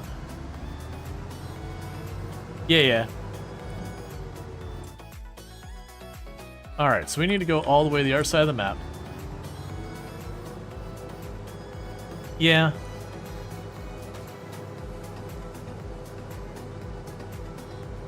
Yeah, and there's definitely a lot of people who are not fiscally responsible is certainly part of the equation. I don't know how I want to phrase that. Like, fiscally responsible is part of it, yes. It's honestly a lot of spending habits are just different than they used to be. Like, by and large, when you're looking at, including millennials, but more so even younger than that the amount young people are drinking alcohol these days is a fraction of what it was previously. So it's kind of where people are spending their money has changed. Because I definitely remember when money was tough, you'd still have buddies go out and get a drink, they'd go to the bar, they'd have, a bottle of something at home, and hang out with buddies and all that. And a lot of that has kind of gone away. Like, it's not gone or anything like that, but it's nowhere near as prevalent as it used to be. And when you consider that expense alone, a decent bottle of alcohol is freaking pricey. And yeah, don't get me wrong, buying the garbage light beer that tastes horrific and has got nothing going for it other than it's got a little alcohol. Yeah, they're not buying that, and that was cheap. But that's one major saving. And also, generally speaking, younger people are drinking less soda than people in my generation, which is another big expense. And by and large, they don't smoke at all. And granted, smoking really kind of took a downturn. Even when I was a kid, not in the age that'd be targeted, even like then, smoking was already kind of really fallen off so far as the popularity. It still obviously exists today and still existed then, but again, it's going away. So where as much as it costs to eat out, when we consider all the other habits that people have historically had at those age range, they just, you just traded one habit for another. Is it a bunch of expenses that they probably can't afford? Sure, but I still knew people who did the drinking and smoking and all that when I was a teen and after as well. So I feel like it's very, when you hear people complaining about that, it's very, pot calling the kettle black kind of thing. Where it's like, okay, but yeah, we did the same things. It's just we had different vices. I wouldn't even call it a vice. We had different spending habits that were our own ways of, just overspending. And honestly, like, all the collectible card games and all that stuff we also got into in my age range and all that. And honestly, my parents' age range too. Baseball cards and comics were huge for my parents' age range. Oh, I need to be over, like, a whole extra area. Because I remember it was a whole thing of the, of money being made. I can't remember if it was Gen Z or Millennials or what the study was. That they found of the money being made, money being spent on, non-essentials that by and large, the younger generation was spending a significantly smaller portion when compared to the older generations in the same age range. But again, it's more different spending habits. But that's easy. Like, it's the same thing you'll do, like, for people who have gotten married or are getting married or anything like that, when you've been in a couple where you start, you know, the finances start to get intertwined and all that, you will start to learn that you and the people around you just have different things that they perceive as having more value for spending. That, like, there are things that, you know, Toom might think is a good spend, and I'm like, ah, man, that's a lot of money. And just the same, I'm sure there's plenty of stuff she looks at that I would spend money on that she's like, it's not how I would spend it. But that's all stuff you talk to each other and make sure everyone's on the okay and all that. Treat each other with respect. But I do find a lot of times, it's like,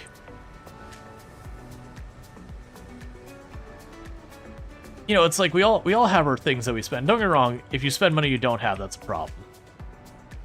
Like, I'm not defending that part of it. I just feel like a lot of times when I hear people like, oh man, they just eat out too much. They're like, okay, well, yeah, but, you know, my parents' generation, like, my parents ate out a lot more than I did in college. Granted, it cost them like $1.50 to get, you know, a burger and a soda at that point. And then they would spend their, you know, $2 in gas to get like 4 gallons or 5 gallons of gas at like 30 cents a gallon. So it was a different time. But it's just differences in the world. World changes. And it's not to say everything was amazing back then. I'm not trying to imply that. It's just different times.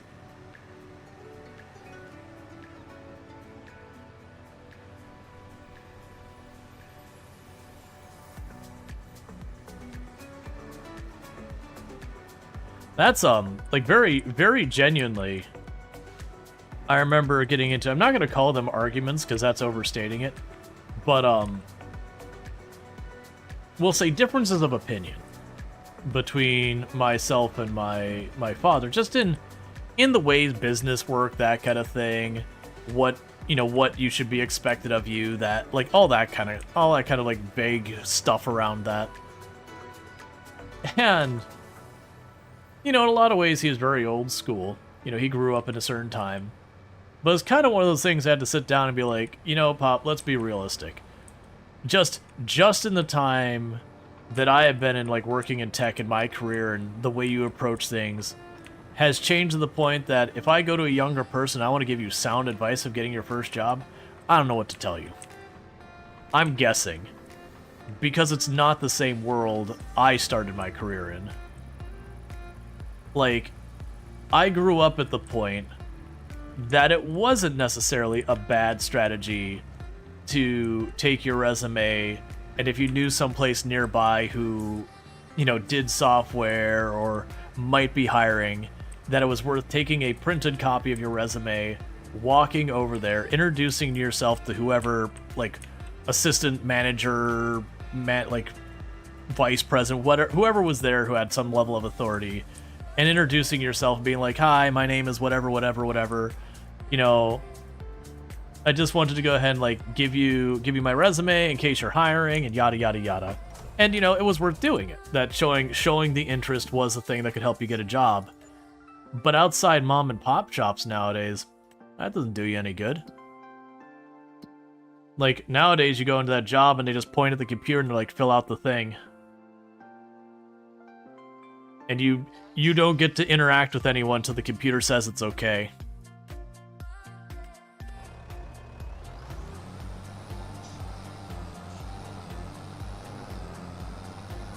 It's just a different world. In some areas, markets have raised prices faster than restaurants, so it's more expensive, but not that much. Yeah, no, I know that's been a thing. That, not so much where I'm at. I do know there's some places that a lot of your groceries, the price of groceries just got way ahead of the restaurants. which really bullies out the mom and pop shops that, again, they go to the local, like, they go to the local grocery store and they pick up a whole bunch of stuff, and, you know, they order in some specialty things and all that. But when you get, like, your big groups, like, you know, your McDonald's, your Taco Bells, your the Chinese ones, like Chinese restaurants have an entire industry that runs around behind your Chinese takeout places, that they have dedicated, or like your Little Caesars or whatever, they have like dedicated suppliers and all that. So when your localized area gets hit where the prices start getting all jacked up, because their distribution centers are dependent on entirely different supply lines than your local grocery stores, that you can have the weird thing where you can buy stuff prepared with the ingredients for less than the ingredients cost in your local area. It's not often that happens, but it is a thing that sometimes you'd be like, okay, well, eating out versus cooking at home, the difference isn't that much. Sometimes. Not where I'm at, but I'm at a very touristy place, so there's a surcharge there. A very significant surcharge there.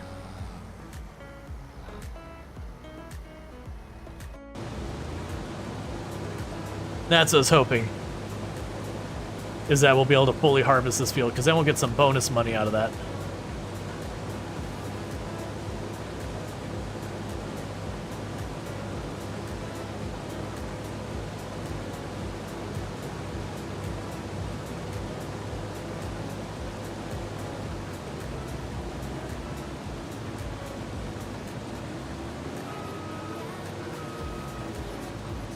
Alright, I don't see any more in the field, that's fine.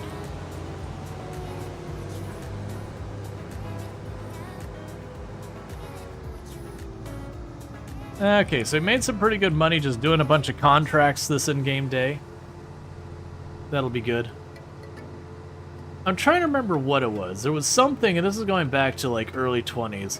There was something I used to buy, and I cannot think of it for the life of me.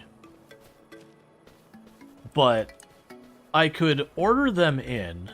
It was parts for something. Oh, it was like the little electric hobby cars. The electric motors in them. The electric motors were worth more than the car itself. So you'd actually buy the car, take the electric motor out, and then sell the motor and turn a profit on that. Like at the local hobby shop. Like, I remember that was a thing. It wasn't for a long time, it's only a couple of months.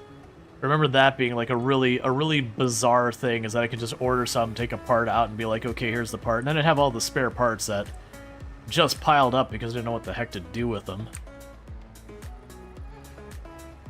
As someone who works in hiring, a lot of places are going away from using resumes because many of them are using AI generated. Oh, all the things. I mean, yeah, it wouldn't surprise me at all. That's the thing. But yeah, no, the going away from resumes has been coming a long time before AI entered the scene. But yeah, no, I'm sure that doesn't help the generative AI thing. That's been even since the early 2000s, like 2005 or so, that more and more people were moving to putting everything into the computer, letting the computer spit out some stuff, you know, keywords, that kind of thing. And that thing. Oh, yeah, so actually, if you get yourself into like an actual interview, your references can help. That I would still agree is the thing. I do know a lot of employers stopped even asking for references, because they know you're just going to choose a handful of people who are going to give you a good reference. And so they're like, this doesn't really serve much of a point. Did I put that in the wrong place? Please tell me I didn't put that in the wrong place.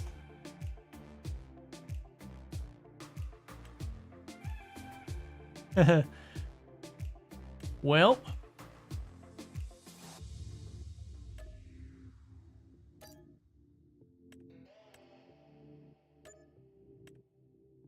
that sucks.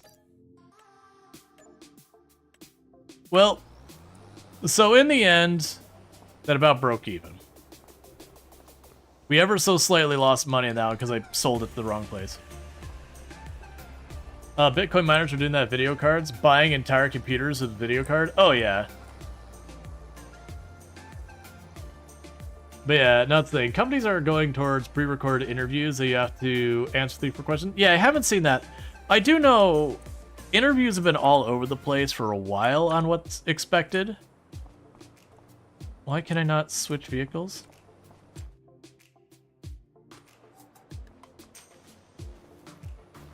I was climbing myself. Yeah,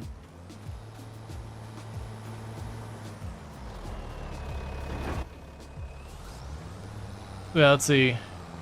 Do they actually have to watch over? Companies are getting flooded with AI resumes because they used ATS for years. So they're getting their own comeuppance. Yeah, and that's, there's a book I've recommended a number of times called Weapons of Math Destruction. And it's about all these, like, algorithmic approaches to things that even well-meaning systems will often not only not accomplish their intended objective, but, like, sometimes will directly, negatively, like, get the opposite outcome of what they're going into. And a lot of those automated hiring processes were things that came up that even well-meaning, like, they end up having a bias built into the system. Because whatever decisions you make, like what data you include or don't include, how you want to go and all that, you are influencing the results of that system. There's no such thing as a non-biased system that makes any kind of decision. It's just not possible.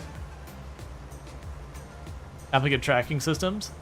Yeah, that's exactly what we're talking about. And so, like, those things, what they found in studies in the past is often they didn't really screen on any actual merit or qualifications, that quite often it would artificially bias against anyone who had, you know, a quote-unquote non-traditional setup. So, like, if you were homeschooled, you'd be, like, very heavily penalized against, not because something said, oh, homeschooled, here's the tick box to lower consideration. It was kind of the things they were looking for that being homeschooled wouldn't show up in that list of things being looked for. It's kind of like when people bring up, like, IQ tests, I immediately shut up and go, IQ tests are worthless. That IQ tests are another one that IQ tests more accurately measure a traditional education as they do any form of intelligence. That you are more likely to score higher on an IQ test having gone through, like, a very standard education program versus arguably a much better, you know, of having a much higher level of competency if it was done in a non-traditional way, because they will ask questions in the traditional manners and all that.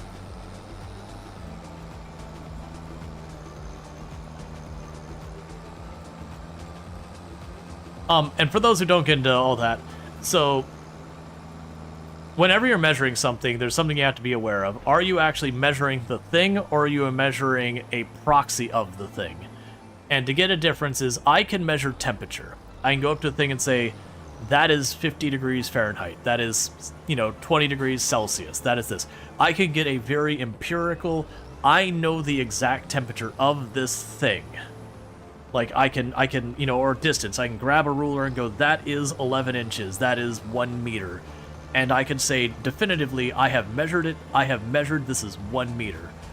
But then when you get to the more intangible things, like, did this person learn the material I taught them? Is this person productive? These kind of things. You can't walk up to a person and be like, yep, they got a 5.9 productivity points. That's pretty good. Pretty good. 5.9. There's not a productive ruler. So instead you have to measure what are known as proxies, which imply the person was productive. And so if you're looking like business, it'd be like, hey, I've got a salesman. How many units did they sell? Okay, well, that's probably a good metric for productivity. But if we go and you sit there and you get to, like, well, what were the return rates? When they sold stuff, like, were they selling in a way that harms the, you know, the overall perception of the company and all these other things? There's so many, like, vague amalgamous variables around it that it's impossible to have one true, hey, this person, like, person A is more productive than person B. You can have stuff that probably fairly safely that person might be better than the other person in their productivity, but you're still guessing. There's still some fuzziness around it. It's just a very strongly educated guess, which is sometimes good enough. But quite often when you're measuring proxies and then you're trying to scale it out at the macro, where you're like, okay, should this person be hired? Here's a bunch of these fuzzy things that might imply that they're competent and know what they're doing, and then they get in there, they have no idea. It's real hard to do that. But stuff like IQ test, for example, IQ test is measuring nothing but proxies, and intelligence is such an amalgamous, broad, fuzzy thing that we don't even agree necessarily on what being, like, what should qualify as intelligent. Just the same thing as, like, what qualifies as a good education. Is it the regurgitation of facts, critical thinking, how productive you are in society? And we can't even agree on which of those is, like, what weighting and everything. And then we're going to try and score it. And the problem is, you can't. You can, again, measure some things that would imply good, bad, or otherwise, and they might even be okay. But as far as, like, an actual decent score, it's a hair above utterly useless. Alright, so we're getting towards the end of the in-game day. We did score ourselves some decent money there. We've got a bunch of stuff here. I could buy the trailer on the discount, and that'd let me haul stuff. I don't think I'm going to grab that right now because we don't have anything planted right now. We're going to go up to our little house over here. Housey, homey, home. And go to sleep to fast forward time. We'll score a couple thousand more bucks from our sawmill that's running. And pretty soon I'm going to want to go in here and get rid of the tree stumps. I'm kind of hoping when the snow shows up, it'll, like, get rid of enough of the grass. I'll be able to very easily see that, like, here's where the tree stumps are and aren't. There's got a bunch of tree stumps in here we want to clear up. So check the sales. Don't care about that right now. And the contracts are starting to get to very little of going on. Those are some pretty solid contracts.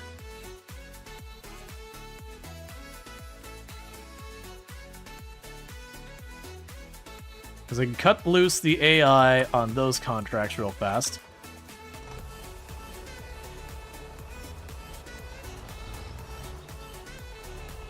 And go from there.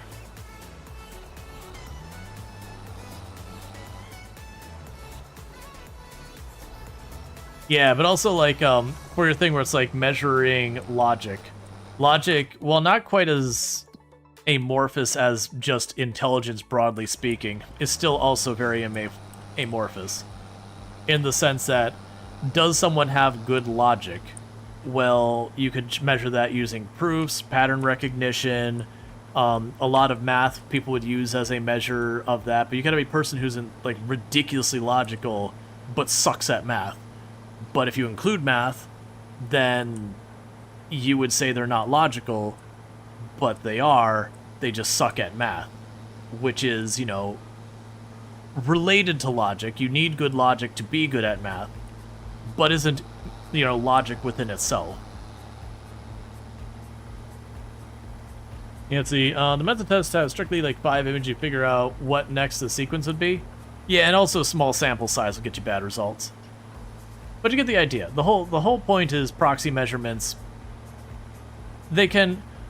Proxy measurements can be good for comparing yourself to yourself. So, like, if I took a thing last year and it was a proxy measurement, and I took the same thing the next year and it was the same system, that actually can be relatively good for at least measuring whatever the thing it is that you're measuring. Did you improve? Did you get worse? Are you the same? The one thing I know is that people bragging loudly about IQ are to be avoided. Yeah, we were kind of getting that. Hey, Vance, how's it going? Let's see. Okay, so for a 20-year-old in a Ford Focus, 80 horsepower, and a 19-year-old driver-owner, apprentice locksmith, 24,000 mile distance. That's a lot for an apprentice. Using a car not for business. Basically, no family have any reason to reduce their rate. The insurance starts at 2,500 euro a year here. Then sharply drops around 21. Yeah, so about 200 euro, like, rounded up ever so slightly. No, it's not a small sample size. You have to, like, 200 of those 5 images, understand that? Yeah. No, I gotcha. But the point is it's still a proxy measurement. So the good, bad, and otherwise of proxies still hold true. And like that doesn't mean you don't measure proxies.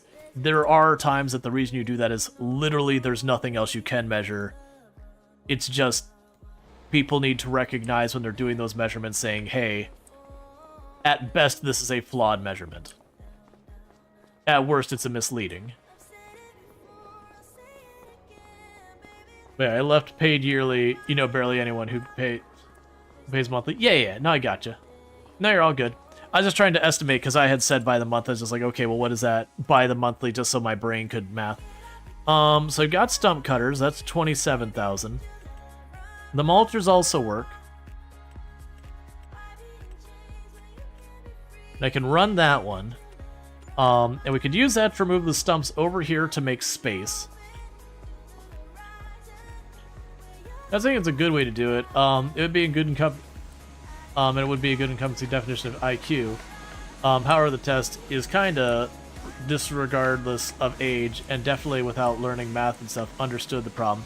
Yeah, now my point, though, is it's still a proxy measurement. That's, like, we can dance around it. The point is it's still a proxy measurement, and it still falls into all the proxy measurement problems. Is because you cannot measure intelligence within itself. It's just kind of one of those things that's like, it's not worth the paper it's printed on. And thank you to follow. Welcome to the stream. So, like, in reality, when you look at a lot of those things, half the time when people bring up intelligence, they're using it as an excuse to be a jerk to other people. Or they're using it as a means to be dismissive of other people.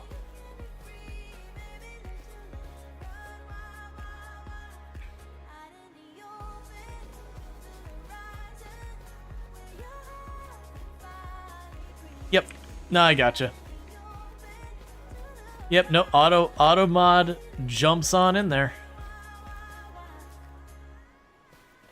I don't keep my... So my auto mod is about what I need to be on the front page without a hassle. What's the worst that could happen? And thank you for that. So it's enough that, like, it'll jump on some stuff that you kind of head scratch. It's nowhere near its strictest setting. Honestly, it's pretty middle of the board for most stuff.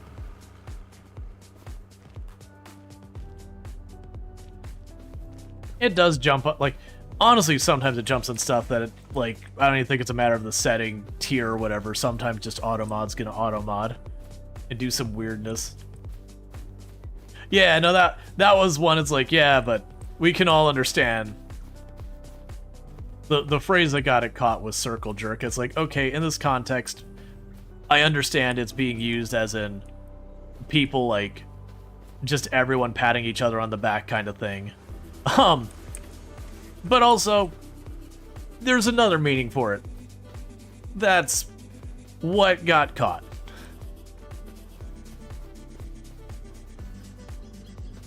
I'll need to see you in my office after stream, though. You know, just to make sure we're on... No, I'm teasing. Alright,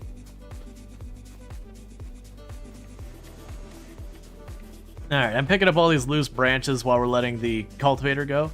Because in hindsight... No, I forgot, we get the little slice here. It's not worth any wood, but...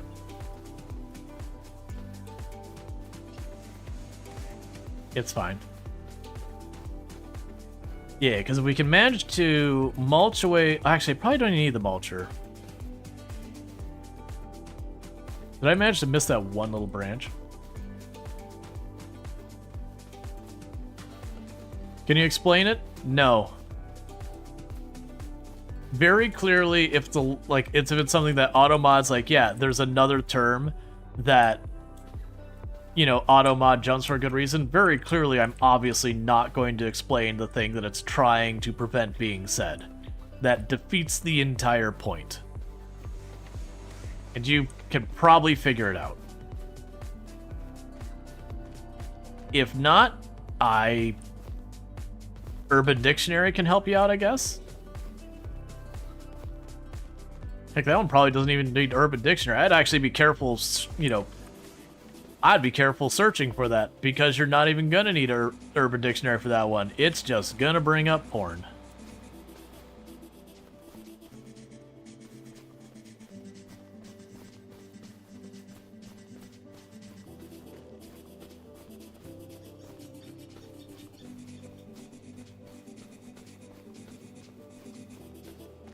Don't get me wrong, you love to figure things out, but more because of the fascination with the process and how it makes you feel small and insignificant stuff that makes you feel like, oh, what makes you feel small and insignificant? I'm missing context here.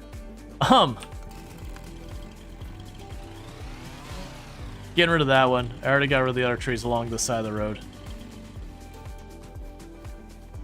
Alright, so yeah, so for the rest of this, I'll want a stump grinder. My other tractor is busy my tractor, my only tractor, is busy cultivating this field. Pretty soon we'll probably do the switch over to 2 Point Museum, because I want to kind of split the stream half and half. I would say we've done good because we knocked out, what was it, 2 objectives? No, it was 1 objective because we got the other objective yesterday.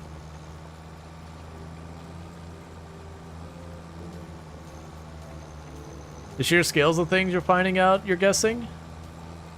Oh, you mean in general, like, with, you know, learning and listening to people who are seriously devoted their entire life carefully to learn about a subject? Oh, yeah. Absolutely. Like, it is absolutely one of those things. There's a reason why people have sayings like every day is a school day and all that kind of stuff. That you can feel very competent in the thing you're doing, but then you run into someone who it's like, that is their thing, that has been their trade for 30 plus years, that kind of thing. And then you talk to them, you're like, I don't know jack about this thing. It's like, I know enough now to realize I don't know that much about it.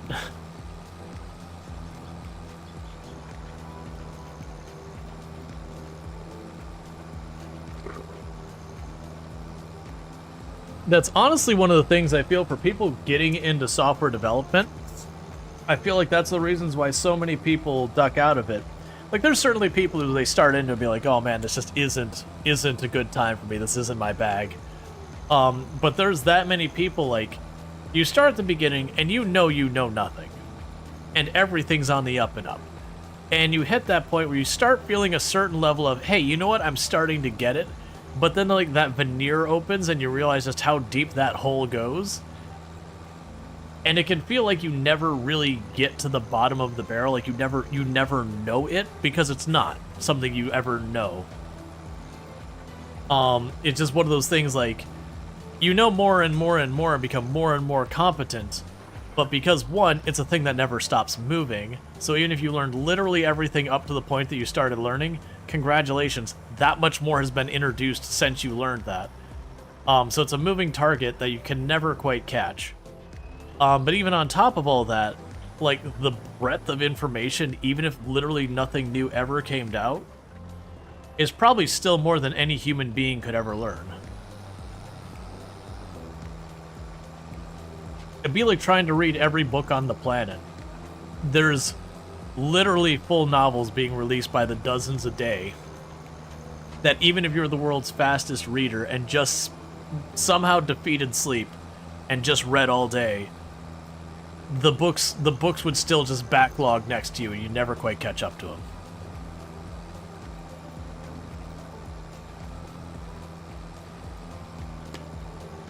All right.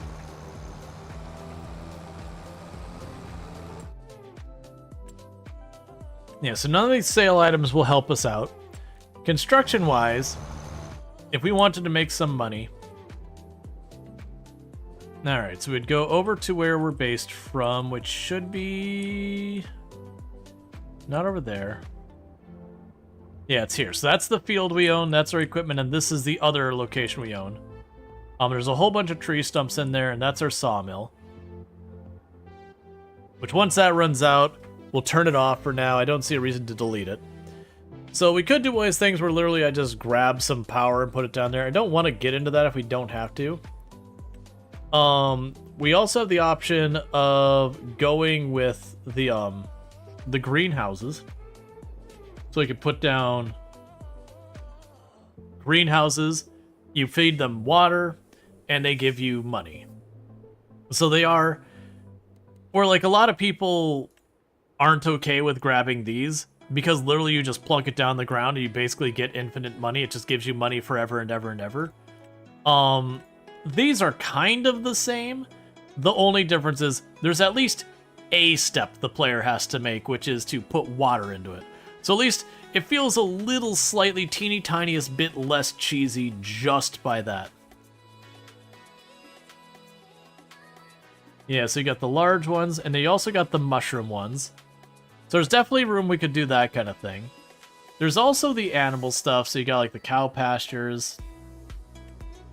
So you got cows, horses, pigs, sheep, chickens, bees, and others. And before I start putting down a bunch of bees, people are like, put down all the bees. The bees can really, really boost your farm if you've got other stuff going on. The bees themselves don't make you crap for money, but the idea is they like boost your productivity of nearby fields. So that's really the magic of the bees. Let's see. You love how you would use the Graham's number that is bound with mathematician proof. So the biggest number that is some practical significance in proof is so big, so even if every atom in your brain would contain 1 bit of information, to fit information in the space of the head volume, it would collapse into a black hole. It's not the biggest number anymore, but anyways, it's just arbitrarily big. Yeah, there's all sorts of wild stuff. And we could sit there and do this where we get like a chicken coop, and we put that down, and it just requires chicken feed to get you stuff. Those can all be helpful later. Not arbitrarily big. Gotcha. We can get the sheep. The sheep can be pretty useful down the road as well. The thing is, if you look at these, they all have requirements. So the bees, those actually don't have anything we have to do. They just make stuff for free. It's just very low volume. The chickens, they have just a requirement of any grain. The sheep require either grass or hay. Oh, weird. So, weirdly, this one says it requires water. This one does not. So, like, weirdly, if I make like an actual sheep place, it doesn't require water. And then the cows are complicated. Because as you can see... Oh, sorry, these are the pigs. The pigs will eat just about anything. To get the most out of them, you need a variety of stuff. I'm curious if these will mark as needing water as well. They don't. Interesting. So, like, the buildings don't require water for those animals anymore. Okay. And then we got the horses. And then you got the cows, who are also complicated.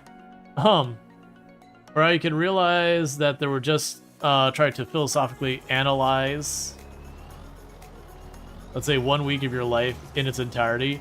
It would take more than the rest of your life. Yeah.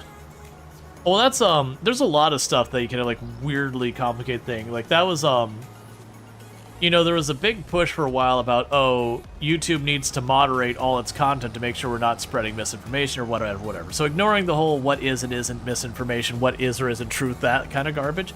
Ignoring that, even if we all agreed on what was true and what was not, it was something like in the course of 1 day that they would receive is something like 100-something days worth of footage or whatever. And you sat down there and said, even if people never slept and just watched it, you would need a team as like of 300-400 people who never slept just to keep up with the rate that stuff came in. Never mind making any type of intelligent decision or any administrative or anything else, just managing the influx of data. Literally, that would be all they could do for all their time. And it was just like, yeah, it's just not realistic. Now, granted, they could certainly do more with moderation, but there's a reason why when a lot of people are like, oh, well, they need to have more manual processes and all these things, like, but they can't. Like, the scales we're talking, it either doesn't get done or it gets automated. It's just, like, the number of human beings you'd have to throw at it to manage it in its own would be, like, not even talking, like, the money side of it, just the sheer practicality of managing that information to like delve it out to those people and all that would be like a novel breakthrough so far as just managing things. Kind of regretting having grabbed all these. Oh, actually, you know what? I could cancel these contracts, can't I? Not gonna cancel one we're actively working on because we're about done.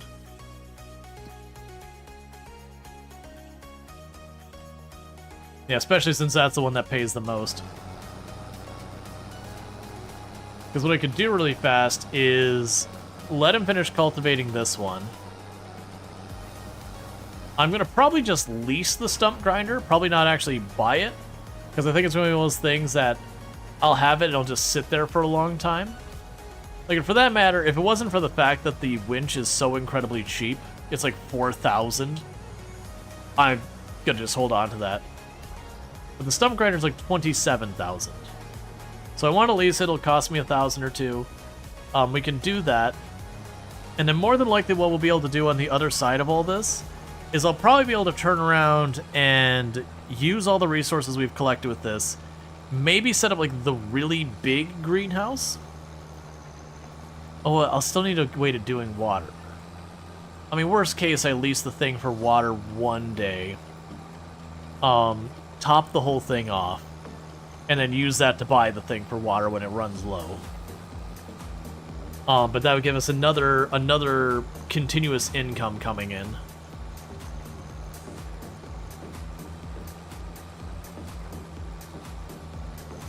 Because I want to say the plan was to plant oats. And I can't remember if that was... I think it was March we plant the oats. And that would get us some type of crop coming in.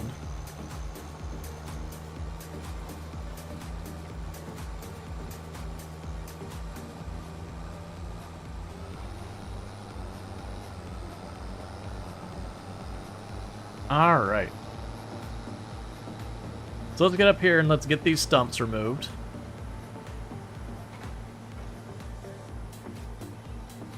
Because the alternative would be just tossing down, like, a couple different things here and there. That's, actually one of the things I enjoy as a cool science thing you can end up doing. There's times where we can simply not measure something. Like, just by the practical scope of it, like how big the universe is, or how big whatever this is. But, you know, someone will ask a question, it's like, hey, you know, we can't measure this thing, but would we be able to put, you know, is it theoretically possible to do whatever? And even if you can't measure with, like, any real level of accuracy, if you can measure the magnitudes, so, like, how many zeros you're putting in, that's sometimes often enough to get an answer to important questions, like, hey, could we do this? Like, well, no, based on this magnitude, you know, we're off by a factor of 100. Even if everything worked out, there'd be no possible way for us to accommodate this. And I remember there's an entire terminology around that type of science where you are measuring on that scale. And I always thought that was pretty cool. Like, oh yeah. So even though we can all agree that, like, we can't measure within, you know, a 50% accuracy of this thing, you know, truly atrociously bad accuracy level, that you can still get a useful piece of data. A useful piece of data that you can make meaningful decisions with.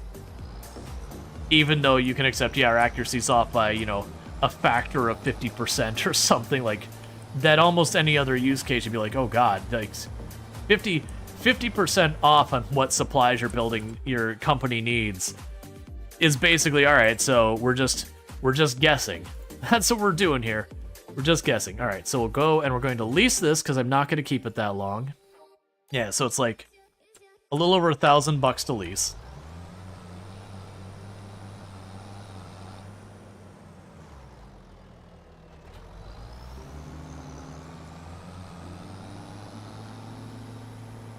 And now's where we will absolutely miss one of these stumps.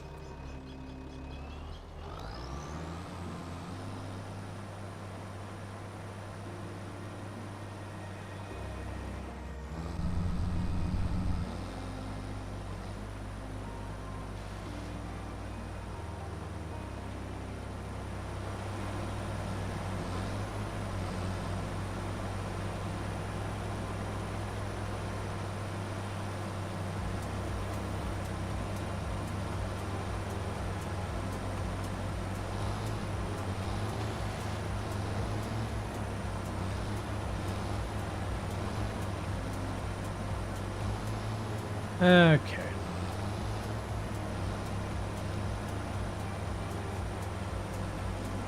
Yeah, but sometimes they'll disappear instantly and sometimes I have to fight for it.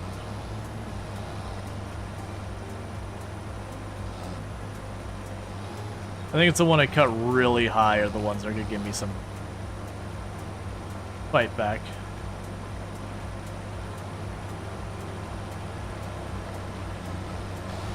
There we go.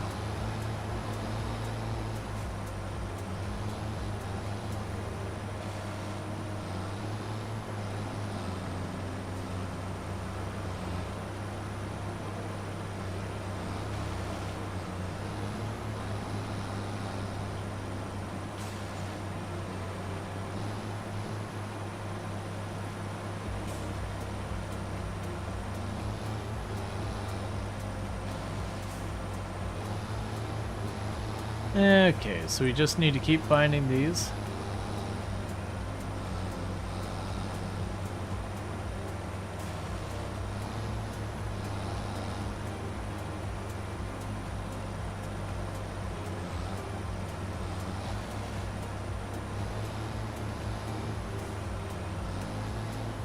You kind of do like napkin math, roughly in the order of magnitude.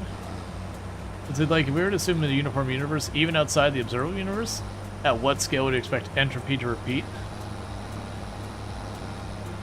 Well, yeah, that's there's been a lot of fantastic stuff around a lot of that. Okay, so I got another big stump over here. Somewhere around here I got, yeah, there's one of them. There's like the little mesh of these. I want to find, because I think we cut down 3 of those.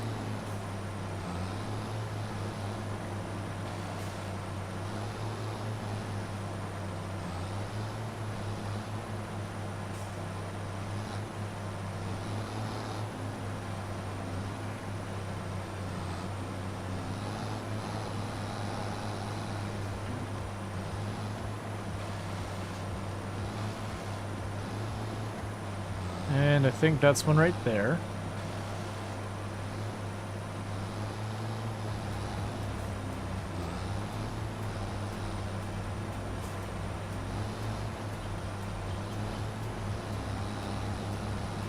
Okay.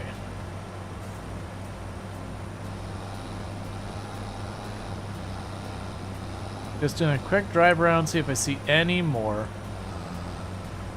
Because most likely I'll miss one and I'll be upset about it, but that is a fairly predictable outcome of this. Alright. There you are. Because I knew I had at least 3 of them.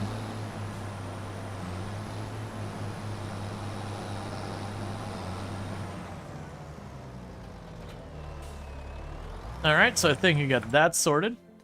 So what we can do there is now let's take that vehicle. We've got that leased, so we'll return the lease so I don't have to keep paying for it. And like I said, most likely I'll find out I had missed one and I'll be salty about it and it'll be what it is. Alright.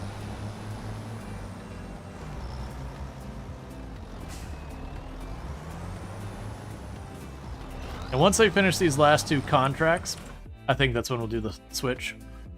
And it's got Field 40 and 19, they're both over here, so that's perfect.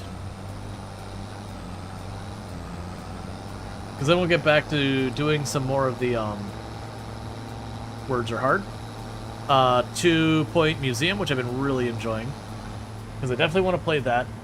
I'm just trying to also work on the dare drops. I feel like we've made good progress. Well, money-wise, all things considered, we're about half of where we started.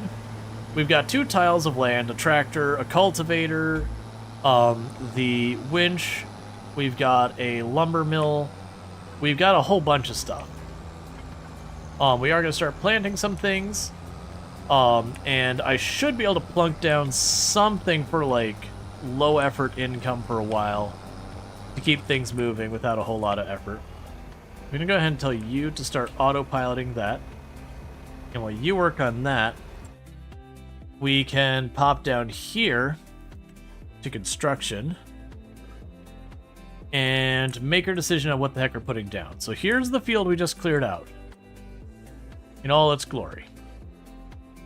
So I've got this sawmill here. Don't sell that. We got the sawmill here. I don't think we put down animals first, and the only reason is animals don't really pay out right away. Eventually they get good, especially when you get production lines involved, but we're not quite to that point. So we do have the choice of getting greenhouses involved, and those can be fairly low effort. You just put water into it, and money comes out. I can see doing that, like going down here.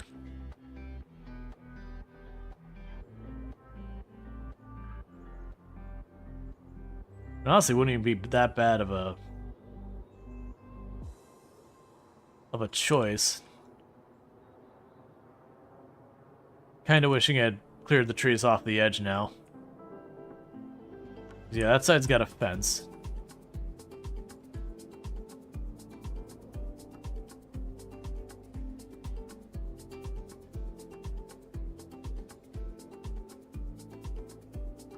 Get rid of that little tree down there. Because if I hop down here, go to the south end of this field, there's a little tree over here. Yes, there's that one. I don't think realistically I'm going to move that one right now.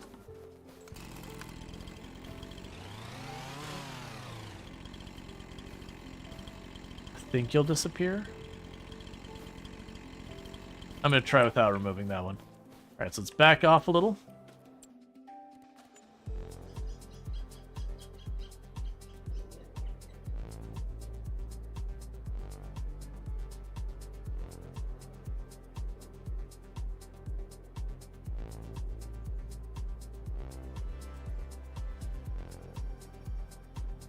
Okay. Oh, that tore that up more than I wanted to. It's fine. It's probably okay, maybe, whatever. Yeah, I'll probably want to level out that ground later. Don't worry about it. In the meantime, I do need to get it water while we're waiting for the other thing. And what I'm actually going to do is I need to use the restroom real fast, so I'm going to do that real quick. We'll have the tractor going, and I'll be right back. So thank you again for tuning in, and I'll be back here in just a minute. I'm going to... Yeah, it's fine. I'll put up the reel. All right, I'll be back in just a minute. Thank you again for tuning in.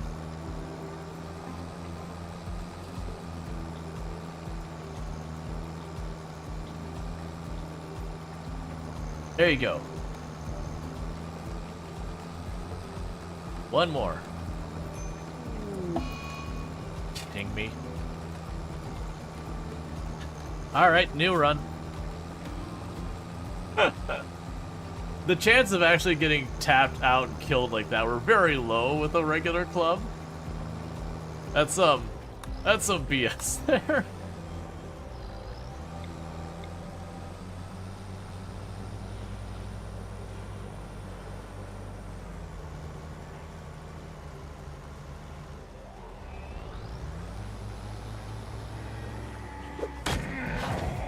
Done.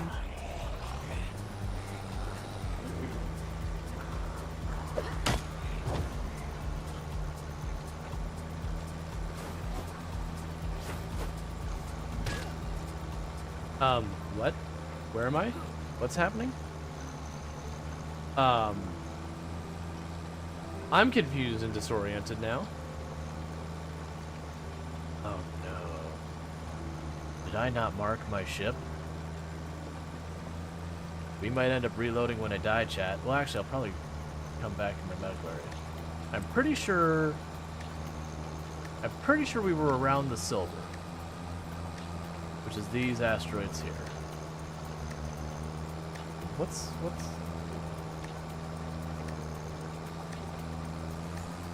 Oh, I wonder if I got some dead pixels on my right screen. Like right here on my screen, I got a little black line, just like that big. And I was like, oh, maybe it's like a hair or something. I was like, no, that looks like some dead pixels. Alright, and I am back. Alright. Yeah, so this is the big thing where we're stuck with one tractor that let's just forget the little contract here.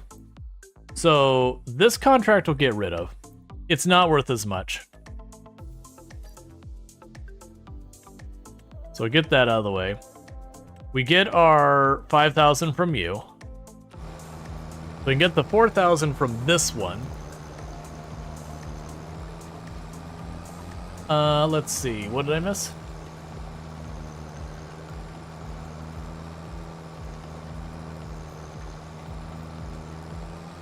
Let's see. It's called the Poincaré of recurrence in physics.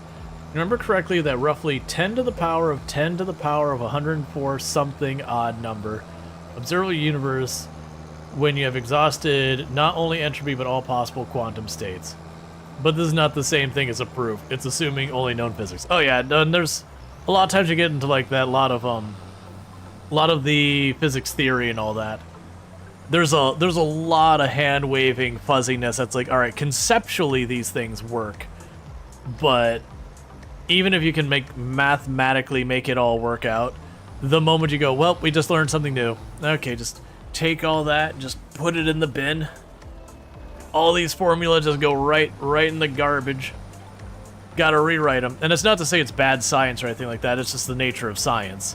Science is just the understanding of the universe around us. Which means a lot of times we learn what we don't know, which then makes us have to go back and reevaluate what we did. The classic once upon a time Newtonian physics were considered like the physics. And then when we look back we go, those real bad.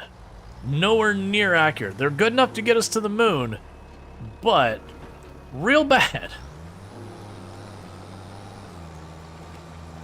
Like by comparison to our understanding of physics now, it's kind of like trying to go to the moon and going, I see the moon up there. I think we need 200 gigajoules to get up there. That's fine. Yeah, that's fine. That's how imprecise it is by comparison to understanding now. It is one of those things, like looking back at the fact that we actually pulled it off is honestly more of a testament to just being like, holy crap, our understanding was that terrible and yet we managed to somehow not fail at this? That's really impressive.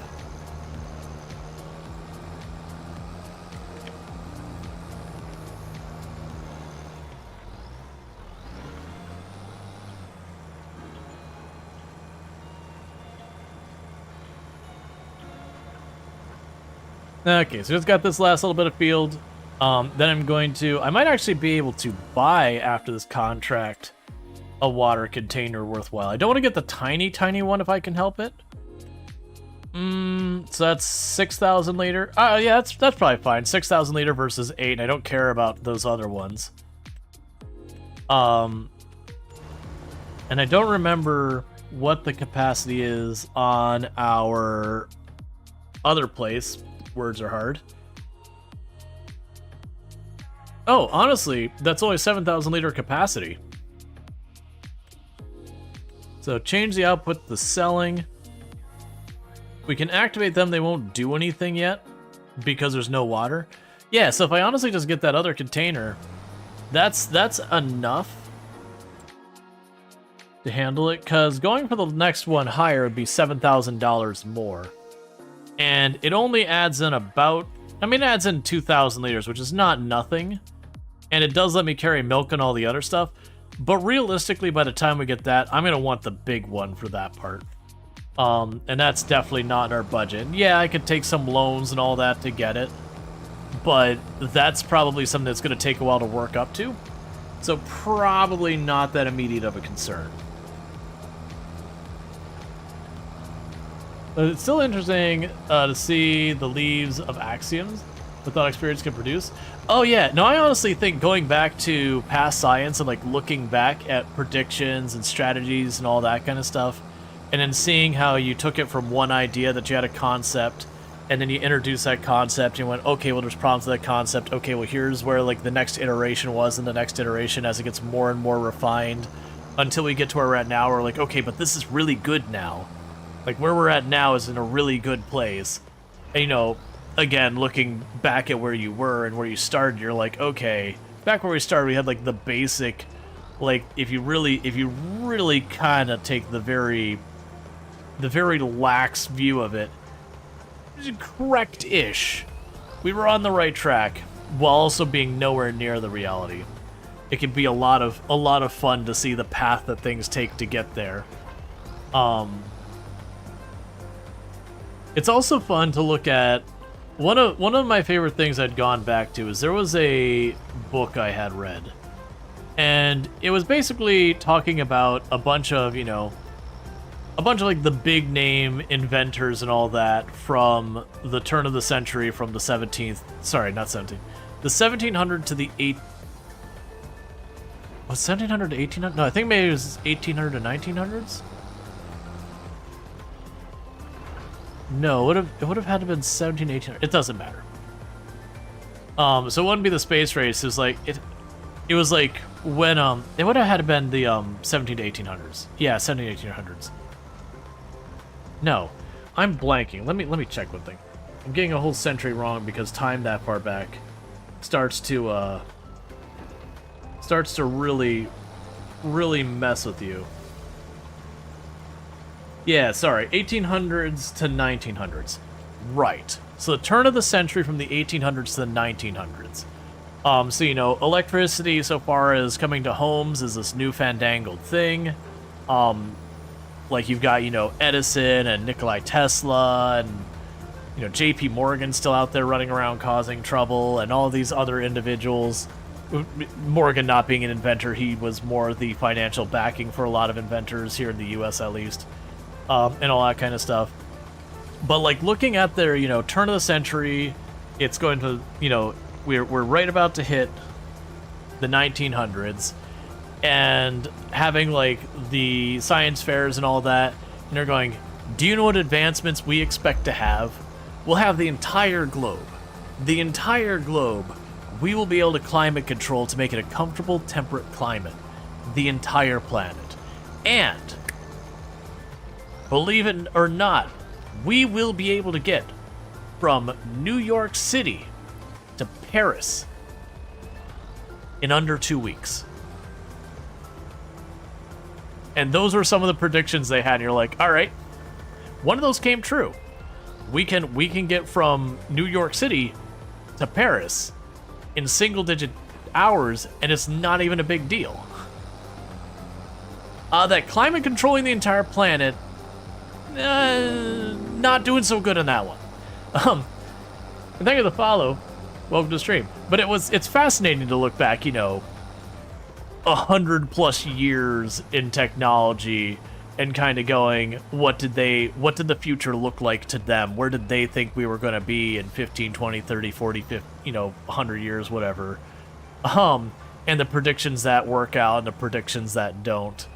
Because, you know, there would be predictions from when I was a kid that we'd have flying cars by now. Like we'd be George Jetsoning around the planet, which is truly terrifying when you consider how safely and considerate some drivers are. We still don't have that. And don't get me wrong, in hindsight we can look at it as like, well, there's a lot of impracticalities around this, there's all that, there's the economics and yada yada. But we're ignoring that part when you're doing these predictions a lot of times. You're looking at technology exclusively. And sure, if we're going purely from the technology thing, we got those sort of drone car things, and it's kind of a plane, kind of a car, kind of a drone. But like they're not usable by consumers, not even because of regulation, because it'd be a death trap, which is also why there's regulations. Yeah, flying cars aren't happening until AI pilots are 99% accurate.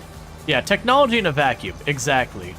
Where you'll have like the proof of concept that say we can do this, but then you sit there and you look at the practicality and go, but we're not gonna. I wouldn't say it's an AI pilot's problem.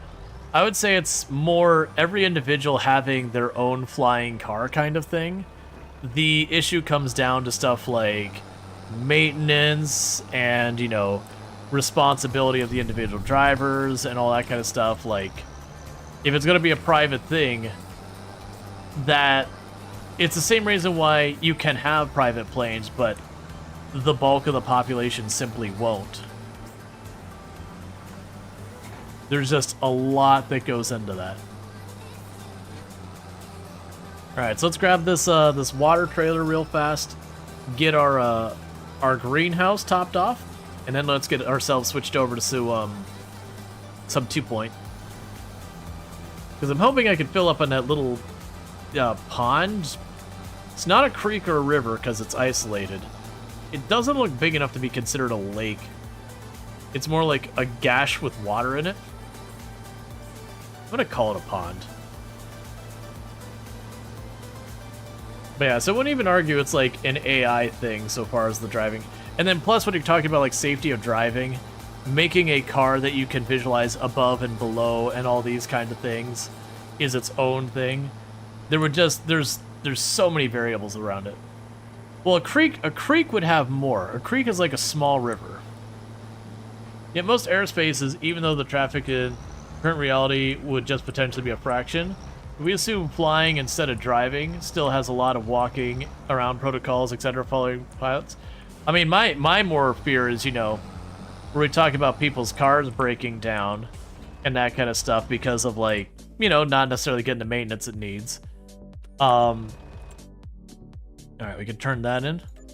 And now that thing that they would be driving falls out of the sky on you, and you're like, you know what? Oh, we're actually short for that. Ah, I don't want to do the little one.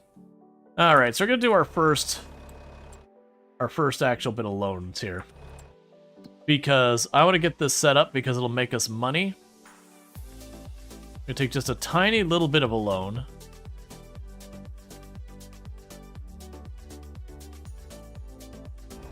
All right, actually, 1 second.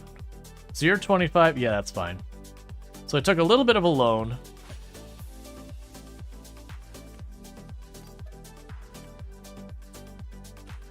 Which you'll want to pay back right away. And the reason for that is if I didn't do that, I was going to have to get the 2,000 liter water tank. And that thing's a pain in the butt. Because then to fill that thing up is like 4 trips. So if we do this, it's a one and done.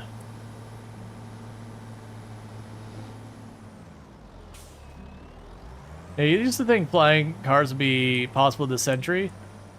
But there's no way to work with human pilot's license, stop being given out like candy. Those pilot's license. Yeah, no, it's one of those things, I think it's... The technology could exist. That part's fine.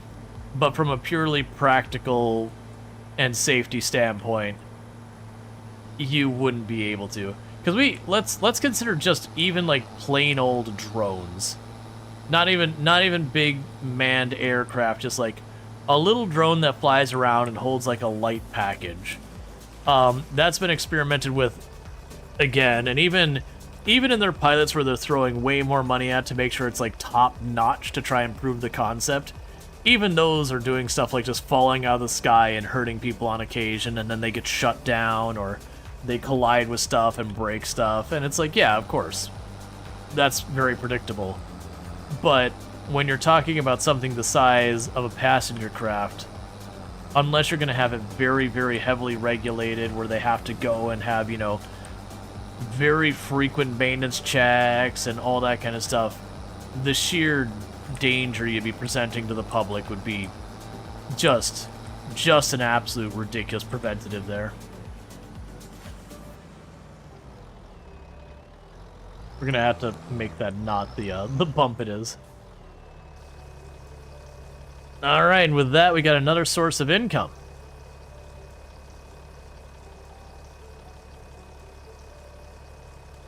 Let's see, if it was the only goal was to implement it, and even safely, regardless of effort invested, I could say we could do it.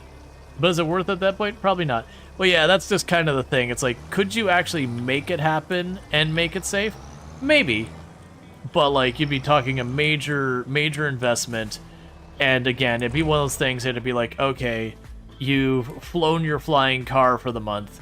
It needs to go through the whole inspection and everything, which means everyone would bristle at it because you'd be constantly getting the inspections and it would cost a fortune. But that'd be the only way you could have those things flying over people's heads and not just basically have a constant streamline of, hey, here's everyone who's died this week from a car falling on the sky on them. All right, so we're going to be switching up our game over to 2 Point because I did say I wanted to split the stream between the two. And I've already kind of gone over halfway on Farm Sim. We will be back to Farm Sim in the near future. Tube side, I didn't mean to kill that on you real fast. But we are going to be switching over to 2 Point, and it's going to take a hot minute for that to happen. So during that time, the stream will abruptly drop because it's just the way YouTube works. It can't switch categories elegantly. Yell at them, not me. But I'll be back in just a couple minutes on the YouTube side. Twitch side, don't go anywhere. We're switching games. I'll be right back. That out of the way. And we can go here and go 2 Point Museum.